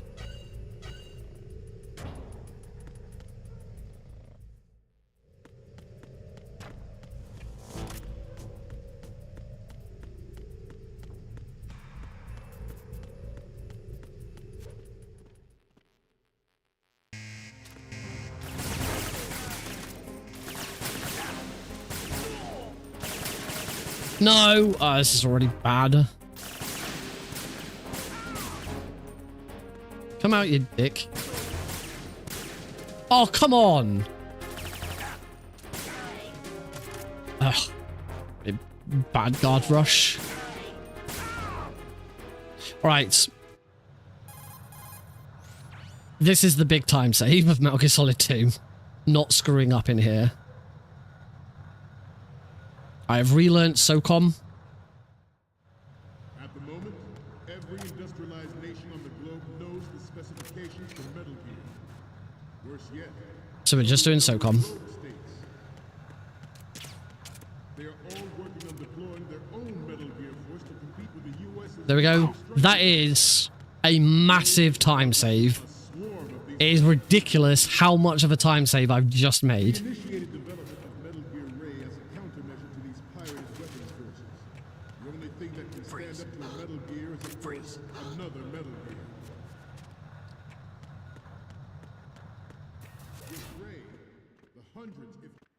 With Ray, the hundreds, if not thousands of Metal Gears that exist 2 photos done. no longer a threat. The blind rush to nuclear proliferation will be Thanks for lurking. the Marine. There we go. All photos done. That is the best tanker I've done in a long time. Just because, apart from Guard Rush was shit.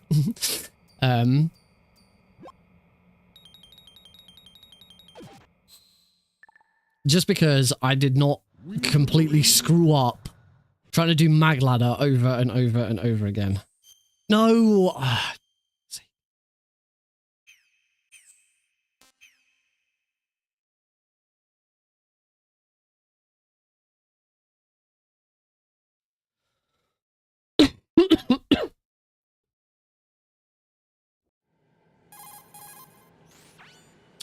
All right, on to the plants.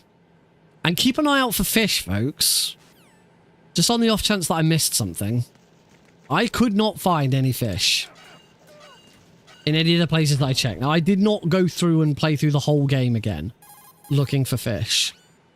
It's too... I'm pretty sure I can already see that on Discord I have a notification from Smitty's Discord server So I'm pretty sure that is probably an announcement that submissions are closed. So I don't think I'd be able to amend my submission now anyway.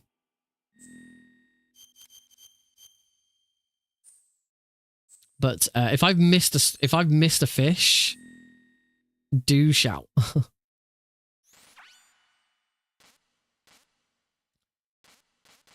There's a bit of time save in MGS2. There's always a bit of time save for me in MGS2. Obviously, the big one's already happened. The holds. Things like... a couple of times this week, I've just decided to do a bit of Harrier practice. And today, I came back to do the Harrier. And I got 5+1 twice in a row. I think it was my second and third attempt. 5+1 twice in a row. And I can do it again.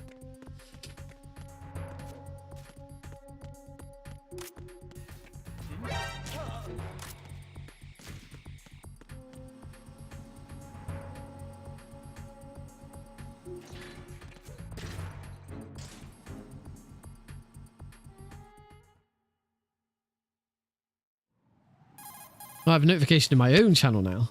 Do mentions of fish count? No, just there has to be. Well, I say there has to be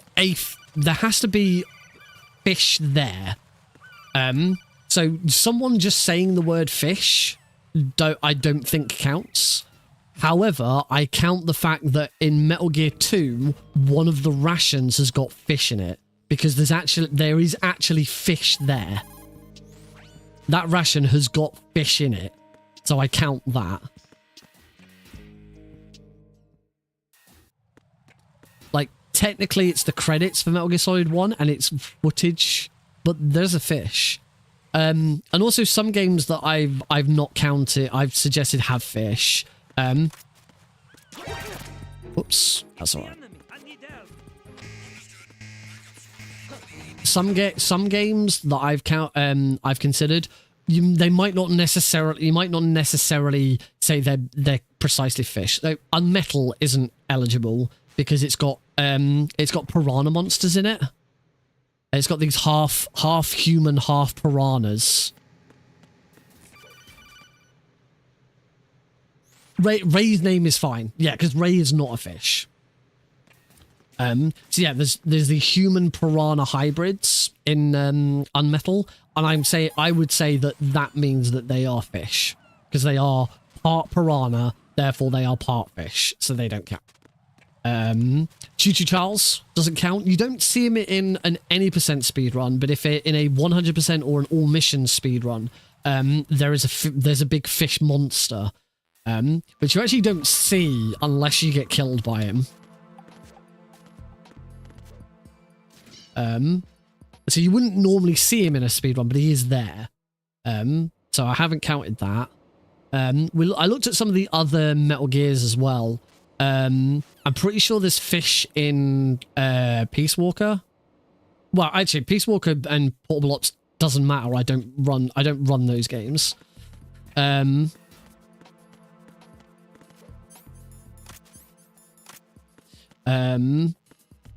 thinking of the games that I run. I'm not sure about Ghost Babel, but it's been so long since I've run Ghost Babel, I wouldn't submit that anyway. Metal Gear Survive does have fish. I can't remember if there's like fish that you can catch and eat, or anything like that. But sometimes in the sky, fish will appear, just sort of floating around in the sky, because Survive's a weird game.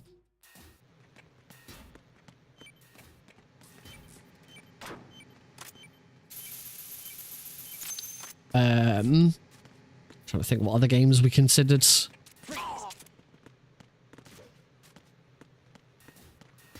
Trying to think what other Metal Gear games do I run? Like Metal Gear Solid 4, I'm pretty sure there's fish in it. I'm pretty sure there'll be some fish in there at some point. There's an octopus, but an octopus isn't a fish. And it's not actually an octopus, it's just called octopus.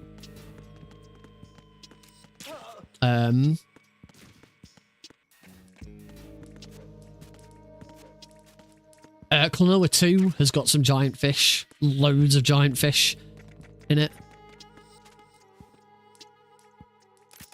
I never considered it at the time, but I have done an any % run of Oblivion, Elder Scrolls Oblivion before. No, we checked this. An octopus is not a fish. An octopus is a cephalopod. It's not a fish. Oh, that's the other thing that stops Unmetal. Huge eel. We did check eels, and eels are classed as fish. So yeah, huge eel. Actually, yeah, the human piranha hybrids actually don't make any difference for Unmetal. Huge eel stops you from being able to do Unmetal. There's no fish in Mini Ghost, but I didn't submit it. I think I'm done with Mini Ghost. I've proved my point. I'm the best Mini Ghost player there is, and no one else is ever going to pick it up. So there's no point.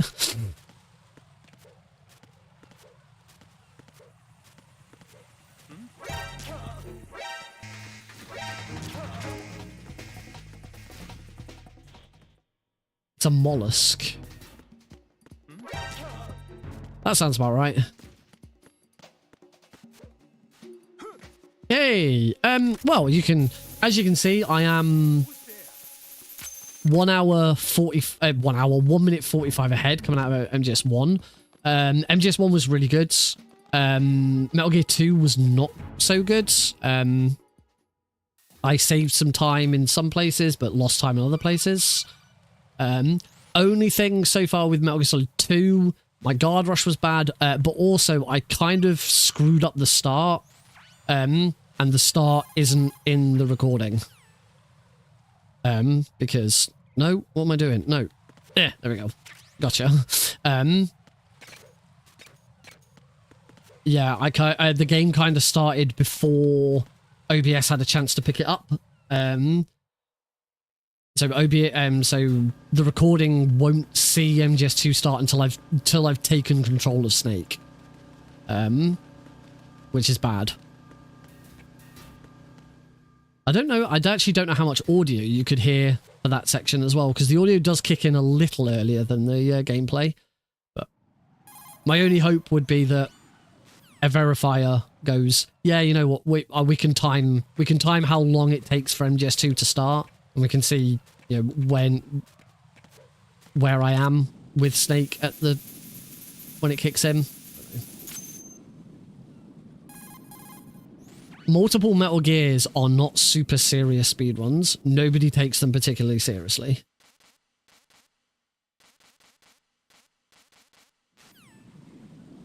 I would hope for all the effort and work I've put in this bloody speedrun, that a verifier might want to give a little bit of leeway. And when I say a verifier, it's Plywood. Actually, I don't know, because there's two verifiers for multiple Metal Gear, Plywood and Aerofram, and Aerofram pretty much does the 2D Metal Gears, and Ply does the 3D. Ply does the 3D Metal Gears, and this is a run that contains two different ones. Oh, I've gone a weird way there. That was weird. Who's there?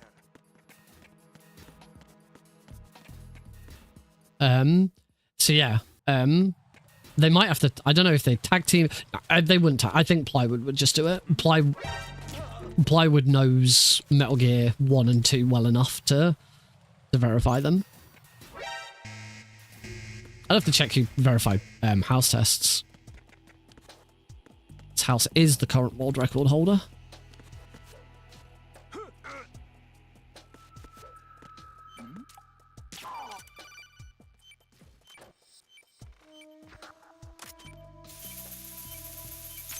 Yep. Nobody cares about category extensions. It was kind of funny. I did my the run.gg wrapped. You get Spotify wrapped and YouTube wrapped and all that. Well, the run.gg has been able to do one to talk about your speedrunning for the year. And my most played game was Metal Gear Solid 3 Snake Eater category extensions. Just because of all the Keratin Frog that I've done.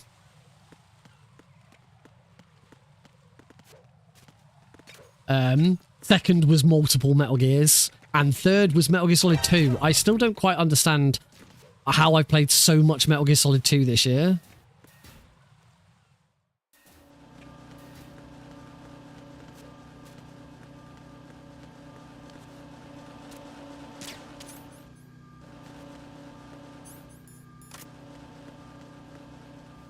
And back to Stray.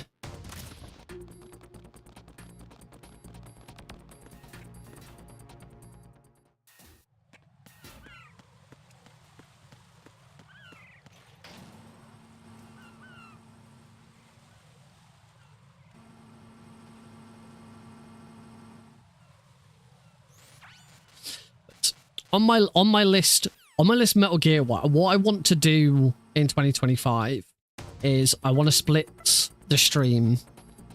Obviously, we stream twice a week, usually. Sometimes there's 3. Occasionally there's 1. Occasionally there's none. But I want to split it so that on one day of the week, I'm doing a Metal Gear speedrun, and on the other day of the week, I'm doing something else. So that means I have... yeah, best frog. So that means that I do have... I need 2 sets of goals for MGS for 2025. What do I want to do Metal Gear wise? What do I want to do? Priority my butt. What do I want to do non-Metal Gear wise? Non-Metal Gear wise is the tricky one. I'm still not quite sure what I want to do there. Metal Gear wise, I want to learn this European Extreme.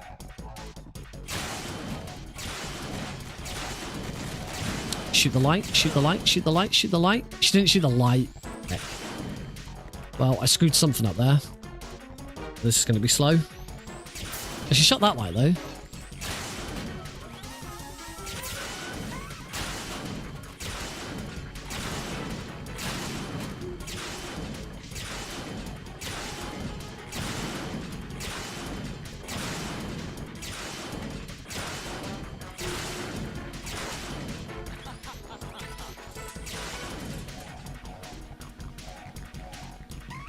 This is going to be a little slower than usual.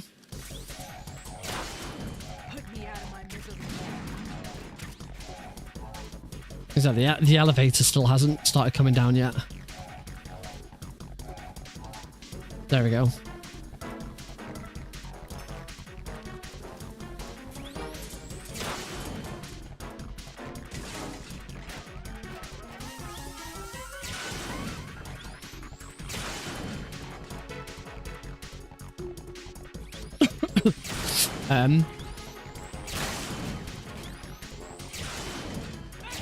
There we go. So I wouldn't have lost that much time.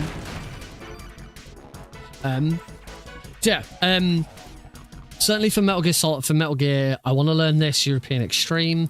I want to learn Metal Gear Solid 3 on the 3DS. I'm not sure what else.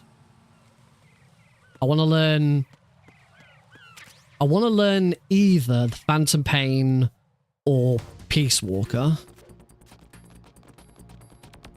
I am leaning more towards Phantom Pain. I think that would be more interesting.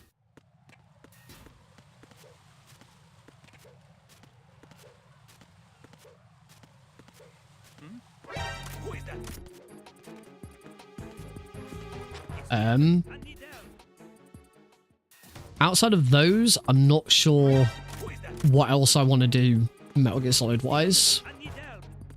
I'm not going back to Survive. Survive was fun, but I had my time. Survive's pretty good as a speedrun. I enjoyed my time with Survive. Not many other people did.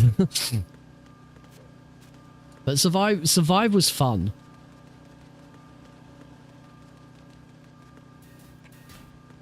I actually enjoyed a lot of the time I just spent, because in between like runs of Survive, you kind of still need to gather resources and stuff to prepare for your next run.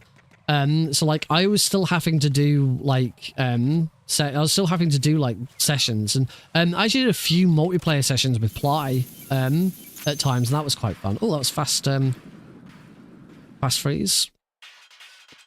Right. So here, I don't know why I did that in first person, but I did. Let's fast freeze. Love him. Hopefully he goes down. Oh, he's around the bloody corner, you bugger. That was a bit annoying.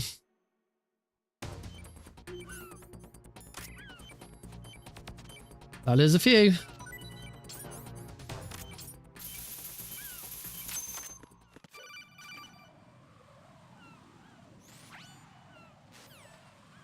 Let's glad I'm on the right split.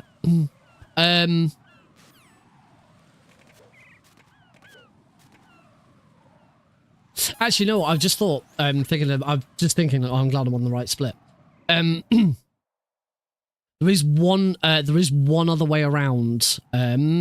Me screwing up and not having the start of MGS2 on here. Just don't include my game. Do include my game swap time between Metal Gear Solid and MGS2, because you know that I wasn't playing the game at the time because Metal Gear Solid was still on. And it's only 4 seconds. I don't know.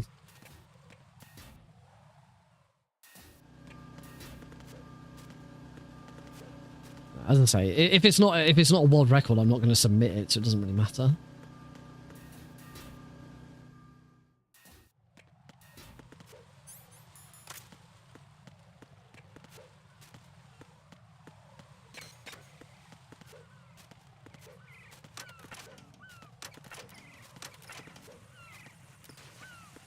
Right, into Shell 1.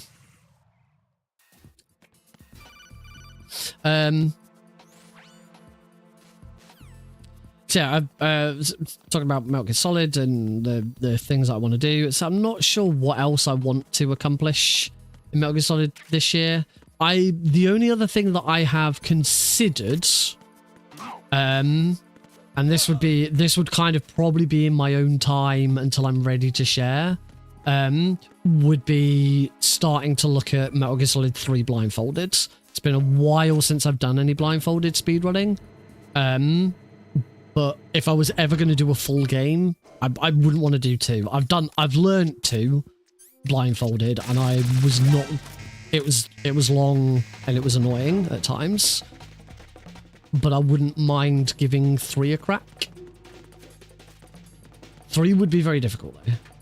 So I don't think you can, if I recall correctly, you can't move at normal speed with the D-pad unless you could change it on Steam, so that you could. For blindfolded speedrunning, you really want to use the D-pad. You really, really don't want to use the analog stick.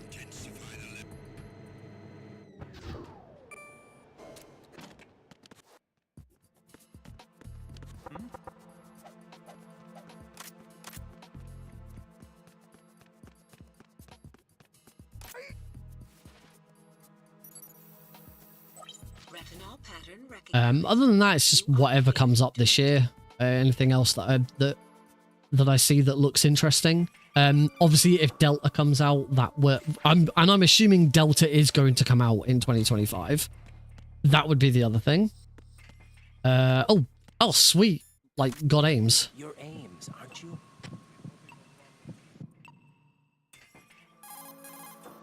But that wasn't Old Beauties. It's well past 10 o'clock. King. Not sure why that wasn't Old Beauties.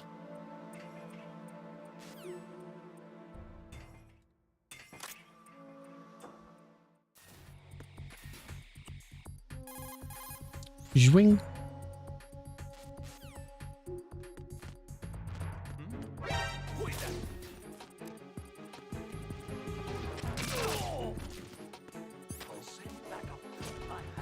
Alright, so we're out of there.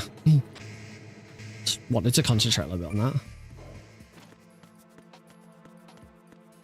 Oh yeah, I don't want Delta. I don't want Delta to be rushed. I want Delta to be great.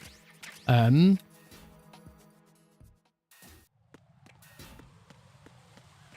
might be too late for OBS. Oh, it might be too late for OBs. Really? I didn't realize there was a delay on how late old beauties could be.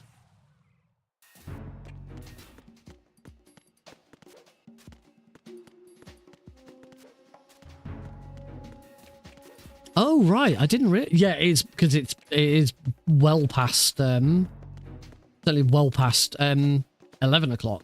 I didn't realize it was over now. Thanks for stopping by, Deagle. Hope you've had fun.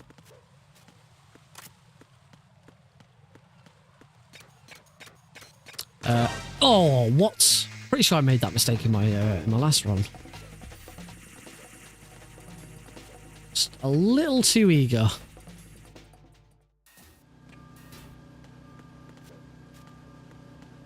Oh, here's a mistake I made. I think it was here as well. At this point, going through the parcel room, I started going back up to the heliport because I was just on autopilot, and yeah. So that might be some time I've pulled back.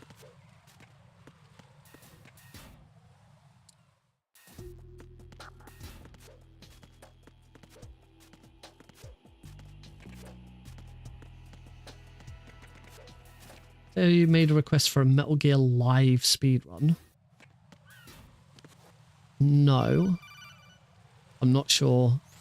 I'm not sure what you mean by a Metal Gear Live. Oh, unless you're saying I'm going to do a Metal Gear... I've submitted... No! I moved. Ah, you bitch. Right, what's wrong? Right. Luckily, that's not a huge time loss. It's only a few seconds. Yes, I've submitted... I think this is what you're referring to. I've submitted Metal Gear Solid 3 European Extreme... what am I doing? Come on, Nick. Concentrate.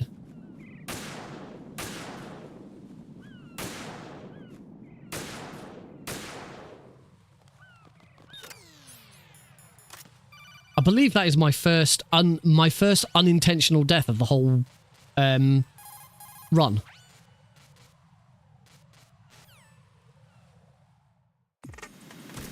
Right, concentrate.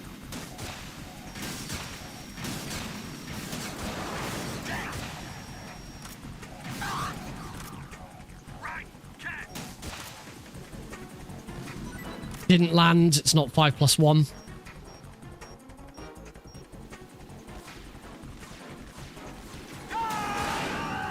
And that didn't land. That was a shame. I got the first few shots perfect. So I'll explain in a minute. I'll let you go out in style.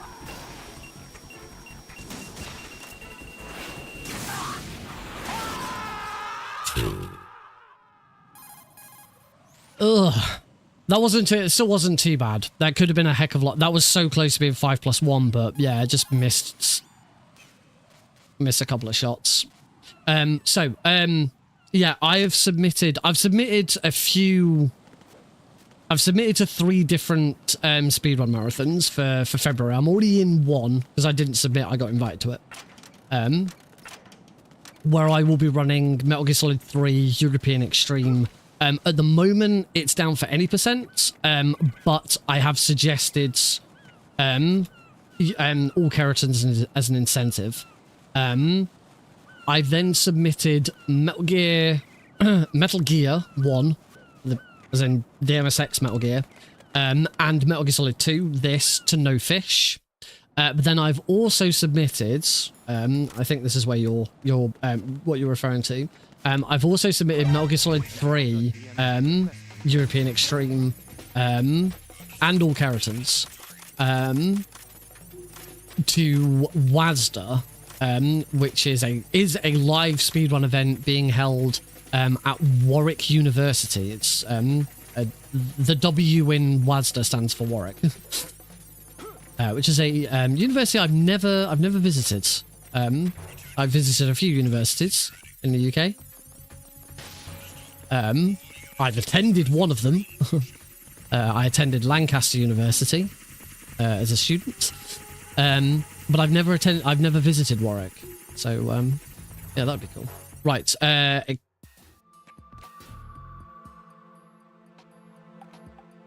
One Master Collection exclusive speedrun trick.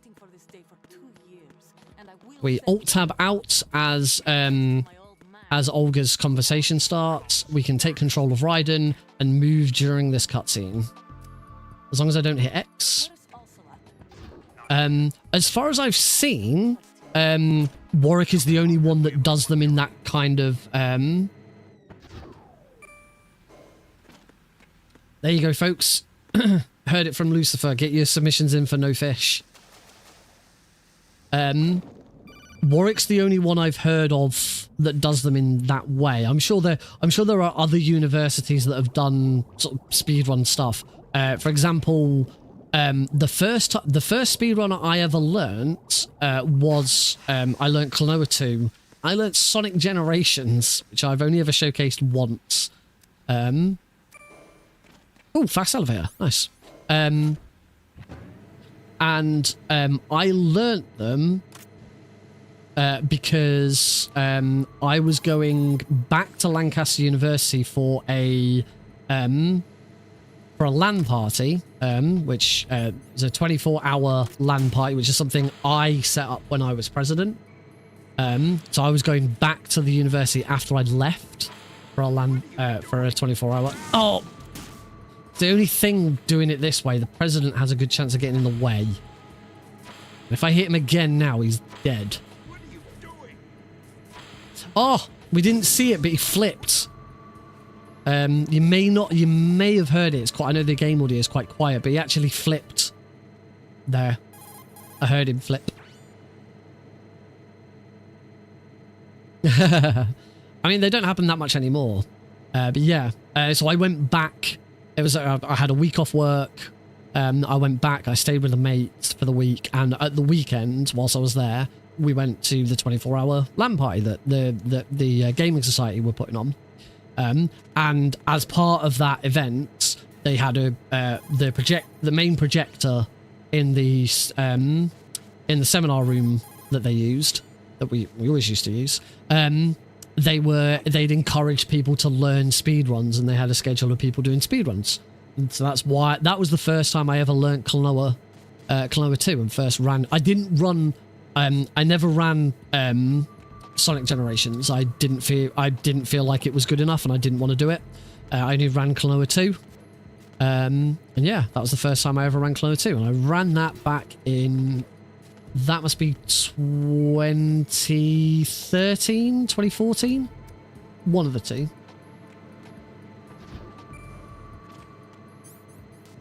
So yeah, I'm sure there are lots of other universities that have done speedrun stuff, but not on the sort of scale that Warwick does, in the way that Warwick allows, there are external people are allowed in and all of that.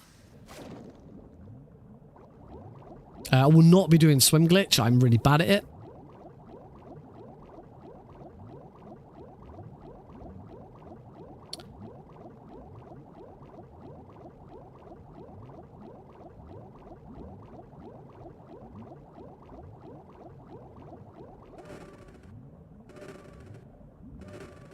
I actually posted on Blue Sky today about sort of AGDQ and my and stuff. I didn't go into too much detail. I talked about the fact that I took a 3-week break whilst Christmas and AGDQ were on.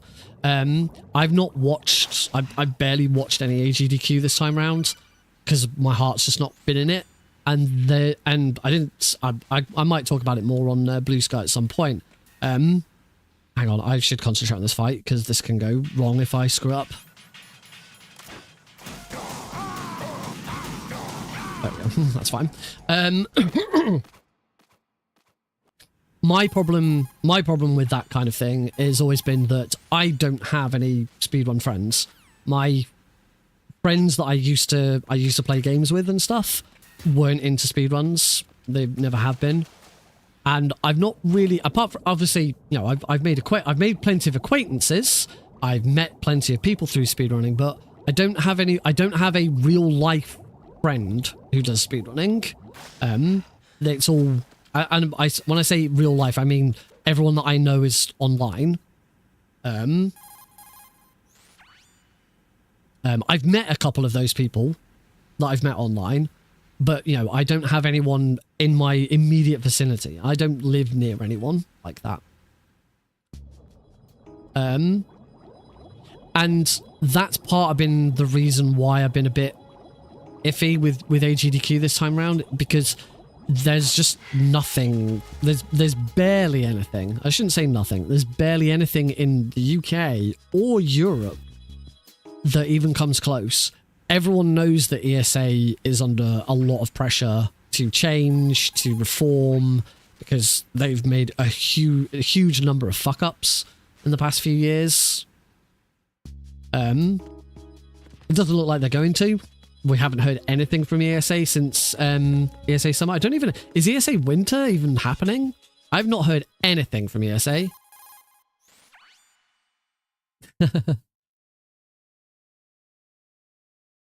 Yes, I've done GDQ once.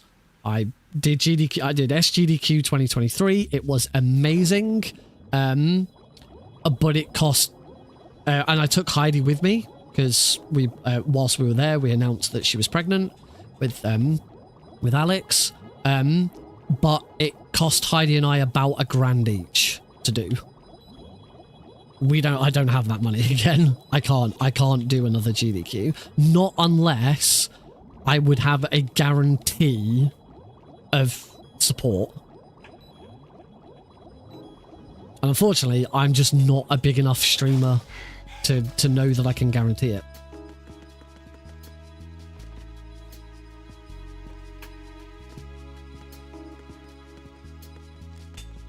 You know, if I was a hugely popular streamer in speedrun, I was partner, and I was in a big community that, you know, that could get behind it, then yeah, then maybe I would, because I knew that I'd have the support. But I don't. Oh, I should probably take Emma with me. Should probably take out this guard, because that was too slow.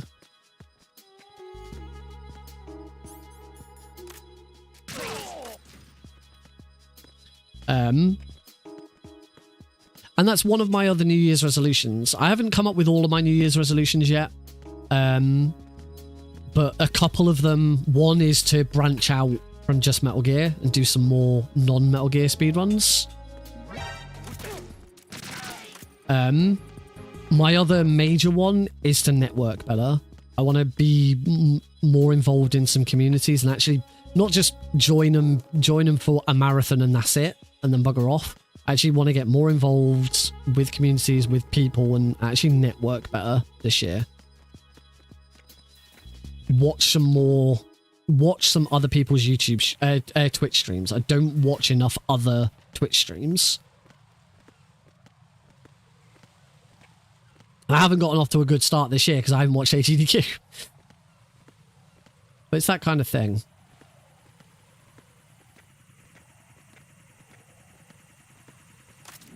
Oh, getting back into video editing is definitely on my list as well. But the problem and this is sort of where the crux of the matter comes from, and I think Meryl's sort of feeling it can relate here, is the problem I've got is the people that I have somewhat networked with or worked with in the past, majority of the time they tend to be American. I can't do anything with Americans. It's like I've never done a co-op speedrun. Ever. I've never learnt or ran a co-op speedrun because all the people that I... Shit. There we go. Because all the people that I know who play similar games to me or I'd want to run with are all American. And trying to find a decent time for us to get together and do that is really difficult. Like, Suave Beardson and I have constantly talked about doing races or events or other stuff, but the two of us trying to sync up, we're both on different sides of the Atlantic. We've both got kids. We've both got full-time jobs. It's so difficult.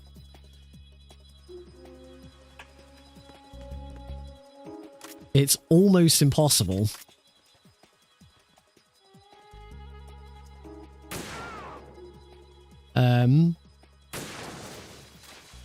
And this is why I'm really excited about this Warwick speedrun event, because there's loads of names. It's only in person. There's no online portion of it. It's only in person.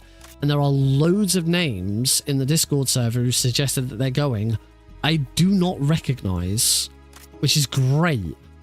A load of new speedrunners that I don't know.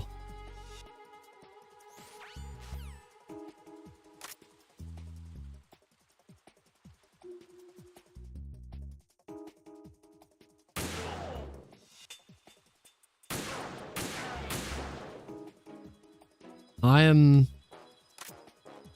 desperate to do more live events, to do more stuff in the UK and Europe. One thing I really should try and do at some point is go to BSG, which is Benelux Speedrunner Gathering. It tends to be in Amsterdam, which wouldn't be too difficult to get to. I should probably go back to UKSG at some point. I think I'd be fine going to UKSG again now. Had some I've been tentative to return to UKSG. I mean, it's still expensive to get to because it's in Scotland. And it doesn't seem like that's going to change anytime soon.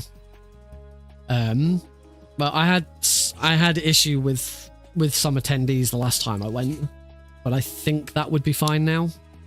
My biggest problem last time I went is I didn't know anyone. I was kind of on my own quite a bit.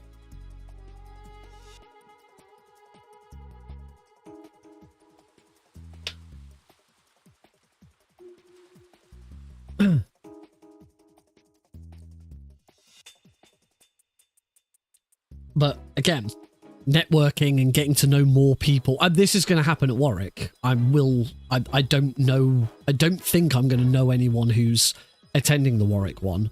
So I will kind of be on my own, but that's where I need to get better at networking and talking to people and stuff like that. I have absolutely no intention of going to ESA. ESA is not in a good place and needs massive reform before basically the heads of ESA need to step back and they need to let a new generation take over. And unfortunately, that's something that hasn't happened in the UK speedrunning scene. We keep seeing things die. The biggest... I'd like to think so. But I'm in real life social interactions, I'm kind of socially awkward. I've never been particularly good at making friends, and I don't know.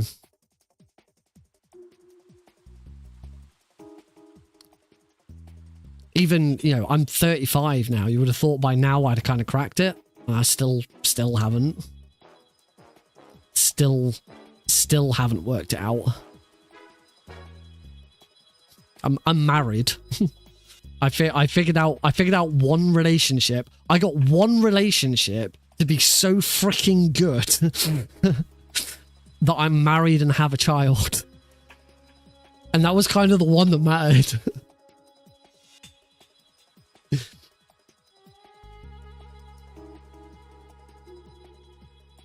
That is true.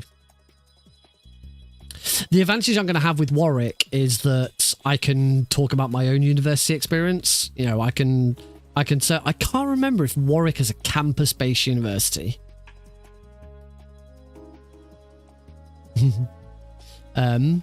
Yeah, I'll have the I'll be able to have the banter of, yeah, well, you know, you guys are Warwick, well, I'm at Lancaster. So there'll be a bit of rivalry there, which would be quite nice.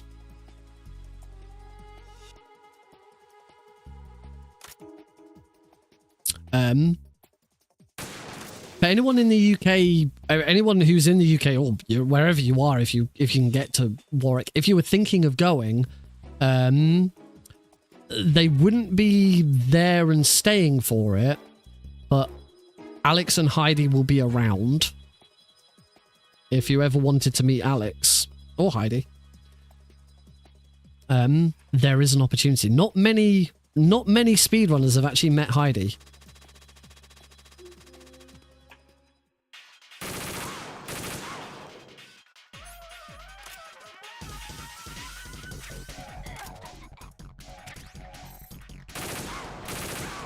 That was weird. I'm not quite sure what happened there.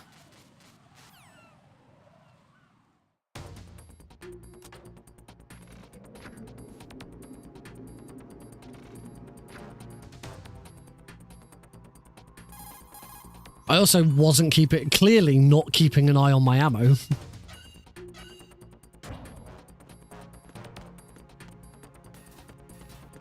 Yeah, sadly, I have had experience of being with people in the speedrun community that are not so nice. And that's kind of where I had an issue with UKSG. Some of the people that I had experience with would be at UKSG.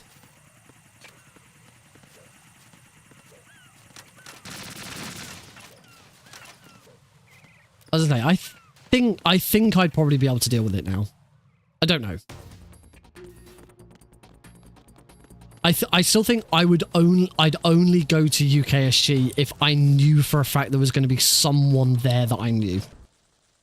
That I knew that I'd be able to spend time. Obviously, there's people there that I know. I've met HUDs, I've met Argic, I know the likes of them, but they're not the people I would hang out with. They wouldn't hang out with me. They've got their own friends. And I don't consider them friends. They are people I know. I know of them. I've met them. I'd want to, if I was to go back to UKSG, I'd want to go knowing there was someone I was going to be able to spend time with and hang out with. Concentration of cerebral implants. Have they altered your memory too? And again, that's kind of what I'm hoping that I can get out of Warwick. So I can actually meet some new people.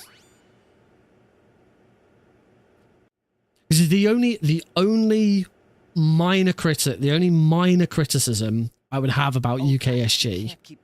And this, I say this as a criticism because it's something that affects me. It doesn't affect everyone. UKSG is a little bit clicky. I hate that word. I hate the word click or clique or however you want to pronounce it. But UKSG is a little bit clicky. It is very much dominated by Sonic speedrunners. And if you are someone like me who is not that socially adept, it can feel like a bit of a challenge to sort of meet people and sort of get involved when so many people are already in big groups of friends. Yeah. I say that's a criticism. I'm not trying to say that it's a bad thing. Because oh, damn, that's a time loss. That's a shame. I'm not necessarily trying to say that's a bad thing, because of course people are going to want to go and be with their friends and group up. That's not a problem. All I say with that is I struggled at times to kind of find a way in to talk to people because they're already so much in a friendship group that it's hard to sort of get in. I did have a relatively nice evening. I sat with a large group who clearly all knew each other, and they were all very friendly.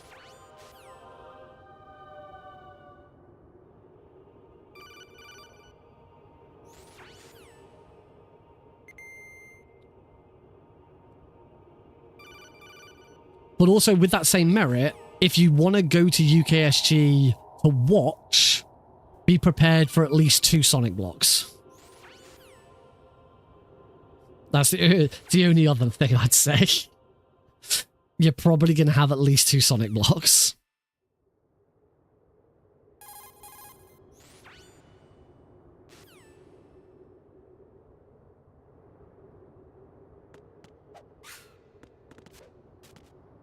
I've considered whether I'd want to try and get into Sonic. As the second speed game I ever learnt was Sonic Generations. I'm a huge Sonic fan. I love Sonic. I went to the over Christmas. I went to the cinema to see Sonic 3 on my own. The Saturday before Christmas, I did this run. This was the first time I did this run the Saturday before Christmas because Heidi and Alex went to see family. Whilst I was working, I did this run. And then on the Sunday night, I went and saw Sonic 3 on my own. I thought Sonic 3 was good. I don't think it was the best thing ever. I think Sonic 2's better. I thought Sonic 2 was better. I thought Sonic 3 I thought the 2 Robotnik storyline got a bit weird.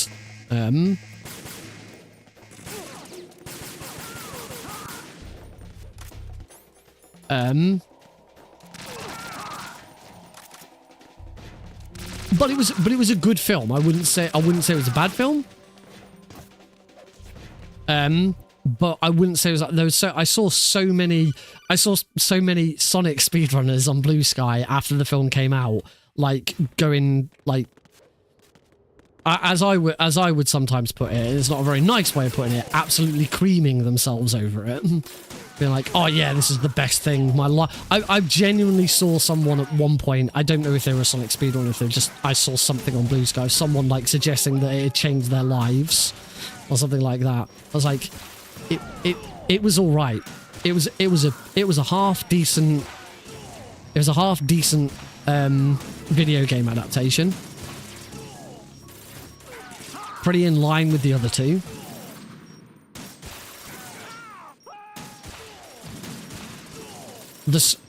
As with the other two, it has a weak story. The story is not that great. The characters are fun. The action scenes are pretty funny, are pretty funky and funny in times, and you know, all of that.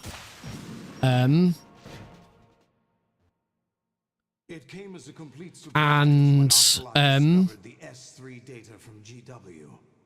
Jim Carrey's performance was fantastic, as it always is, but the story has some stuff to be desired. There was several issues with the story. A lot of it. I don't want to spoil it for anyone, but for anyone who has seen it, it was never clear what Gunn's motive was. It made no sense at all in the film where Gunn stood at any point in the film. Particularly with Kristen Ritter's character. I had no idea why she was doing what she was doing. Your arrival. It was obvious the Patriots were among my ranks. I had to smoke out the agent before the mission entered the final phase. Yeah. You came But, in yeah, handy. it was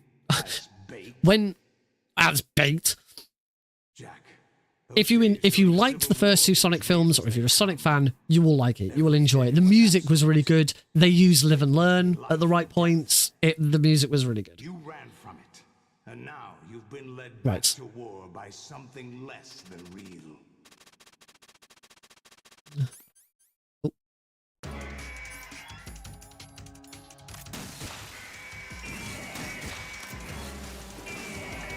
Cool, all good.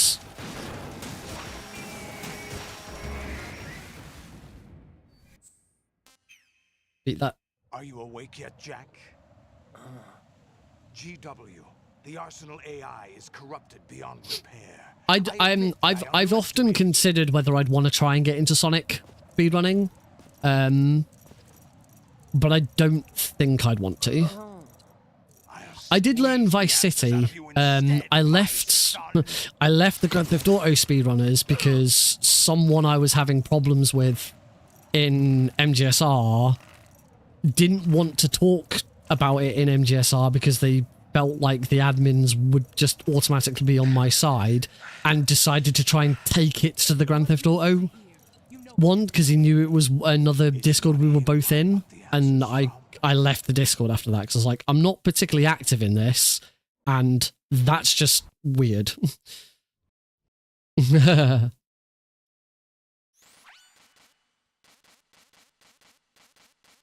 They were not a very nice person.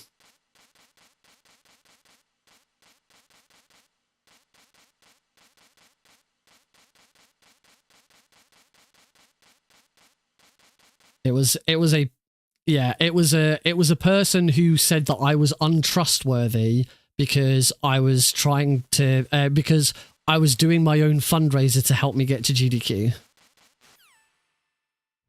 You know, that thing that every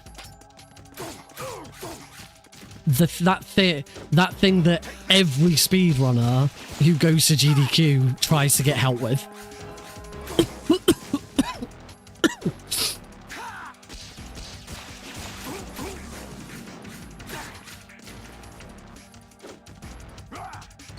Ah, not great.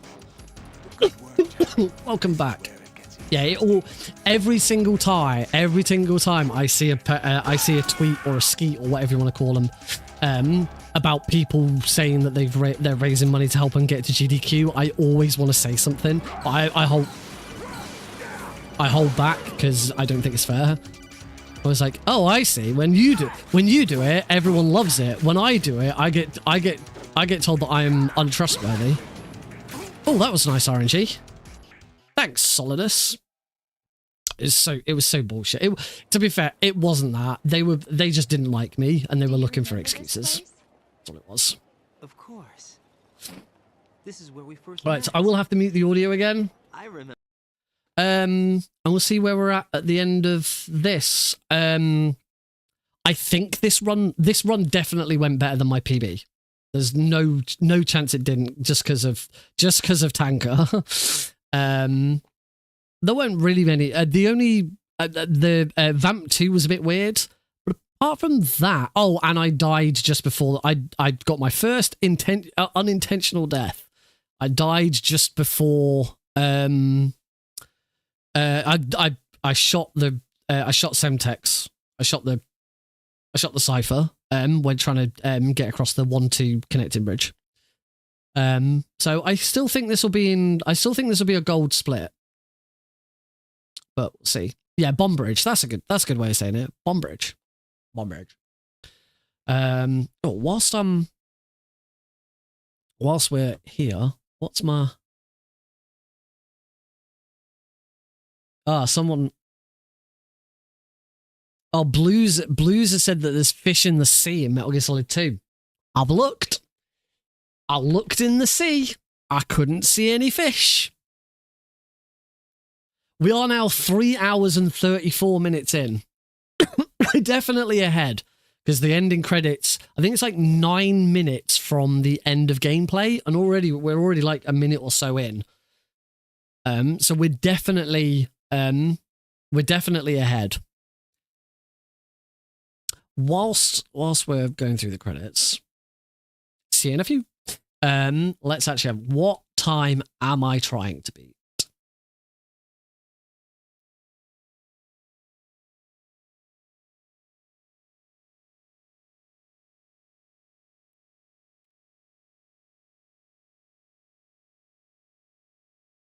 Multiple Metal Gear games. The world record for the MC Volume 1 no bonus games is 4 hours, 48 minutes, and 1 second. I've got to get under 4:48.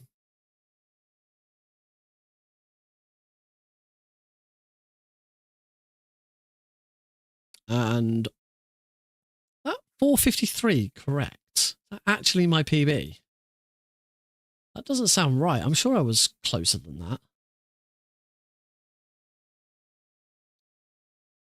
No, that's not my PB.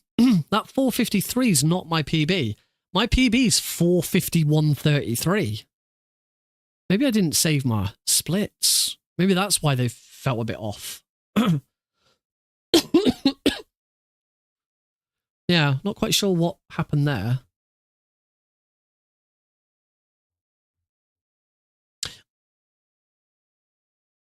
Very strange. PP gate. Yeah, 448. I'm gonna be. I think I'll have a better idea. Obviously I'll have a better idea when we get to the end of MGS2. On that note, I should probably start getting MGS3 ready. At this moment in time, I don't think I'm gonna do it. I think Metal Gear 2 needed to be better. I don't think I made enough of the time saves in Metal Gear Solid. But don't know. I don't think Metal Gear Solid 3 was that bad. If I recall correctly, the only major time save I've got for MGS3, that's a very good idea, Hydrate. The only major time save I've got for MGS3 is Shagohod's Volgin.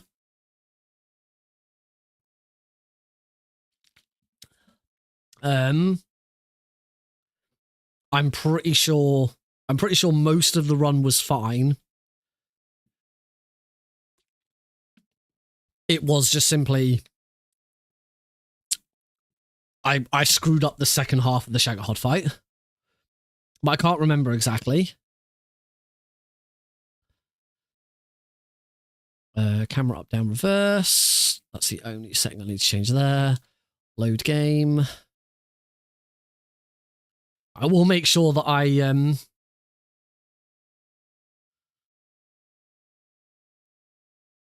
right.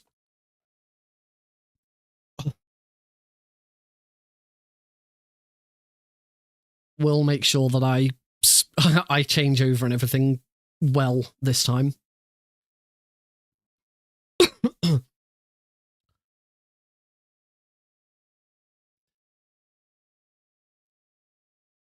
So we're not done with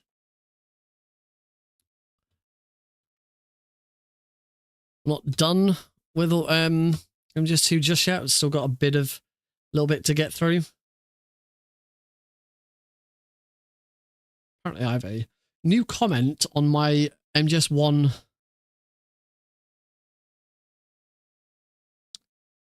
maybe you should remove the black plastic tray from the box and have a look, just in case. I think that might be that's someone I recognize the name of. I think that's someone suggesting I should check under the plastic of the box just in case it is the Integral Edition. It's definitely not the Integral Edition. There's another thing I do want to do at some point on the stream. I want to find some way of playing the Metal Gear Solid board game on stream. I have had some comments on my video about Tabletop Simulator, and there are people working on it. I'm getting it into Tabletop Sim, so I will try and help those people if I can.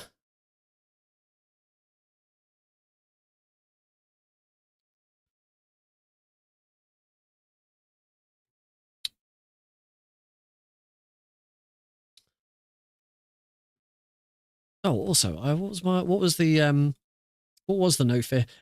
From what Lucifer said earlier, I'm going to assume therefore the no fish announcement is actually that submissions close 1 week today. So get your submissions into no fish. According to the according to the announcement from Smitty, they've only got enough to fill 1 day of runtime. So I definitely get it in. At some point this year, I would like to do at least one Mansions of Madness stream.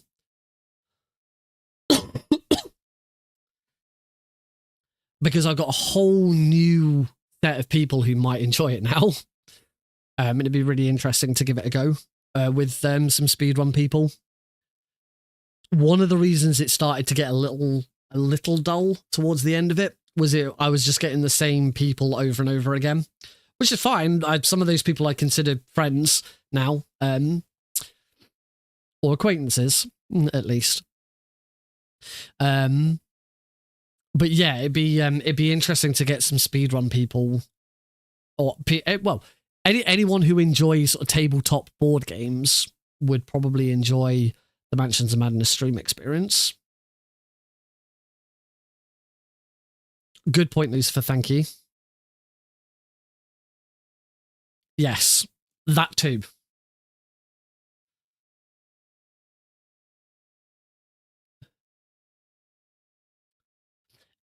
I describe Mansions of Madness as a light tabletop RPG. It's if Dungeons and Dragons was a board game, that you could play in one session.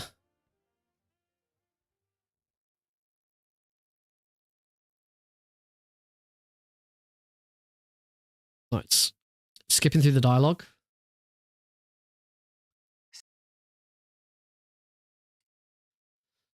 All right, 2 minutes and 5 seconds ahead.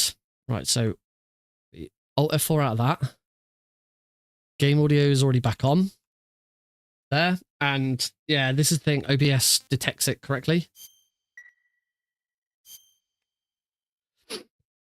Thing, it's very easy. It's very easy to swap between east and west. This marked the beginning of the now I'm 3 minutes ahead. What? Okay, I don't quite understand what happened with that split. Now suggests I'm 3 minutes ahead. It's very easy on OBS to swap between Metal Gear and Metal Gear 2, and Metal Gear Solid 2 and Metal Gear Solid 3, because OBS kind of detects them as the same game, because they kind of use the same executable. OBS can detect them the same. It's only Metal Gear Solid 1 that's then kind of an outlier.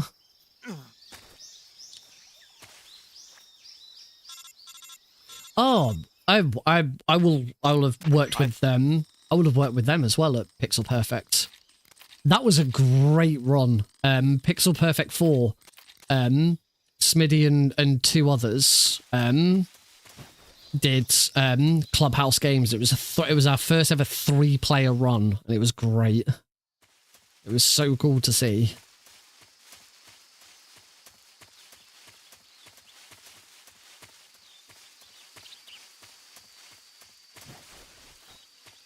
Oh, that was something I was going to say about. That was it. Thank you.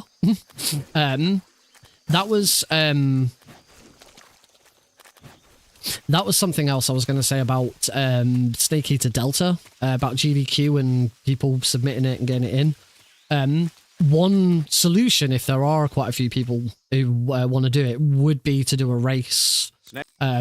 Or a multiplayer, so certainly some sort of co. You couldn't really do a co-op. It'd be a race. you do a race. There's not really anything else you could do. Personally, I think for a game's first outing, a game like that, its first outing at a GDQ, it shouldn't be a race. It's like Astrobot's probably the best example of a GDQ. Astrobot wasn't a race and certainly should not have been a race. Astrobot, for its first outing, it was huge and big at the time. It needed to be... It needed to be a single-player run that everyone could enjoy and understand. That's the big thing. When you start doing races, it becomes much more difficult to keep track of what's actually happening in a speedrun. So certainly for a game's certainly an early outing, in speedrun marathons, races are a bad idea. What I could certainly see in the future for Delta, is you could do side-by-side runs with Metal Gear Solid 3 Snake Eater, do a side-by-side run of those two games. Also, I understand that Delta will have the option to either play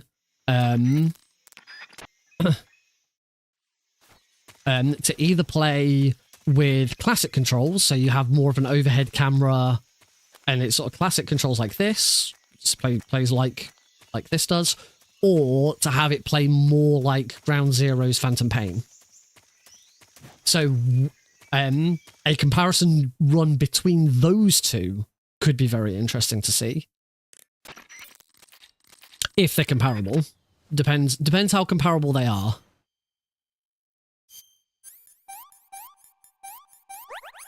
But as I say, not for its first outing.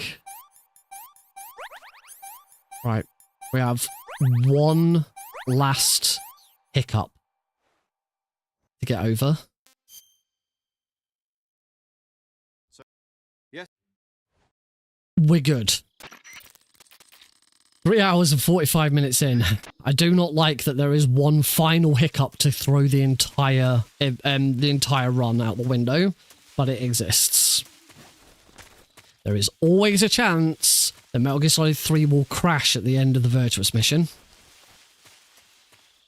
Ever consider playing Metal Gear Online? Yeah, I've played it.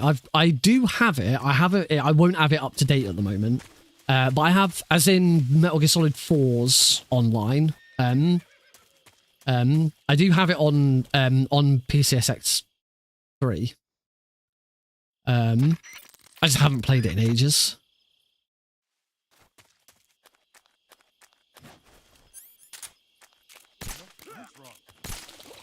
All right, time to blast our way through this. Oh, the MGS3 one. Oh, I didn't know that there was a revival project of that.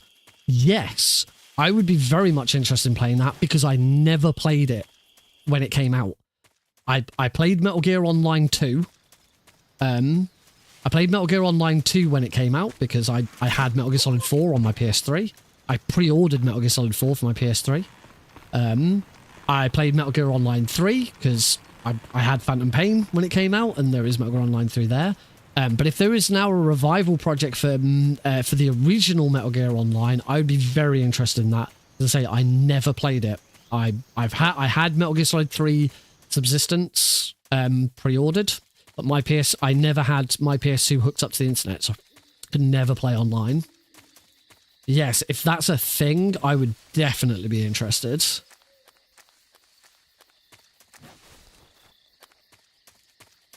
Metal Gear Online 2 had some really interesting ideas. And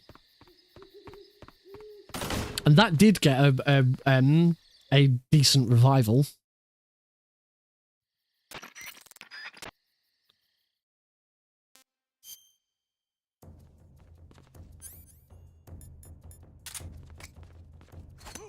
Shit.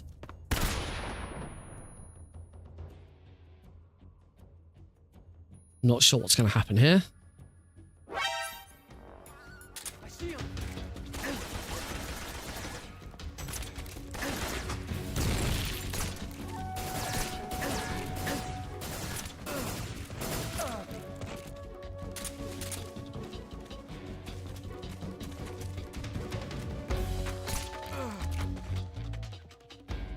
Am I going to have to go up on the roof to get him? Can't see him. God damn it. Well, this is a massive time loss.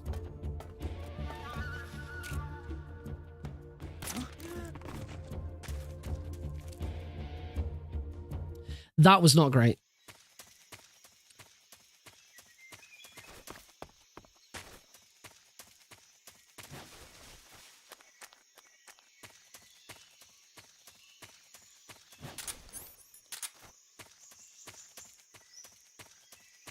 Roof guy strikes again. I wasn't in a headspace for that fight. I wasn't quite prepared for what I was supposed to be doing there. And I remembered a little bit too late. And yeah, that first grenade throw was just awful.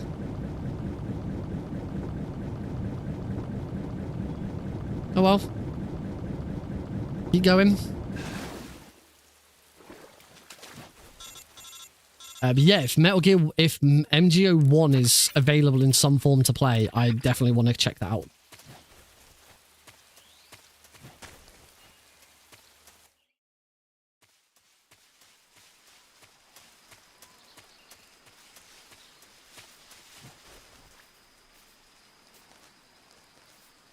I am pretty good at Metal Gear Solid 3 these days. As I kind of feel like I could probably crack the online mode.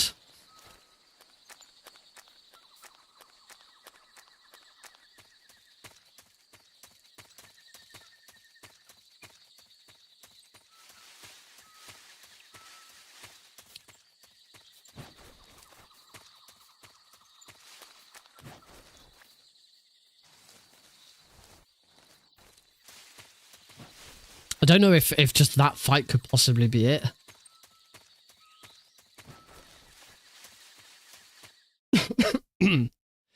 Playing some sort of game where I can have viewers get involved would be good. I've been doing, mainly because for the past few years, all I've done is speedrun on the channel. I very rarely play anything else. I do want to carry on with our playthrough of Resident Evil 2. I really enjoyed Resident Evil 2. We finished Leon's A story. So I wouldn't mind checking out. I'm gonna concentrate on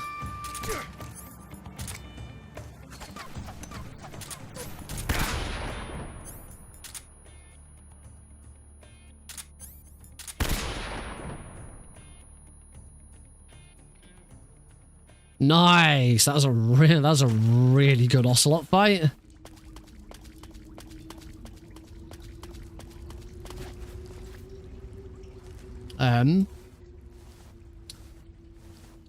Yeah, I really enjoyed that. That is something else I've considered looking at for speedrunning, because I bet it's really interesting. I know the Resident Evil speedruns are very popular. Yeah, doing more video stuff would be really useful. Something I really want to get back into this year and sort of get a good workflow. I've been pretty lazy over the last sort of 6 months. I've not been overly busy with work.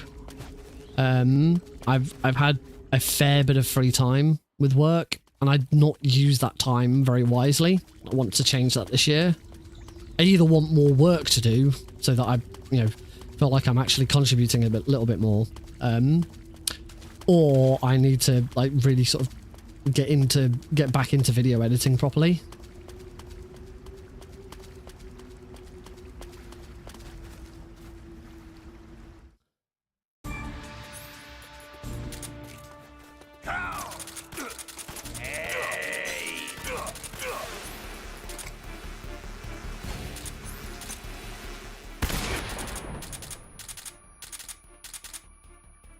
Good phase one.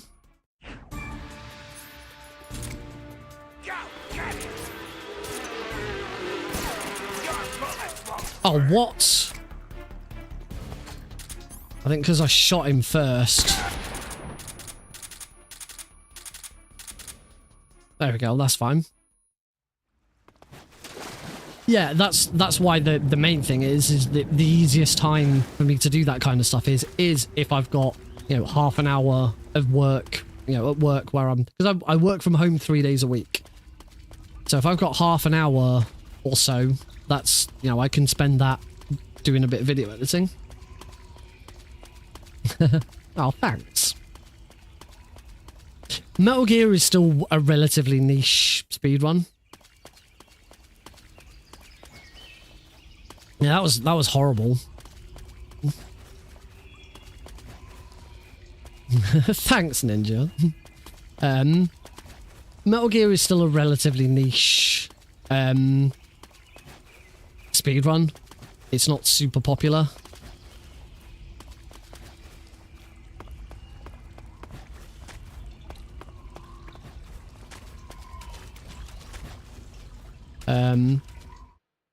It's still, I still find it difficult watching the likes of Carl Job. I mean, there's lots of reasons to have issues watching Carl Jobs, Ubisoft, stuff like that, where it's always Mario.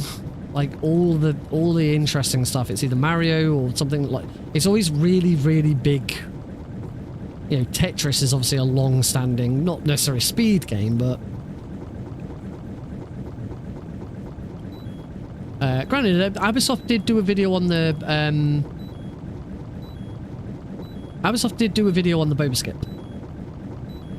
Whole Jobs never did a dedicated video on the Boba Skip, but did include it in a roundup video of the year.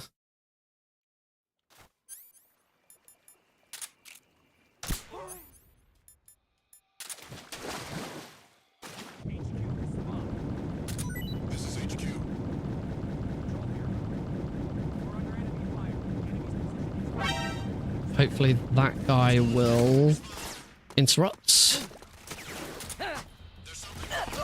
Yep, that's fine. I get into here without those two guards being in the way.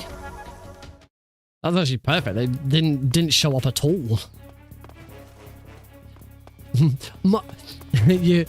You would not be probably. Oh, good God! You would probably not be surprised how many viewers I've had know me from my Boba Skip video.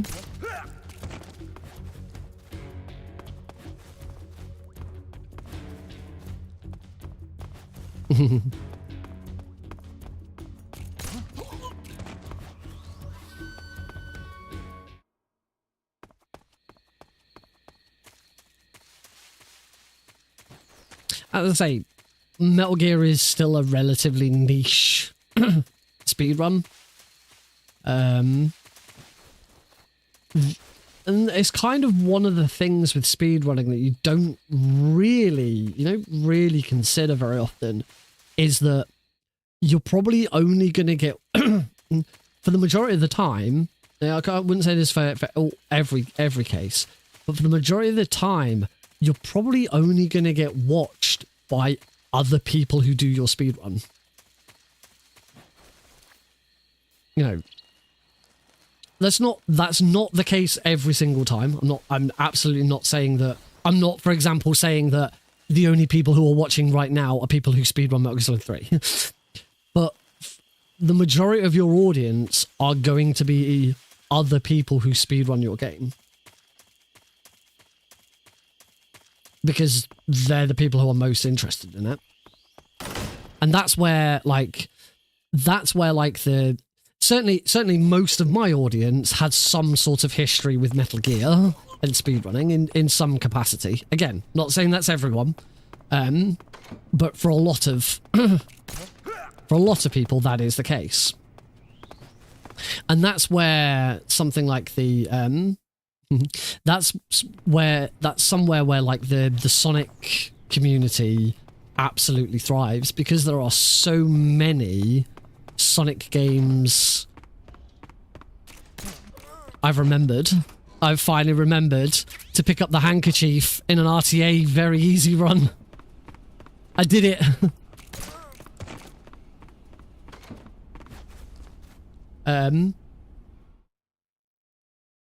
My world records have never been anything particularly fantastic.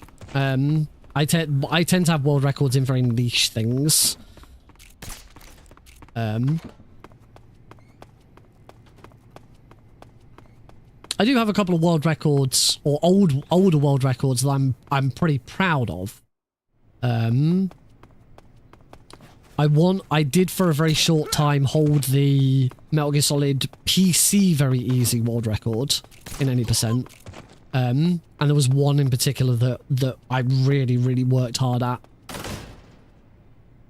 And that was good.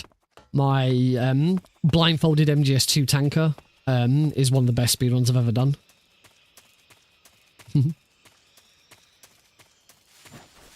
But a lot of my world records come from them being games that no one else really plays.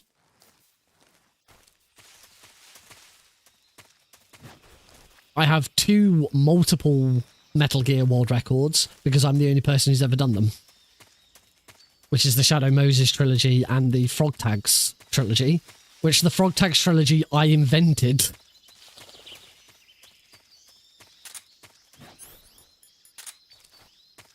Yeah. Thank you. I'll certainly take being pretty good.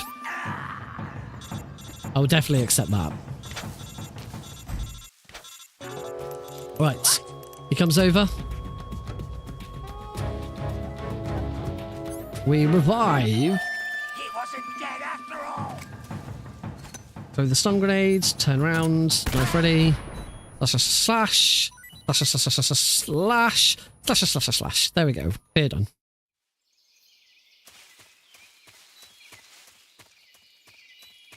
You're pretty good. Thanks, Cosmic. Yeah, there's nothing really to take from that. It's just that's how it is. Some people do really well, some people don't. I don't put myself out there enough. I don't network. That's my big issue. I'm not part of a big community.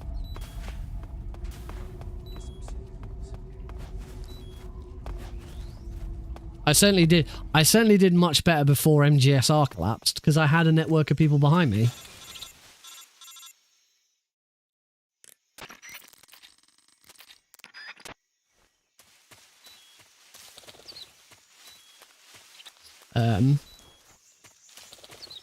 Yeah,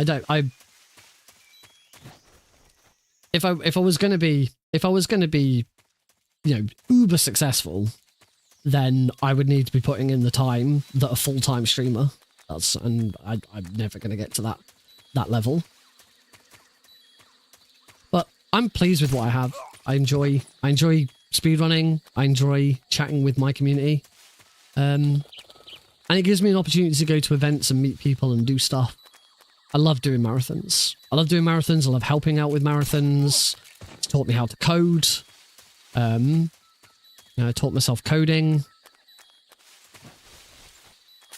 and that's been a lot of fun. Right, the end, we are going to be doing the fast end, so I do need to be careful with this fight. I haven't practiced it in a little while, so here's hoping it goes fine. There's only one bit that I really need to be majorly sure that I get right.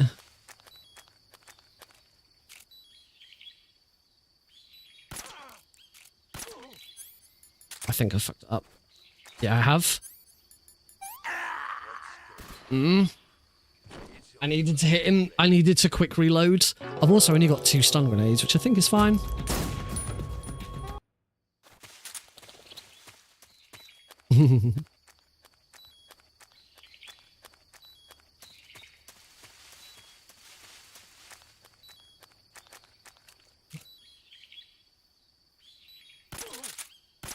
That's got him. Yeah,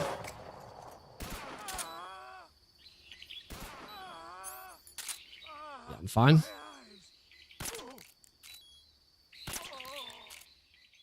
That's okay. Second time round, that was absolutely fine.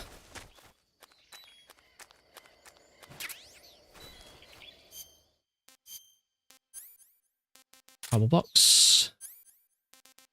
Where's in the gun? Still on. Still good. That's my second unintentional death.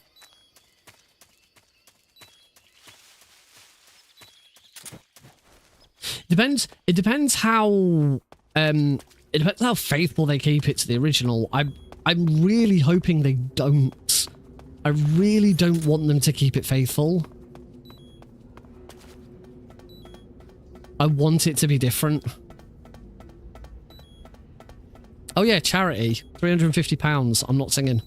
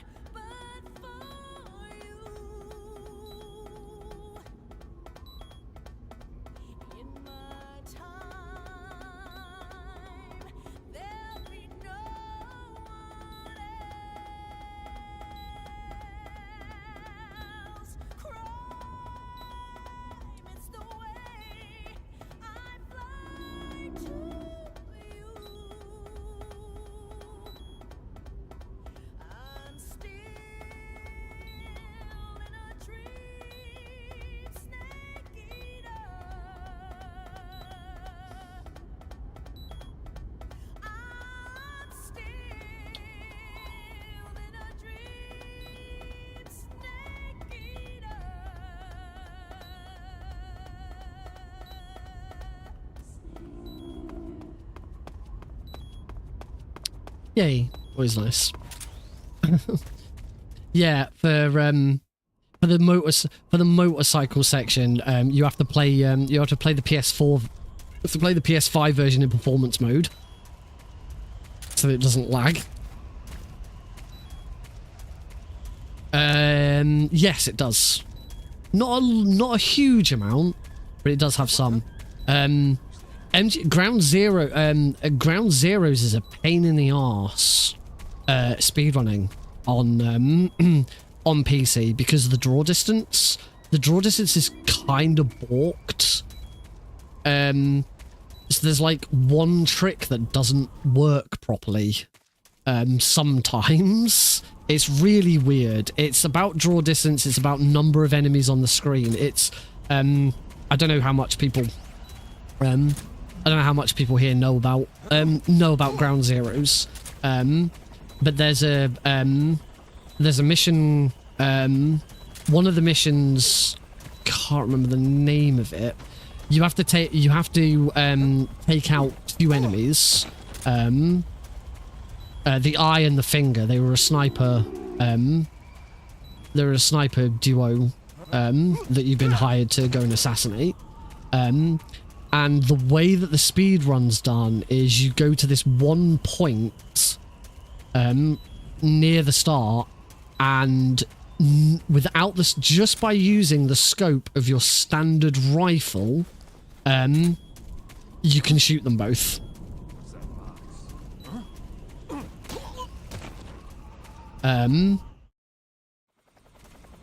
But on the PC version, because the draw distance is kind of balked, one of them you sometimes can't see.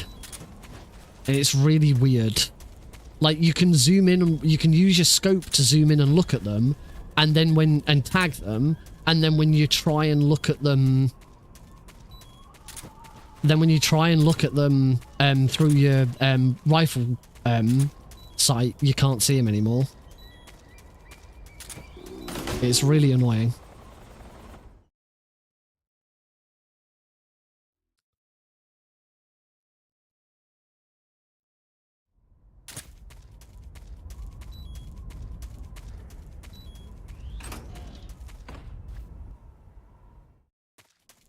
Thanks, Rusi. Yes, I wanted to give this run one last attempt before I gave it up completely. And last week I was gonna do it on Tuesday, but then I'd been in the office all day with work.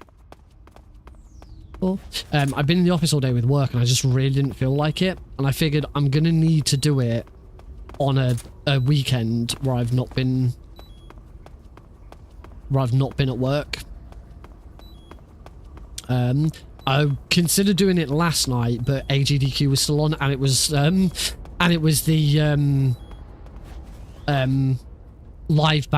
Crazy Taxi live band one. So I figured that was a really bad time. I figured there might have been some people who'd want to watch that instead.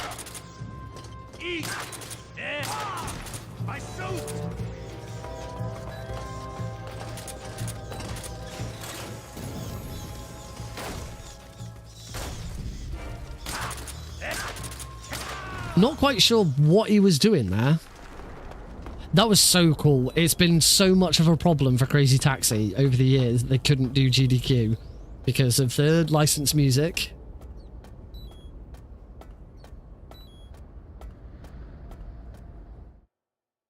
Yeah, really, really nice. Oh, I think there's another time save coming up. I'm pretty sure I screwed up Rykov. I'm pretty sure Rykov took me 2 attempts. I can't remember. I did the only run of AGDQ I've seen is I didn't watch all of it, but I watched the first 2 runs of the original Super Mario Brothers race because I was really interested in the tech.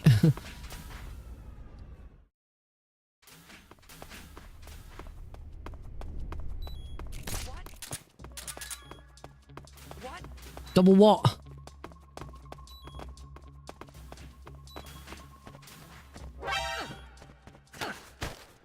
Should be fine.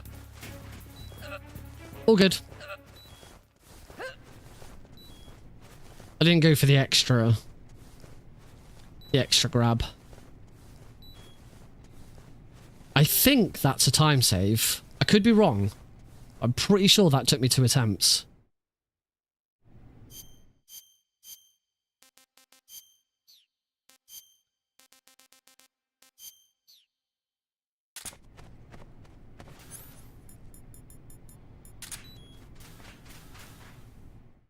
A favorite GDQ run? What, of what's of just gone, or of like all time?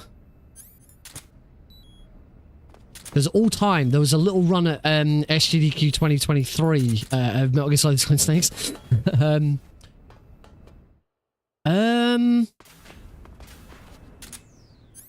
There's been a couple of Taz's that I've thought were extremely impressive. There's a I remember I'm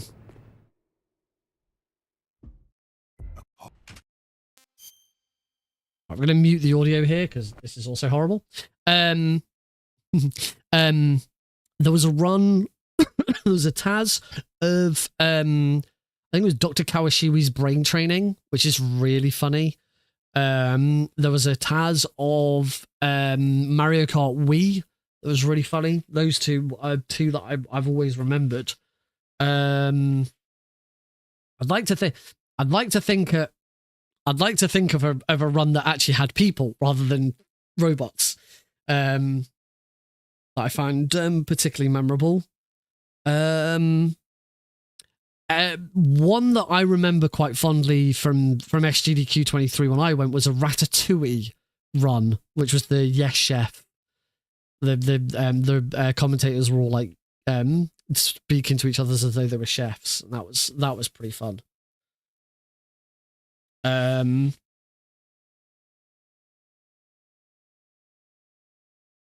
remember watching that one. I think of past ones. Oh shit! I don't know if. Okay, opening the menu here doesn't change anything. Peanuts run. Yeah, those are also pretty good. Trying to think of like some older ones. I can't remember what year it was. It would have been like 2013. No, wouldn't have let that. 2014, 2015 maybe. I got one of my donations read out during a run of Codec 144.75. During a run of Bionic Commando 2. You must have your limits.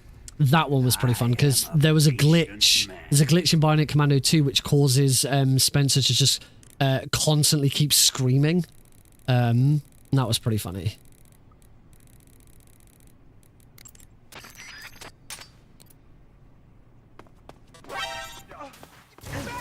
Bastard. Yeah, obviously since I sort of joined MGSR, I'm getting my donations read out got a bit easier because I actually knew people who were running, so I could get donations in that way.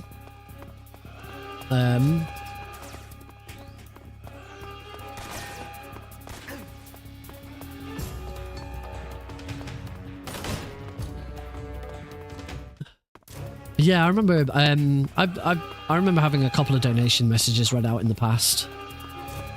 And this is long before I was a speedrunner. This is just when I was watching as a fan. Oh, excuse me. Run, run, run, run. I got the handkerchief this time, so this is going to be... no, No, I think no. The only Metal Gear Solid 1 speedrun I've watched is Plywood's for a GDQ.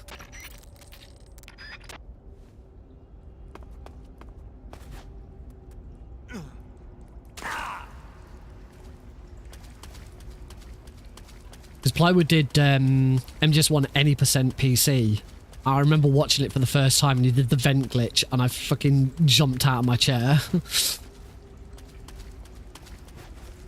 And I was like, what? I was like, you can't just skip half of the game. What? It was incredible.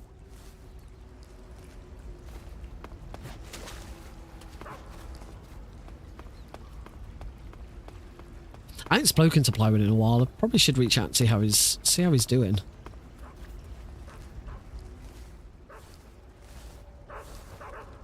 We collaborated quite a bit last year on Pampas and Salim, but I haven't spoken to him much lately. Yeah, Kevin. I know he's taken it. He's been doing a lot trying to. I think he's gone back to school. He's been trying to sort of work out what he's going to do with his life, because he's not been enjoying like work and stuff. No, I always forget the handkerchief's a weapon. I always forget that the handkerchief's a freaking weapon.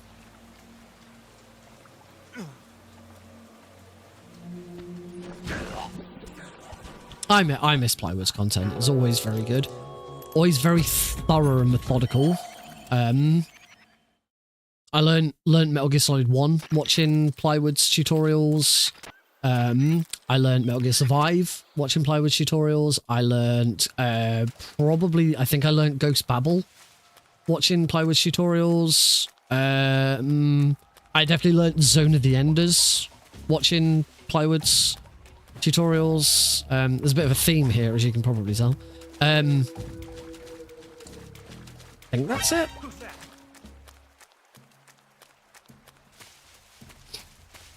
Plywood's great. Plywood is very dedicated at stuff that he enjoys. Like when he was really big into Metal Gear, because he was an admin of MGSR. But he dedicated a lot of time into guides and writing and stuff like that. He really, if he's got a passion for something, he'll really do well. If you want to watch a really good Plywood speedrun, watch Pampas and Celine. It's insane. I watched Plywood's run of Pampas and Celine for the first time, and it pretty much put me off running Pampas and Celine because I was like, I will never be able to do this.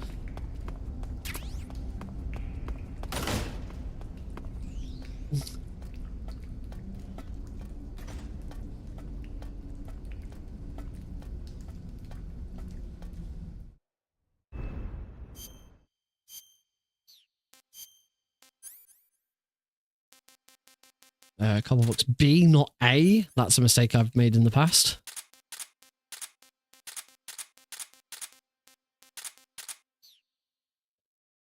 I think that's all I need.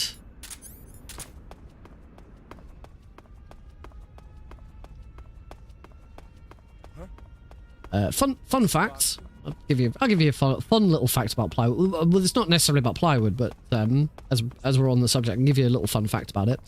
Because Plywood and Lighty are a couple. If you didn't know that, they're not secretive about it. And I'm good friends with Lighty. I haven't spoken. I'll be honest, I haven't spoken to her really after Pixel Perfect collapsed. I really should reach out to her. Because Lighty was someone I was closely confiding in.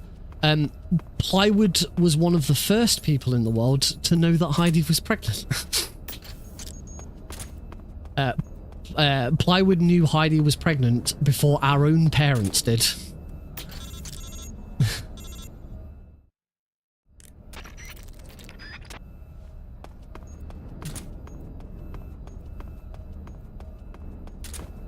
Yes, I believe,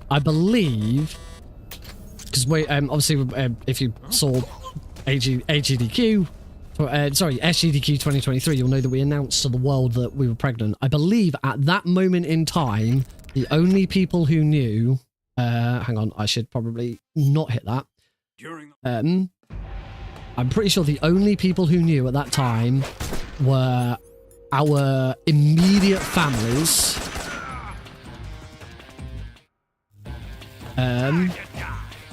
Plywood and Lighty.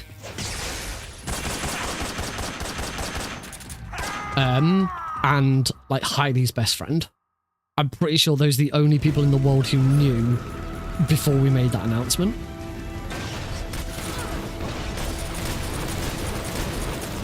I can tell you my two commentators, Metal Glenn Solid and Vermilion, my Twin Snakes run, they didn't know. I actually told them beforehand, I told them in the practice room beforehand that when it came to the end of the run and sort of doing shout outs and stuff, I was going to let the two of them go first because I had something I wanted to announce. And this wasn't too long after the whole MGSR kerfuffle and everything sort of blew up, and Glenn was really concerned that I was going to say something like really negative about MGSR or, you know, call out people and stuff like that, and he actually asked Heidi about it. He said, what is he going to say? He was like, what, do you know what Nick is planning on saying? Because he was really concerned that I was going to like out a bunch of people for being dicks and shit like that. And I was like, no, don't worry, it's got nothing to do with MGSR, it's something personal, it's fine. You don't have to worry about it. But yeah, they didn't know.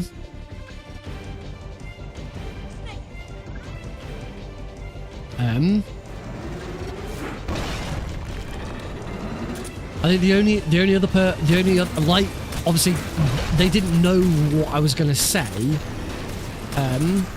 They didn't know what I was going to say, but they knew I was going to be saying something. I think the only other person who knew I was going to be saying something was a T-Tree, because the T-Tree was hosting. And I'm also pretty, I consider a T-Tree a friend as well.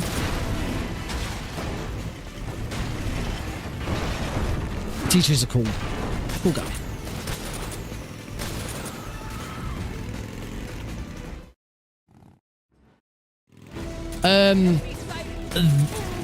Basically any really popular Metal Gear runner who isn't in MGSR because they were banned.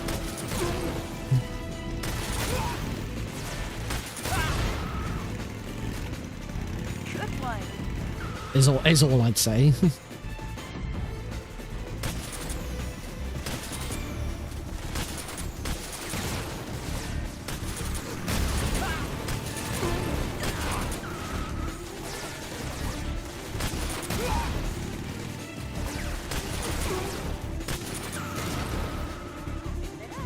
Actually, the only thing I'd follow up with that is that some of them were banned because of the way I was treated by them, as well as others. It wasn't exclusively me. There were a few people.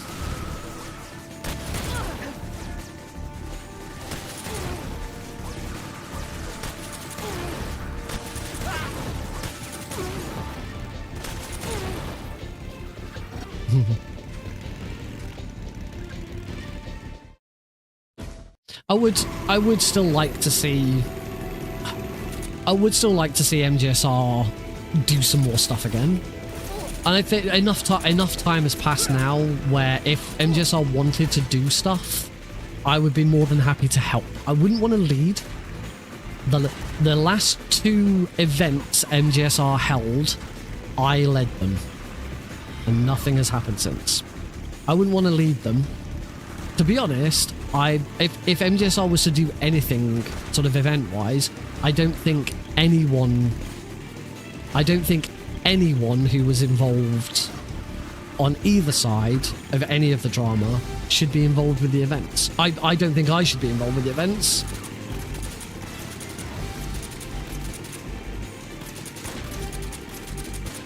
I think what MGSR could really do with is a new, fresh set of people. Oh, thank you. What MGSR could do with is a new, fresh set of people who have no idea what it was that happened and can you know, see everything in a different light.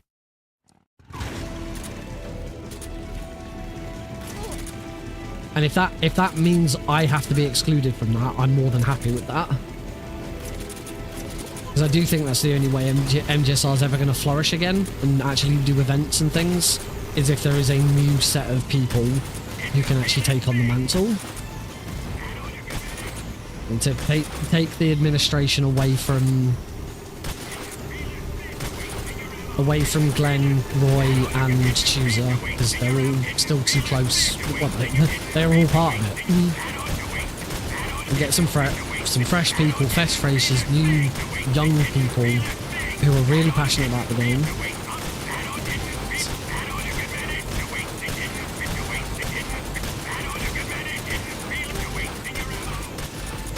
Because I stood up for people.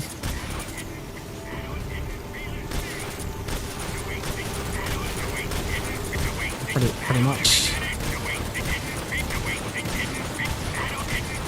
But I stood up for other people who were being harassed. I planted one seed recharge. By people who were not very nice. Froggy. Anyway. It's still too early. Wait for it.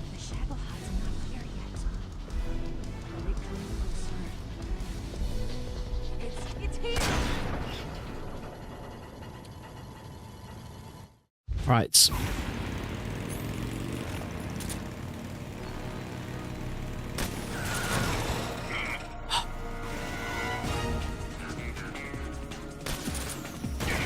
Got it.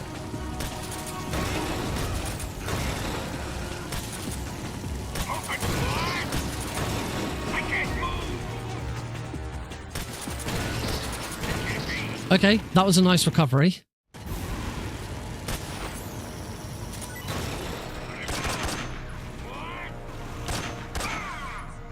Beautiful. That was a fantastic phase 2 as well. We're good.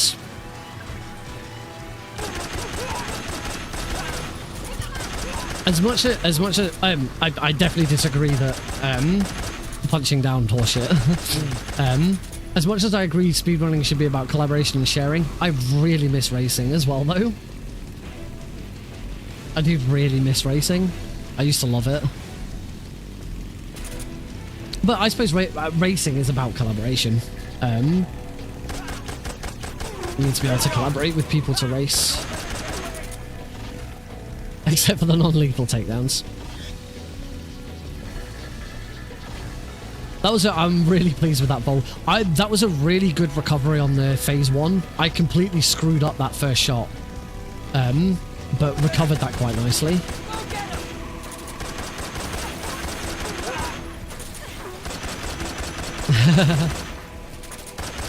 I'm always down to clown. Races, co-op, events. I've said it many times before. If you DM me and say I've got an event on, can you help? I'll do it because I will be so chuffed that you thought of me and DM'd me. Just ask Osborne. He's done it twice now. Twice now Osborne's come to me, DM'd me and said, we've got an event on, would you help? And I've gone, yeah, of course I will. Yeah.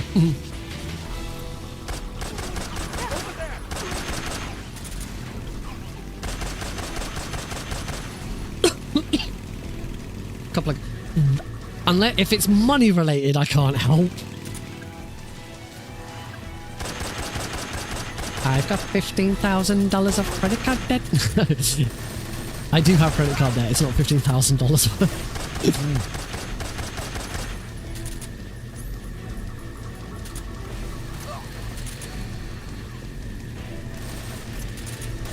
I am not a wealthy person. I do all right. Oh, here's a question that you folks might be able to then. Hey folks, have you heard of Lucifer 9783? You can also just call them Lucifer. They're great. You should check them out on their stream.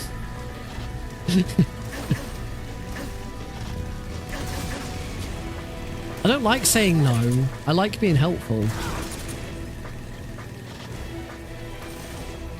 It's the thing that I always like. It's the thing that I always like at work. I always liked being that go-to person at work. That, you know, you got a problem. If you got a problem, yes, I'll solve it. Get out my deck at the bin. I can't. I don't know the song.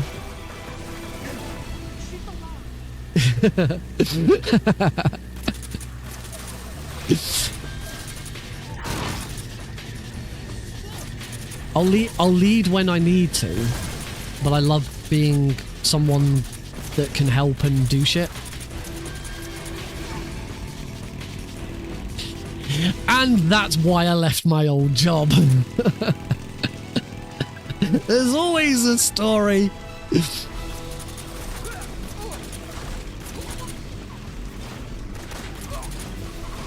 It's pretty much. That's not necessarily true. It's not that I got walked all over.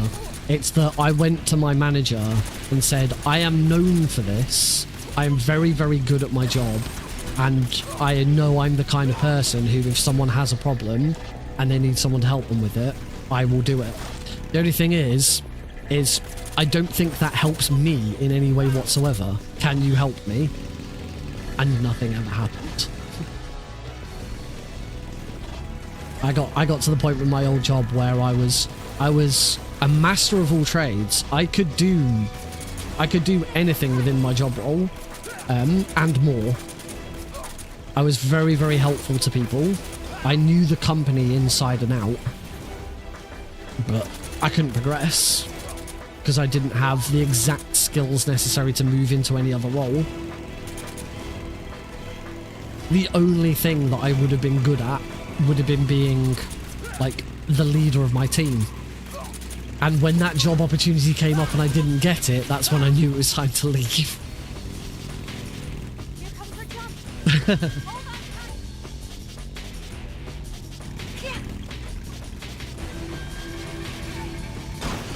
Yeah. What do you think of that? Oh, also, I had I had a couple of mental breakdowns, and my company just didn't care. My line manager didn't care. The company as a whole didn't seem to care, and they were work-related mental breakdowns, and nobody seemed to care. I was just left to deal with it on my Let me own. have some more.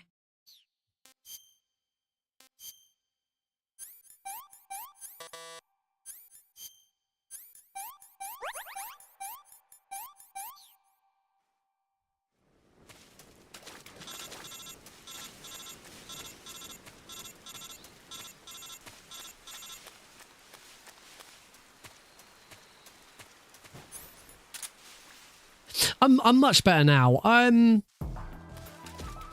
much better now for different. I'm better now for those reasons. I'm struggling a little bit at the moment for different reasons.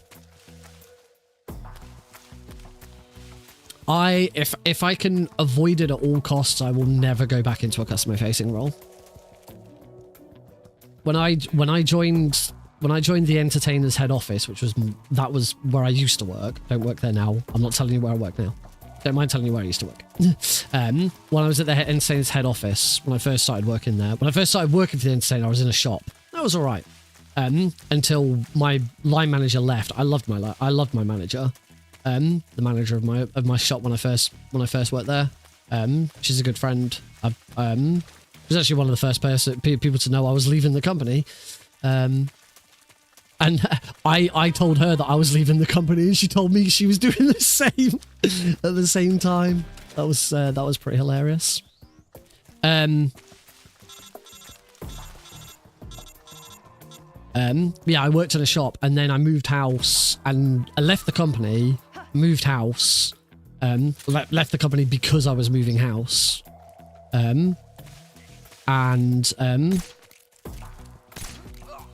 that's when,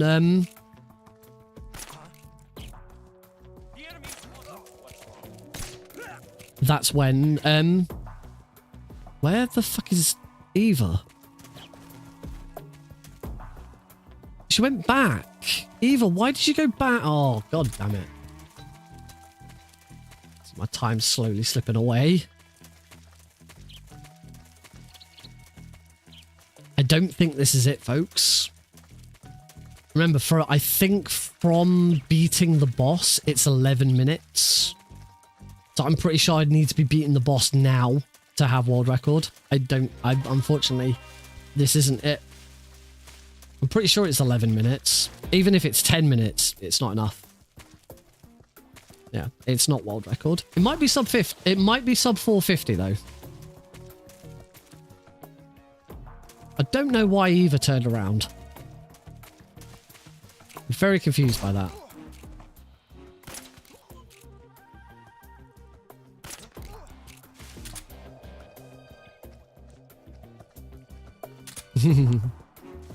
Thanks.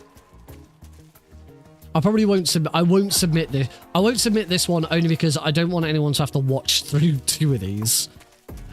Even though this will be a better time, but also this had the screw up with the recording of Metal Gear Solid 2, so I don't have to worry about dealing with that.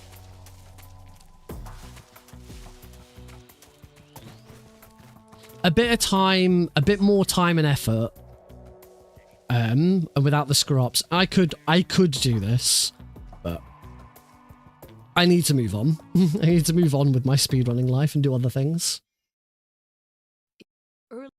Let's see what you're made of.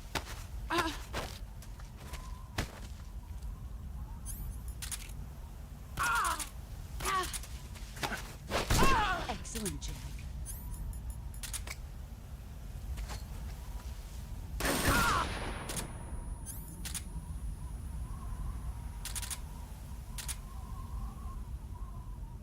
Better than I remember.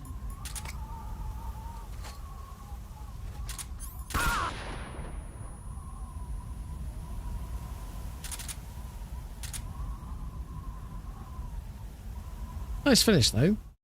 It's gonna be damn close though. It really is close.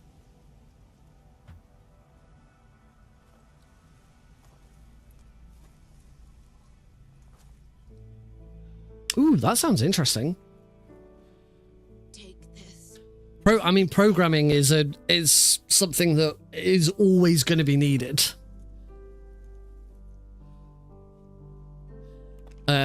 One thing I did do. Oh yeah, I completely. I was saying about joining, about the Entertainer and about being customer facing. When I first joined the Entertainer's head office, I joined their customer service department. I was in that department less than a year until I moved to the operations team, which is not customer facing. Because I hated it. Absolutely detested being in customer services. One thing I did do at my current job, I think I did, it must have been October, November. People are awful. There's only room for people are stupid. And one snake. Individual persons can be smart, funny, clever, but people in general are stupid and bad.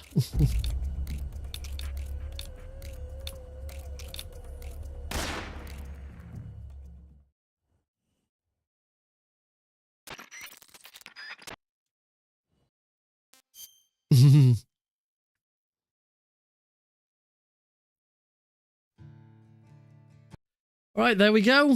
It is now completely out of my hands. It's not world record, but it is gonna be close.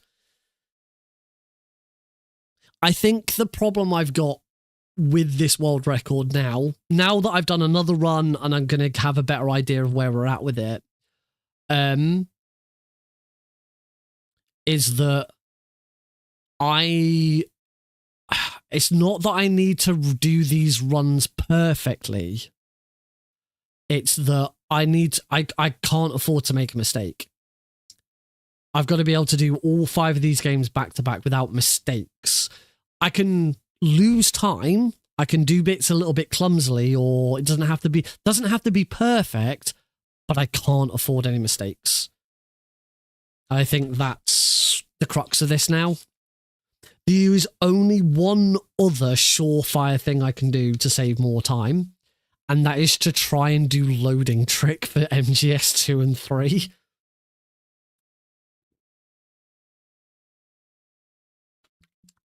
And cut down on some loading times. You're right, though. The title does say one last attempt.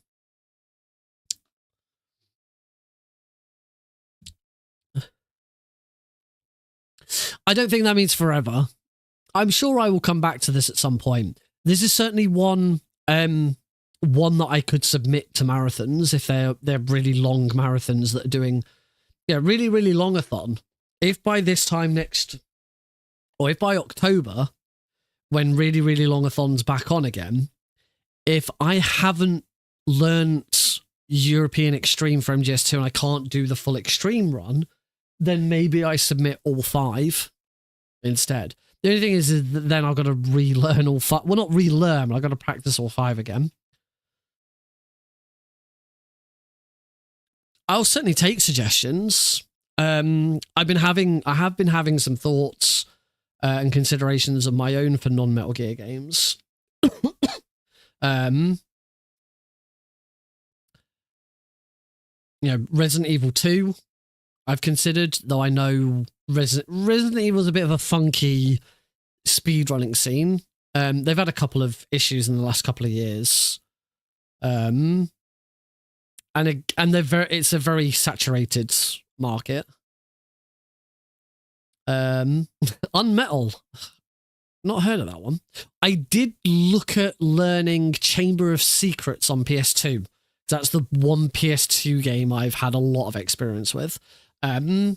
It wasn't, I didn't really enjoy going back through it again.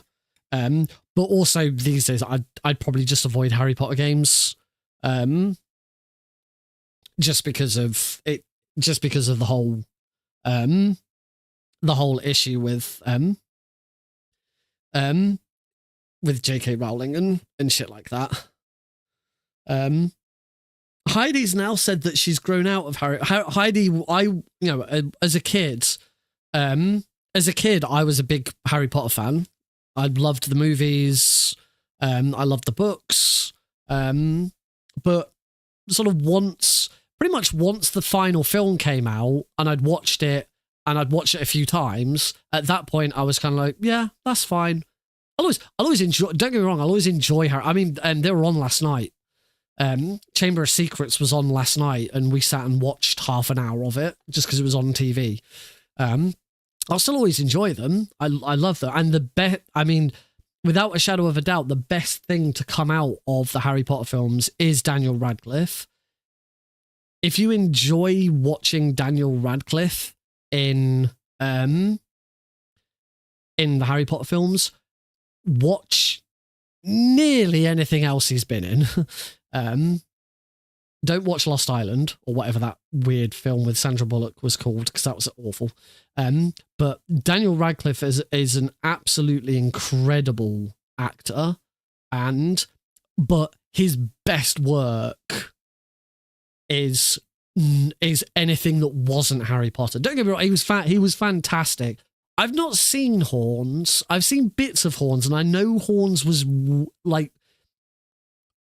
tentatively received. But yeah, don't get me wrong, I'm not saying that Dan was a bad Harry Potter. Dan was absolutely fantastic as Harry Potter. He was perfect in that role. But he's so much more interesting in everything else he's done since. I put Guns Akimbo up there as one of my favorite films. Guns Akimbo is fantastic. Definitely my favorite Daniel Radcliffe film. If you've had the opportunity to see the series Miracle Workers is also really good. I haven't watched season 4 of Miracle Workers yet because I have no way of watching it outside of, I think I'd have to pay for Sky Comedy or Sky Atlantic or something like that. Miracle Workers is great. I still need to watch Swiss Army Man, because I know that's another one of his really good ones. I just haven't had the opportunity to watch it. Last year I finally watched Weird, the Al Yankovic film. I'm a big Weird Al Yankovic fan as well. I've seen Weird Al live a couple of years ago. We went, and Alex shares his birthday with Weird Al Yankovic as well. And yeah, when I first heard that Dan Radcliffe was going to be playing Weird Al in this Weird Al biopic, it's not a biopic. It's complete bullshit, but that's the kind of the point of it. Weird Al is incredible in that someone in the music industry who has never stepped a toe out of line. You'll never hear a bad thing said against him. He's never committed any crimes. He's never been involved in any, with drugs or just anything. I'll say Weird Al is just an incredible artist. Considering, in the music industry, you always hear of, certainly for someone who's been in the industry that long. Weird Al is very tall, yes. And Dan Radcliffe is not the tallest guy. Right, and that is world record time. 4:48:01. So I can get to the end of Metal Gear Solid 3's credits. That's all that's left. Yeah, Weird Al was fantastic. I've enjoyed his music ever since I was a teenager. I had a friend at school who had an older sister who I then was my girlfriend for a short time. And they introduced me to Weird Al, and I've been in love with him ever since. I saw his tour a couple of years ago. It was the Ill-Advised Self-Vanity Tour or something. It was named something weird like that. It was a tour where he didn't play any parodies. All of the songs on the tour, he did like a medley of stuff at the end, but they were lyrics to his parodies, but to different tunes. But for the majority of the show, they were all his original songs. So he played stuff like Bob, the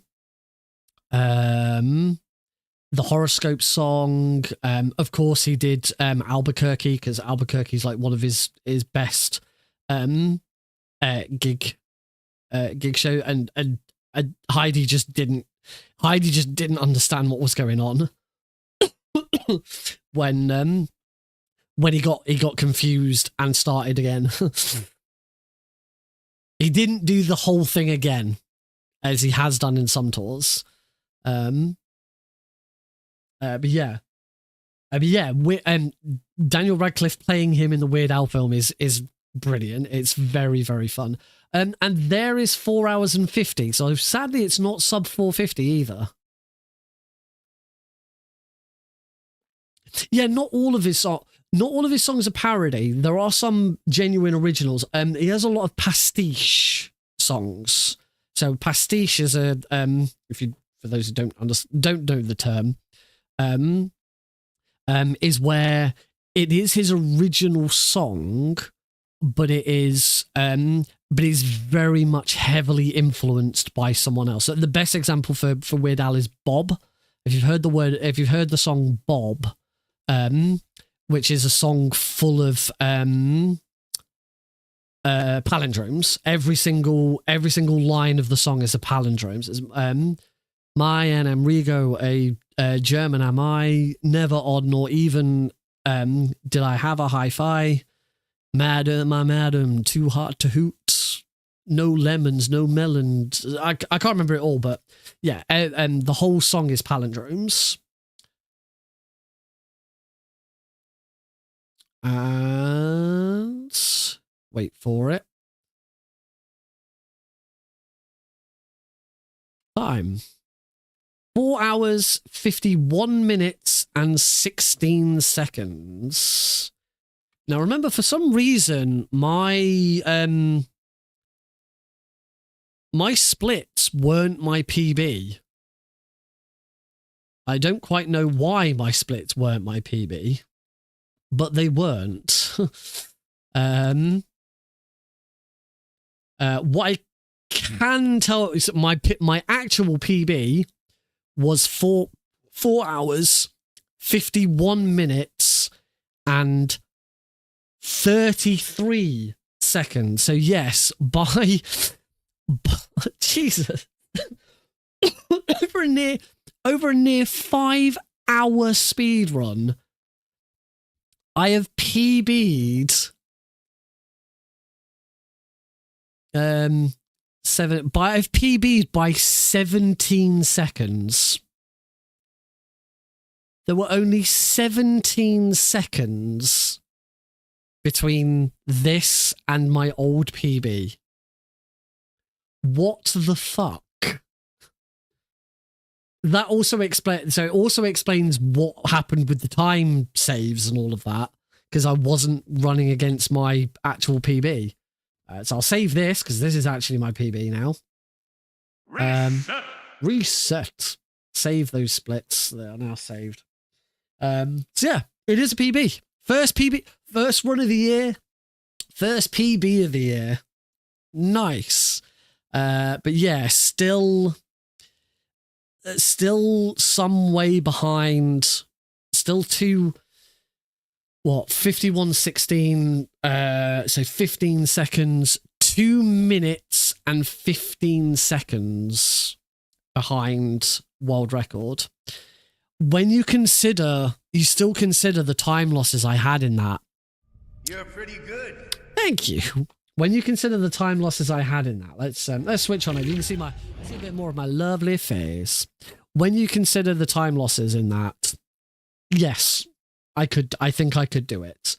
MGS3 was apparently a big letdown, and that doesn't surprise me. I completely screwed up. It took me 2 attempts to do the end. I completely screwed up the Ocelot unit, and there were a couple of other bits where I wasn't concentrating.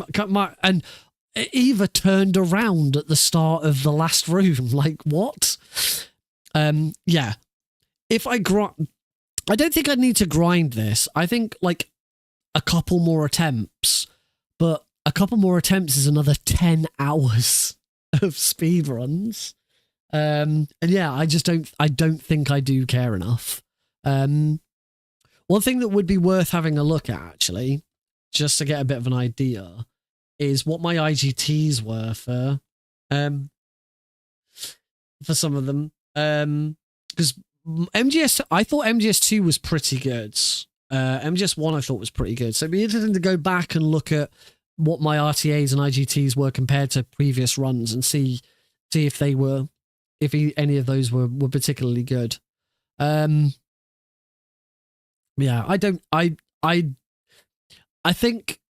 I think now all 5 of these games are certainly of a level where if I felt I needed to come back to it, I could probably do it. I could probably do it relatively easily. And I think, this will always be something I've got in my back pocket if I need it for whatever reason. I don't know why you'd need a 5-hour speed run in your back pocket, but sometimes it is useful. And yeah, a little bit of work, and I can definitely shave the 2.5 minutes that I need to make this the world record. But I don't want to spend that effort doing that for a run that nobody cares. Nobody cares about this. The world record is only the world record because only 2 people in the world have attempted this run. Me and House. We're the only 2 people who've tried this run. In the grand scheme of things, nobody cares. And multiple Metal Gear runs have always been gimmicky, but I love them. I really enjoy. I like putting them together, and I like showing them off together. I think it's really cool. I think it's a fun time. But yeah, we'll be moving on and doing some other stuff. as I say, as far as Metal Gear goes, I might go straight into Snake Eater 3D just because a Metal Gear Mobile I should take a look at some point. What is the top Metal Gear speedrun? That's a very good question. It's changed hands a couple of times. And of course you gotta be aware of the fact that some games have multiple games, if that makes sense. Metal Gear Solid 2, for example, is split across 3. There are, ignoring category extensions, there are 3 different Metal Gear Solid 2s on speedrun.com. There is Metal Gear Solid 2 Sons of Liberty, there is Metal Gear Solid 2 Substance, and there is Metal Gear Solid 2 HD Edition. I don't think that's the case for Metal Gear Solid 3. I don't think they did that with 3. I'm pretty sure with 3... I'm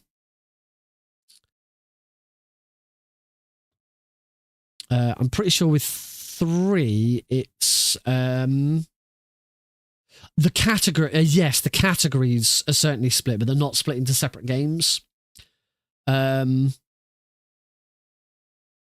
No, for Metal Gear Solid 3, it's just split between... in fact, it's called Metal Gear Solid 3 Snake Eater / Subsistence, and then Metal Gear Solid 3 HD Edition. But the last I knew, the last I know Metal Gear Solid 2 Substance, PC Very Easy, was very popular. Metal Gear Solid PC Very Easy, PC Easy was very popular, and this might come as a bit of a shock or surprise, it's not actually here anymore, because where's Metal Gear Rising? Am I blind?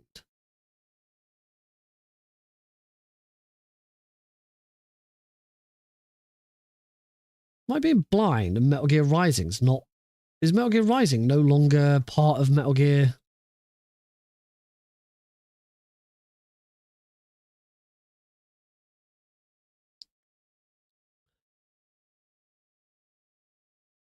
It's part of the Metal Gear series.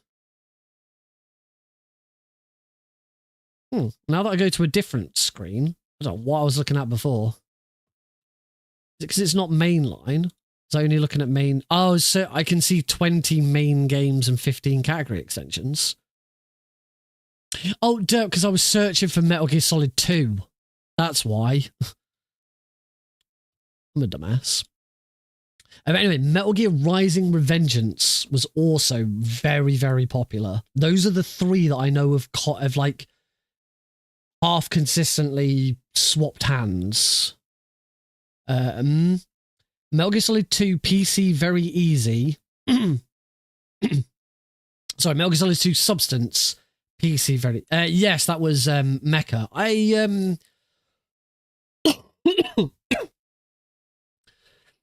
For the GDQ that Mecha was in, MGSR, this was before MGSR fell apart, MGSR did did what they called a warning shot. They used to do an event called Warning Shot, where before every GDQ event, they do a small event where all of the GDQ runners from the community would do a stream together showing off their runs. If anyone needed help getting there, like if anyone needed financial assistance, then they would also open up donations to allow people to do it. That year, it was Joseph Joestar running Metal Gear, Limes running Metal Gear Solid 2, and Mecha running Rising Revengeance, and I interviewed all 3 of them as part of the event, as part of the stream. We did they did their run, and then whilst the next person was getting set up, I did an interview with them on stream. So I had some questions pre-prepared just to ask them, about, you know, how they felt about the run that they just did, how they feel going to GDQ, and some other stuff. So yeah, I actually had a conversation on stream. You can watch it. It'll be on MGSR's YouTube channel. I'll see if I can find it. Yeah, I had a conversation. I mean, if you watch the GDQ run, you'll know that he's a freaking weird guy. But yeah, he was very odd talking to.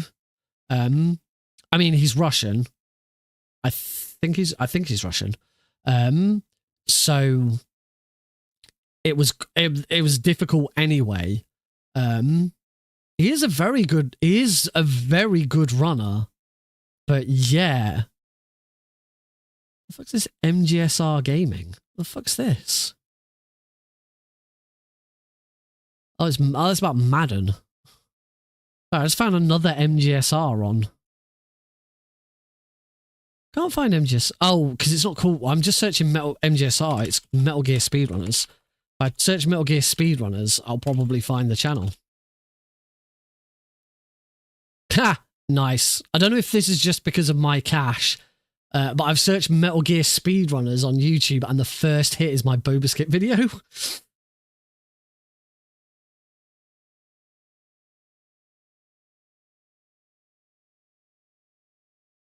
Wait, what?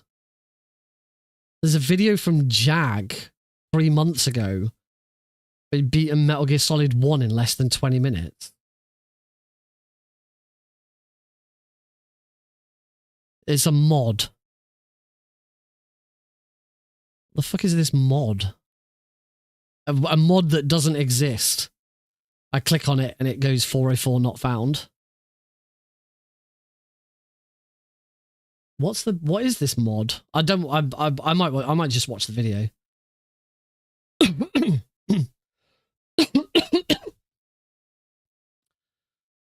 That seems a bit unfair to suggest that you've beaten Metal Gear Solid in less than 20 minutes, but it's a mod. Like, what? Anyway. I'll have to watch the video. So, anyway, we were saying Metal Gear Solid 2 PC very easy has 105 runs. Metal Gear Solid any percent PC easy has 101 runs. Metal Gear Rising Revengeance, any percent New Game Plus Hard, which I believe is the most popular, 129 runs. The most popular Metal Gear speedrun is Metal Gear Rising Revengeance. There you go. Oh shit, I just realised. I closed my bloody tab for Jag's video in it. I was on here looking for MGSR so I could try and find this video. Filters. Channel.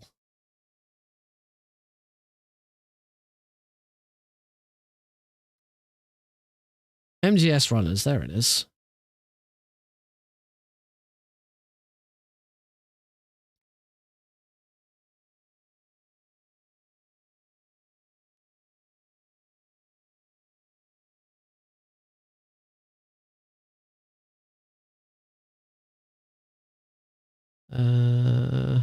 I'm no rookie. Where's Warning Shot? I can't find it. Assuming that's assuming it got put on. It might. There's Warning Shot from 2022. It wasn't that one.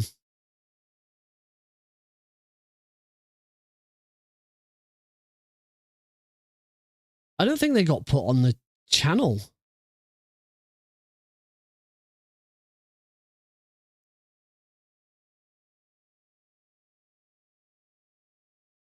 I can't find them.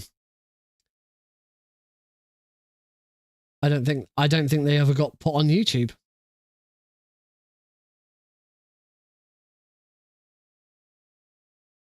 Because actually, no, it was after 2022. It was... Yeah, it was after 2022. The Metal Gear Rising have some fun tech to make it popular. There's a lot of out of bounds in Metal Gear Rising. No, they wouldn't have deleted them. I just don't think they ever got uploaded. I can, because there's there's stuff from the Metal Gear 35th anniversary. There's stuff from the 2022 relay, and then and then that was the last video 2 years ago. So yeah. Dear Cosmic, I should probably it's 1:15 in the morning for me now. Yeah, maybe maybe they just never got uploaded. I don't know. I don't think, unless they were highlighted on Twitch. The only other thing. Filter by highlights. MGS2 normal tournament. There are highlights on Twitch that are not on YouTube. Summer Warning Shot 2022. Right. It's not on YouTube, but it is on it's not on YouTube, but it is on oh, did I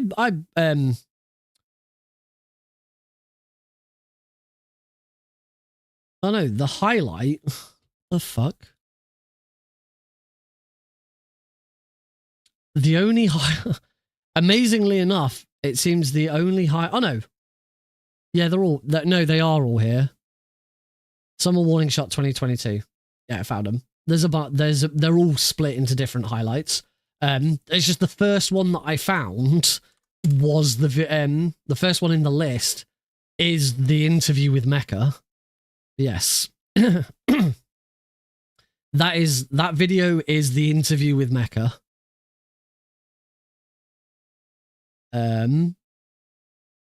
Yeah, some so yeah, they're all highlighted on Twitch. They were just never put onto YouTube. Yeah, very, very weird guy. Yeah, the whole thing. I'm pretty sure he went down the route with me with the whole don't call it world records, call it world's best run that people are aware of or something. As I say, weird guy. Very, very unhinged. It was embarrassing. It was so embarrassing. It was so weird to watch. I remember some of the things I asked him about. I asked about some of his other speed runs because he's got some really weird speed runs. Like he's speed run the tutorial of Dead by Daylight. I think he's even got some League of Legends speed runs in there. It's really weird. Not long. I think it was known within a week. It was for those who don't actually know what it was that happened. Mecha did 2 runs. It did a run of Metal Gear Solid Rising Revengeance New Game Plus Hard. Had commentary, had 2 commentators with him, and it was actually a really good run. It was fantastic. The commentators were fantastic. They had a blast. And it was really, really good.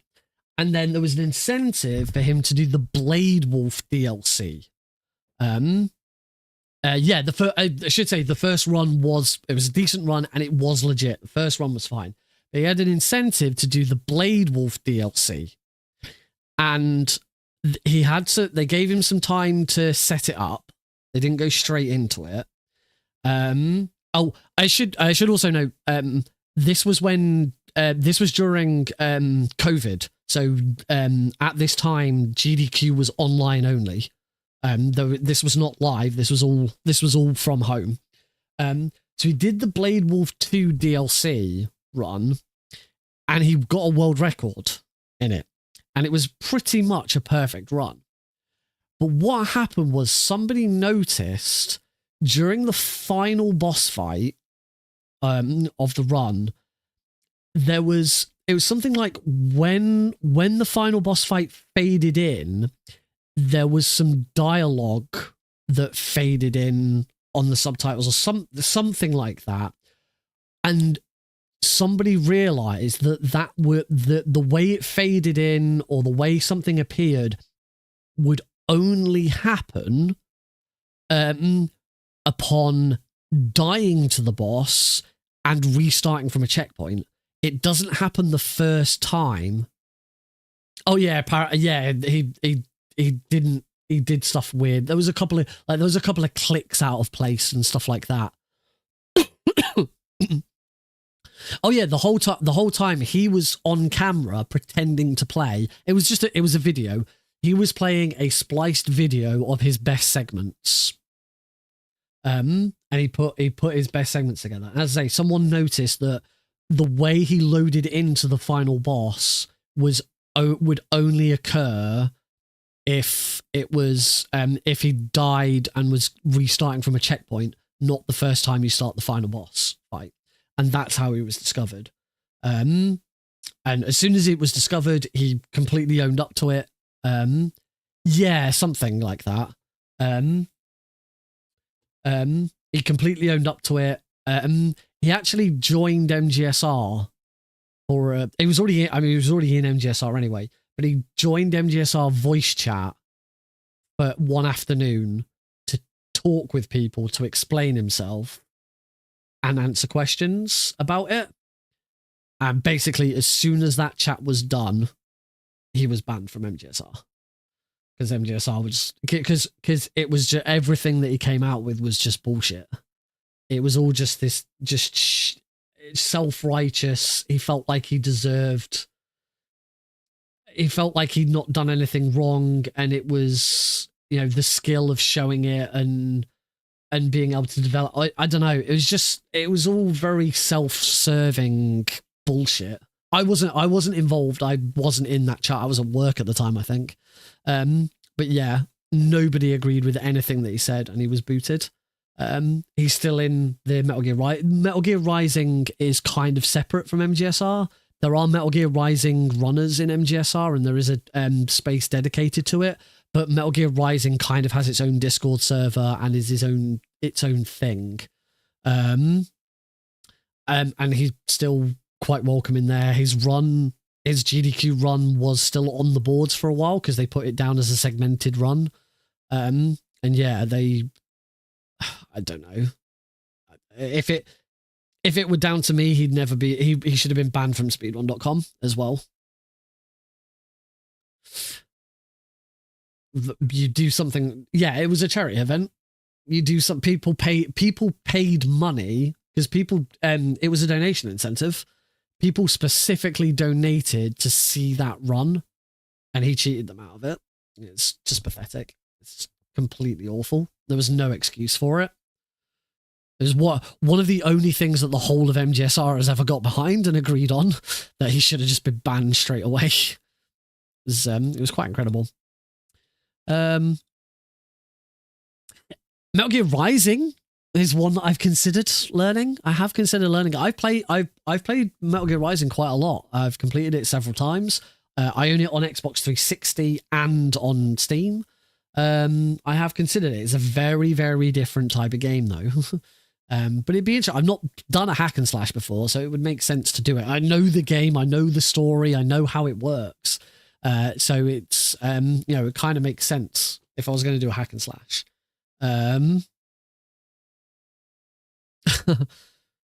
Whoops, I hadn't noticed the auto mod queue there had come up. Unfortunately, it's expired, so I can't let it through. Yeah, I have considered Metal Gear Rising.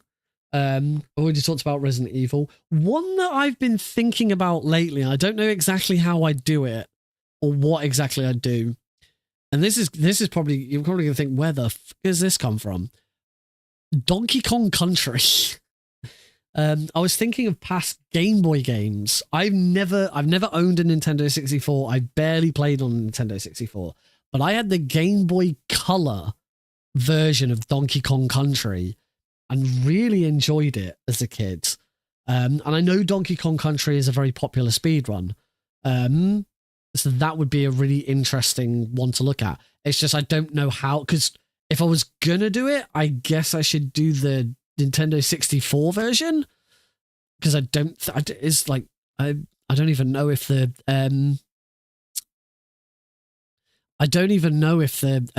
the Game Boy version is available as a speedrun. Donkey Kong Country.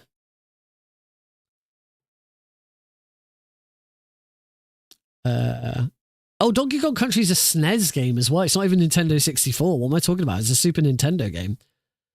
There's the Wii Virtual Console.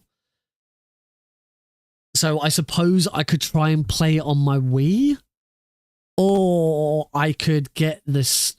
Problem is with the I could get the SNES Classic version on my Switch, but the problem with that is you have to sign up for that, and I'm not doing that. You can emulate the SNES though, apparently.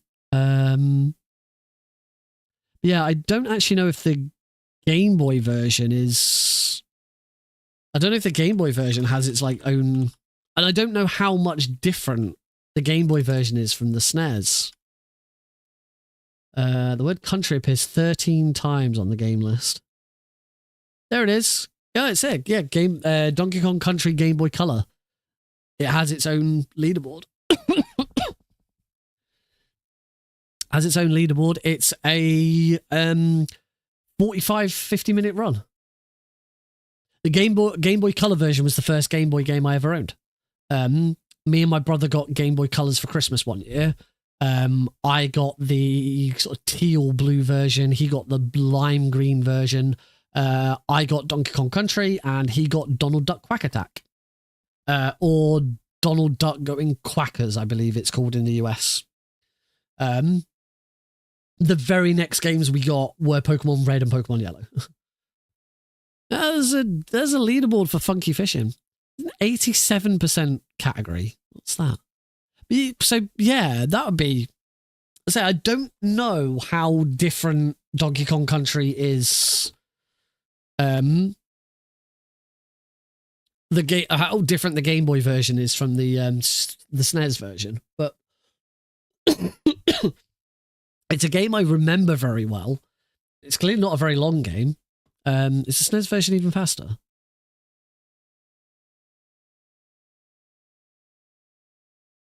The SNES version's 33 minutes. Certainly on the Virtual Console, it's 33 minutes.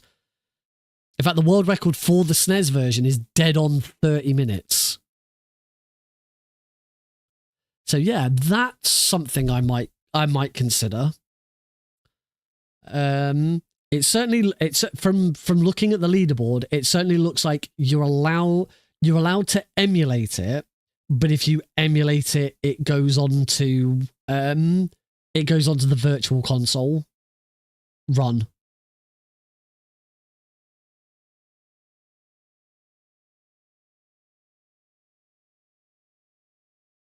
Yeah, you're allowed to emulate the SNES version, but it goes onto the Virtual Console. If you're running... actually, there's a SNES EMU run on the official leaderboard as well.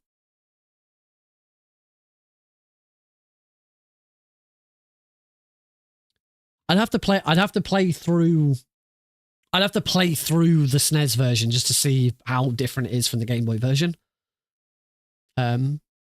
But yeah, that's something I've considered because it's a Nintendo game. It's a very different game. Are you allowed to play modded Wii emulated games? That's a good question because I've got a modded Wii already.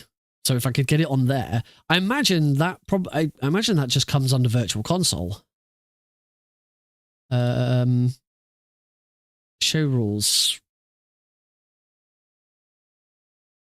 Use of save states is not allowed. Any emulator runs require input display turned on. Any version of ZSNES.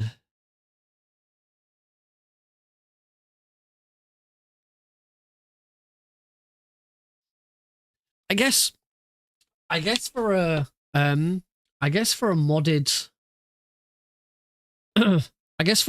Wii, if you get Donkey Kong Country on a modded Wii, it is essentially just the Virtual Console version. So yeah, I don't know. I say if you're allowed to just use an emulator, it looks like you are allowed to just emulate a SNES. So maybe that would be an easier way of doing it. I don't have to worry. Yeah, I only thought about it today I just suddenly remembered. Oh yeah, Donkey Kong Country is a really good, is a good, well-known speedrun that might be interesting because it's actually a game I know. Yeah, there's certainly some rules around exactly which emulator you're allowed to use, but yeah, you're certainly allowed to use emulators. I might consider that. Could be an interesting option. There's no other I thought of other Game Boy games that I played, and there's nothing else that I was that keen on. I'm certainly not keen on doing Game Boy games. They're a bit difficult. I've done Ghost Babel. I'm not good at Ghost. I'm terrible at Ghost Babel. Where am I? Where am I on the Ghost Babel leaderboards? I mean, there's only 7 runners on the Ghost Babel leaderboard, and I'm 6th. The world record is held by Plywood with 36 minute. Oh, the IGT is 36 minute 20, and my IGT is 46 minute 54, so 10 minutes behind. The RTA, though, world record is 1 hour and 12 minutes, with mine being 1 hour and 25 minutes. Yeah. Ghost Babel's IGT and RTA are massively out.